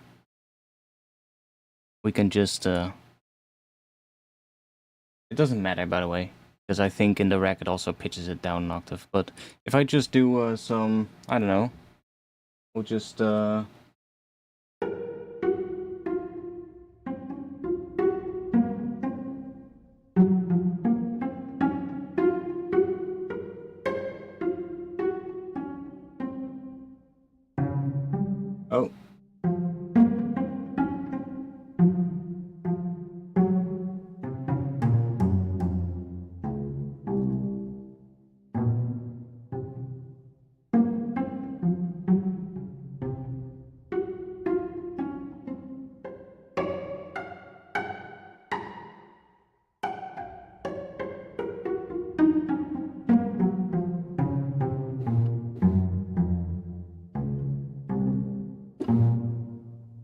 Cool. And we just do that. So now we have this entire thing. Just have some random notes. There was some wrong stuff in there. Let me check real quick. There was a G note somewhere. Not that one. There. That one can go there. And there was another thing happening somewhere, but that is over here. There. I think that was everything. Although I might have also thrown in a D sharp somewhere. Right there. Let's get rid of that one. Okay, so now we have that. Just some random cello. And let's make this, let's do close, so that we have a more closed kind of sound. Not like, or a closer sound. Sounds a bit drier as well. It's very dry. Now, one issue, this is penned to the right, and I don't fucking like that. So what we're gonna do is we're gonna chuck a utility on, and we're just gonna use the right channel. So we have a mono input. And now I'm gonna grab that rack that I used for it. Ear candy racks, rubbery textures. Please don't crash.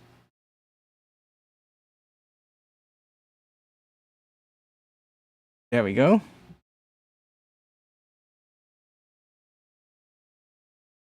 So, you can see we have macros moving about randomly by this device randomizer.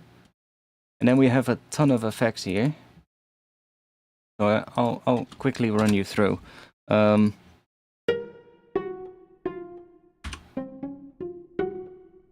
Utility, not sure. Oh, that's just taking the right channel, but we've already done that, so this is not really doing anything. Random filtering. Just to kind of mess with it. Some reverb. Just a bit of a hello room. Portal. With the hourglass preset. And these macros are moving around randomly. Now that's actually pretty quiet, but you can already hear what it's doing. Let me just turn the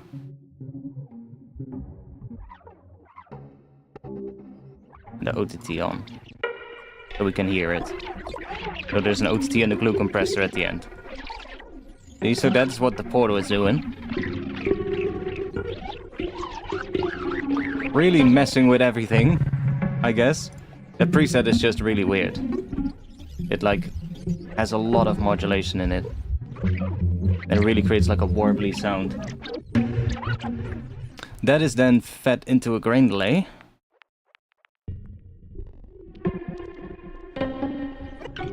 With a high spray.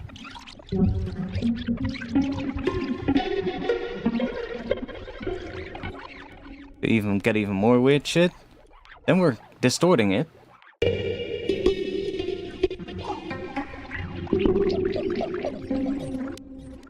Then we get another portal with this preset, but that's a third-party preset, so not that it matters, because I've just been flicking through this preset during the recording of that file, and it didn't really matter. It just changed the tone ever so slightly. This one adds a ton of noise in this case, and it does that, but it doesn't really matter. You just get other things. Then we have an infiltrator, and this one does matter. It has the Fourier in Go Up preset, and this one kind of matters because it adds that. And that created the rubbery texture sound. See? So now it suddenly had that, and then I added in... I thought there was a vocoder in here as well, but there's not. So then I added an EQ8, which is again doing filtering randomly.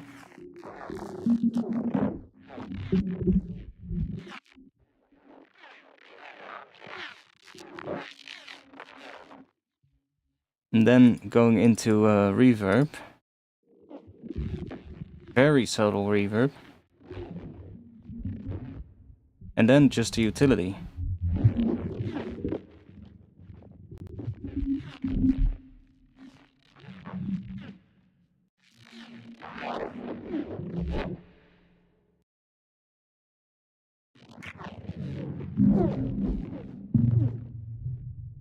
Look at all these weird like things. Now I guess we can make this even better if we chuck in, let's try using a vocoder. So we're not going to pitch it, but we're going to use formant shifting. Let's do, chuck it at the start first. We'll do this, and then we'll set this to modulator, and hence probably on. And then we bring this up a bit, maybe bring the depth down a bit.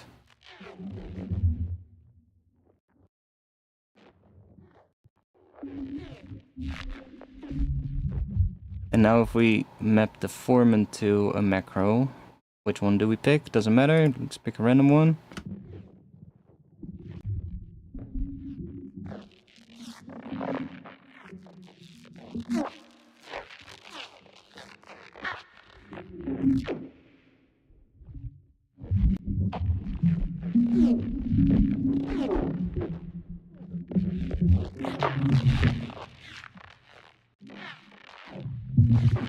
put it after Infiltrator. And maybe make the range of that go only down, so it doesn't go up. Where are you? Vocoder. Let's do 0 to -24.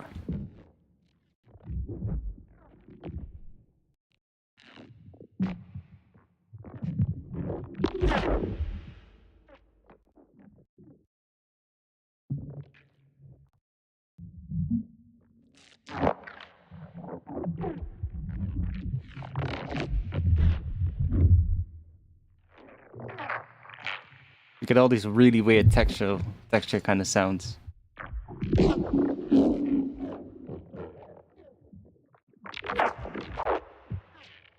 It can get really weird. Like, I don't know. Let's throw a soothe at the start of the chain. And set the sharpness all the way up. Turn these filters off. And bring this up and take a whole bunch of the resonance out.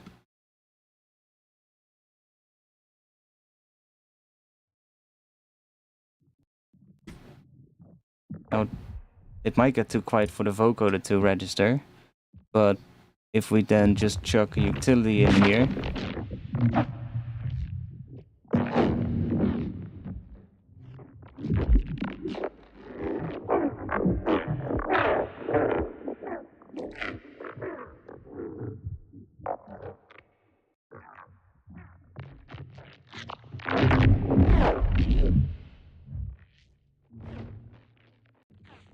or we can get only the resonance. So you can hear it has a bit of that more like tonal sound. Whereas if we do this, then now it becomes really like atonal and textural. Because it takes out the resonances. It's so weird. But I love it. It's a weird way to make sounds. But like I said, we can go into these portals. Let's see. That is the hourglass. That one is kind of important, but this second one really doesn't matter. I can go here, and I can just pick a different one.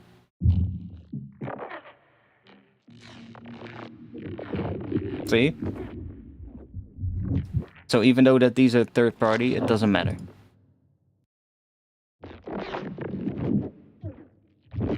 It kind of still sounds the same.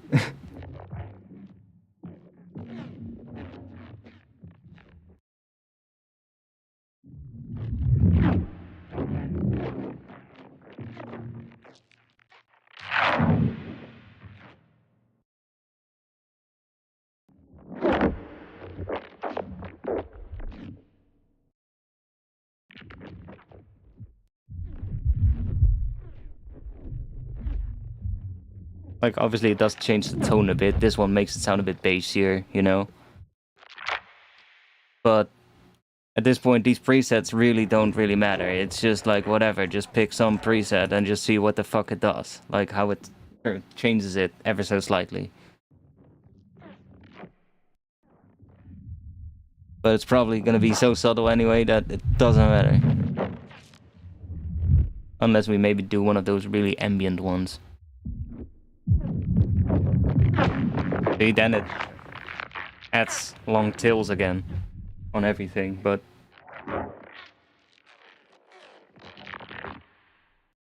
even that can be cool.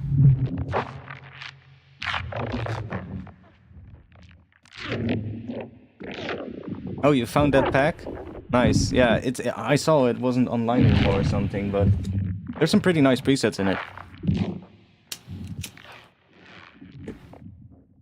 Like I was already thinking, like, you could probably find it somewhere on, like, some piracy website or something. Maybe Audios or something, you know, that website.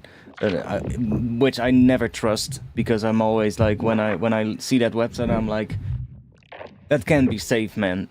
There's probably viruses all over it, but whatever. People seem to use it.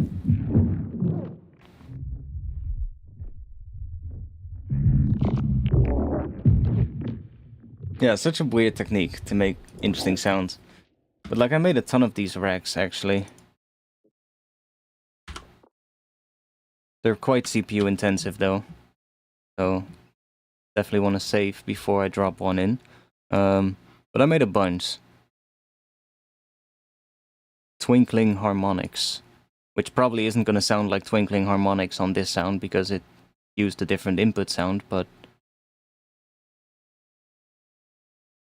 like the whole idea is basically making a rack that has a ton of different effects on it, usually granular stuff included, and then using the device randomizer to change the macros randomly and just go crazy with the mapping.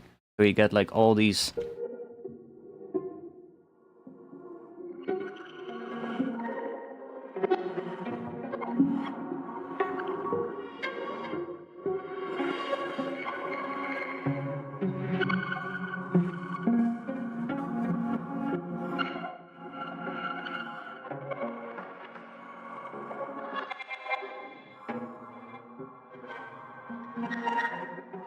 So you can.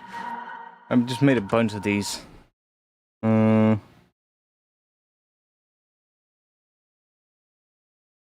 Atmospheric grains.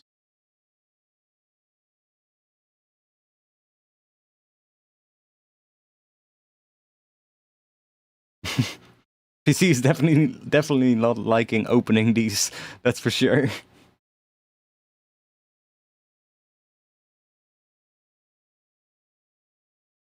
There's two beams in here either, so yeah, might be why. But like just instantly turns it into atmosphere. But that atmosphere is random as well because of the macros moving about.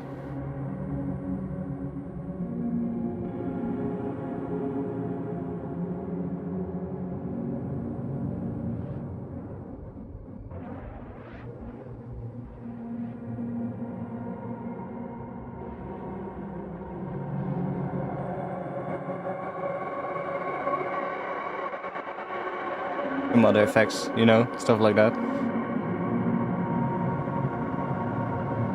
But I've really been experimenting a lot with making those racks because it's kind of cool.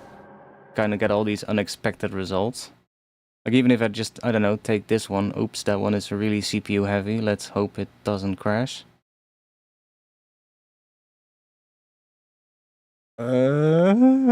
Please. Yeah, please. Load. Okay. I think... Can you still hear me? I think you can. Can I close these windows? Yeah, see? It doesn't register. That might be because I'm also streaming at the same time. There was a hotkey to close all preset windows. What was it again? Yeah, you're good still? Okay, nice. I mean, it should close. It just takes a bit of time.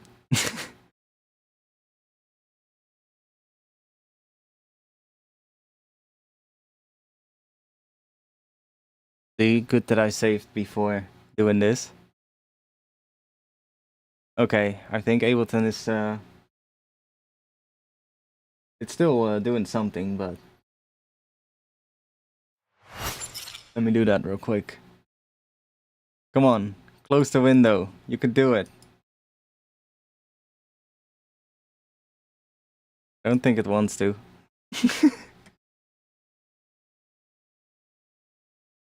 Let me force quit that one.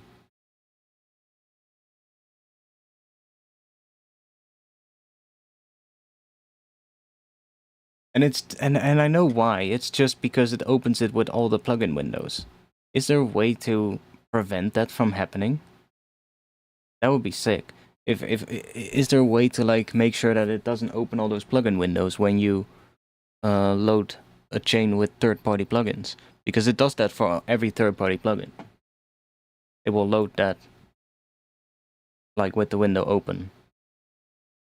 Oh, and as soon as I ended the process, the save dialog popped up. But then it obviously disappeared right away.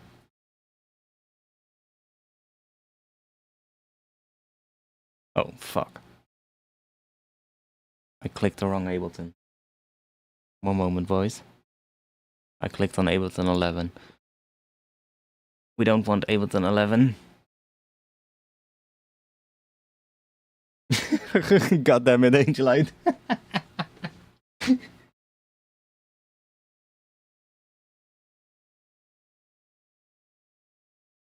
You're good though. God damn it, it's really late as well. It's 1:20 AM. Completely lost track of time. No, I don't want to recover this because I have the saved version. You don't have to recover it.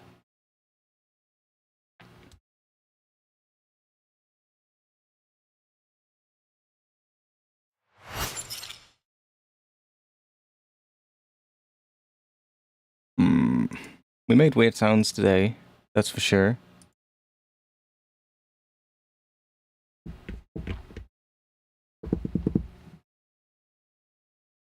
I do think I'm gonna stop streaming though, because it's quite late.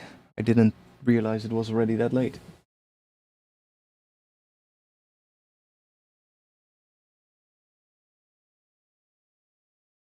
The rubbery sound is coming from the vocoder in Infiltrator. Really?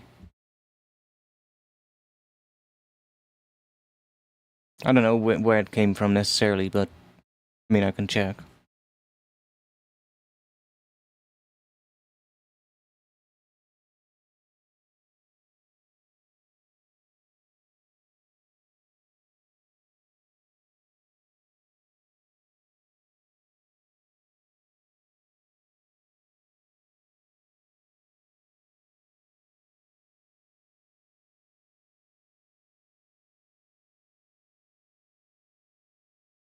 So, Infiltrator.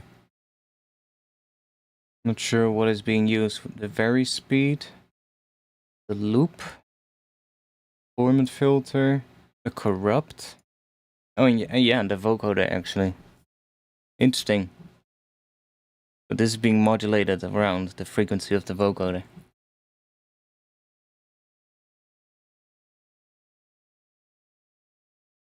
New Slipknot drummer is sick. Okay.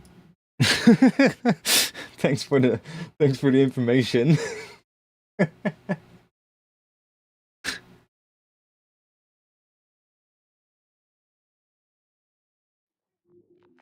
Turn off that vocoder, you'll see. Let's check.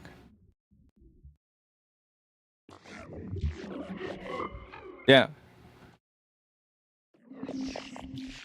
That's cool. Actually still sounds cool like this as well. Yeah, the Infiltrator is also randomly modulated. As you can see. I just have the macros right here. And those macros are mapped to here, which are controlled by this device randomizer. Yeah, it's actually still making fun sounds.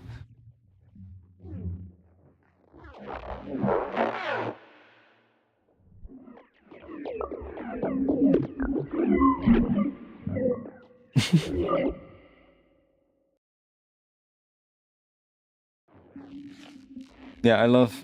But when I change this preset... See, it loses that sound. It loses that rubbery kind of sound. Can still sound cool though.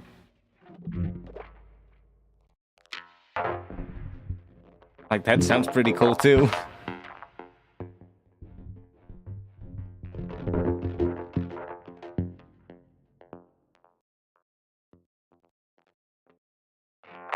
Oh, Blackstone Empire. Yo. Well, that's actually really cool.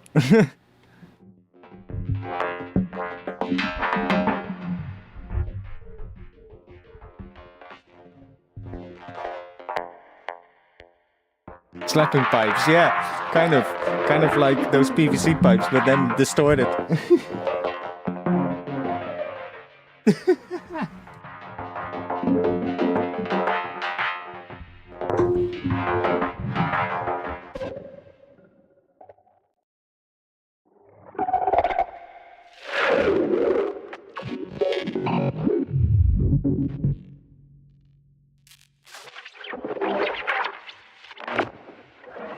Yeah, it's fun how you can just go through here and just change the presets and get like different sounds, different textures out of this, because it's not necessarily changing the sound too much. It'll just be like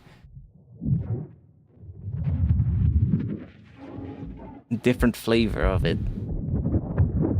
And eventually you will end up at something else if you keep doing that though, but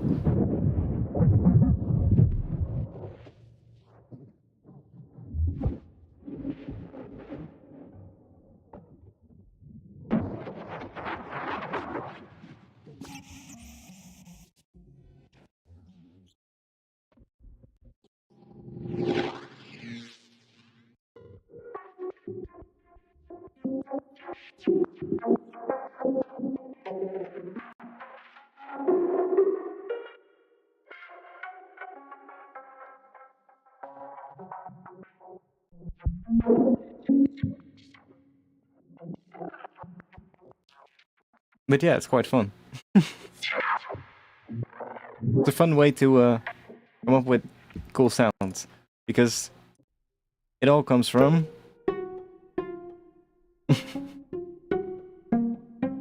that.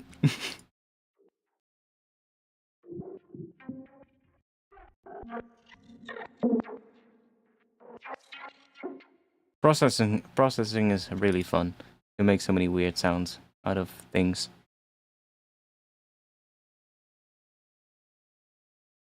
Let's go back to the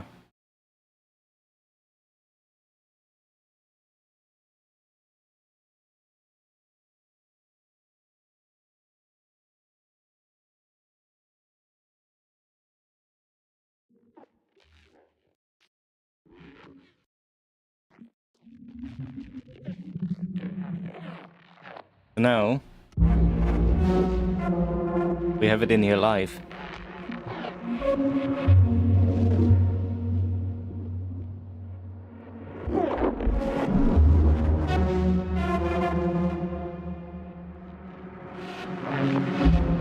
Actually sounds cool.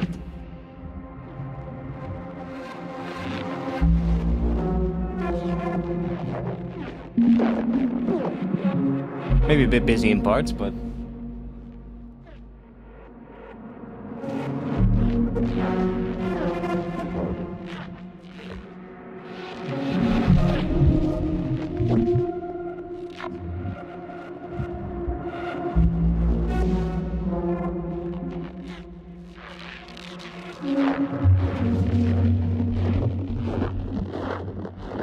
it's gonna be different every time, so you can just have this loop and record this a bunch of times until you have like the best sounding parts.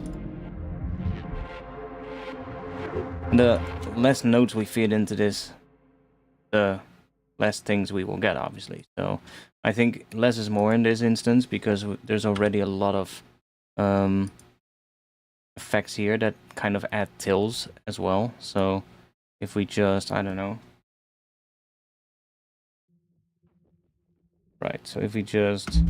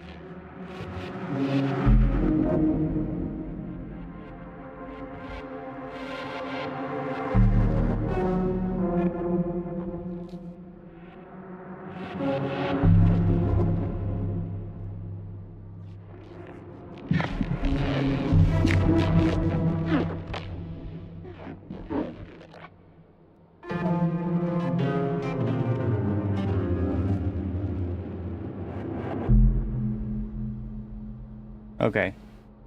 Thanks for being here. We're gonna end the stream right there.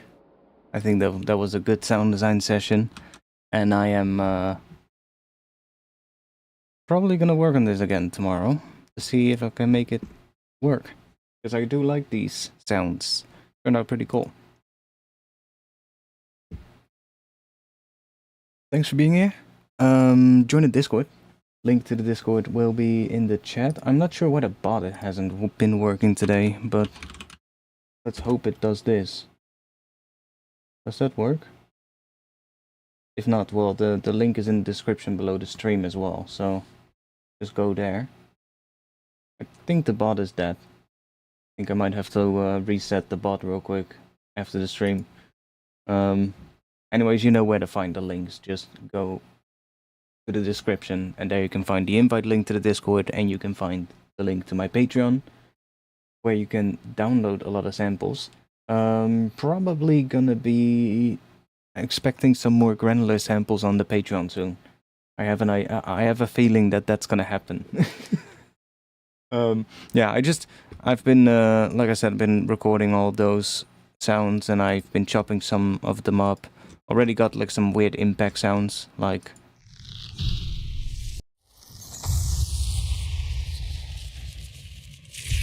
just weird stuff like that.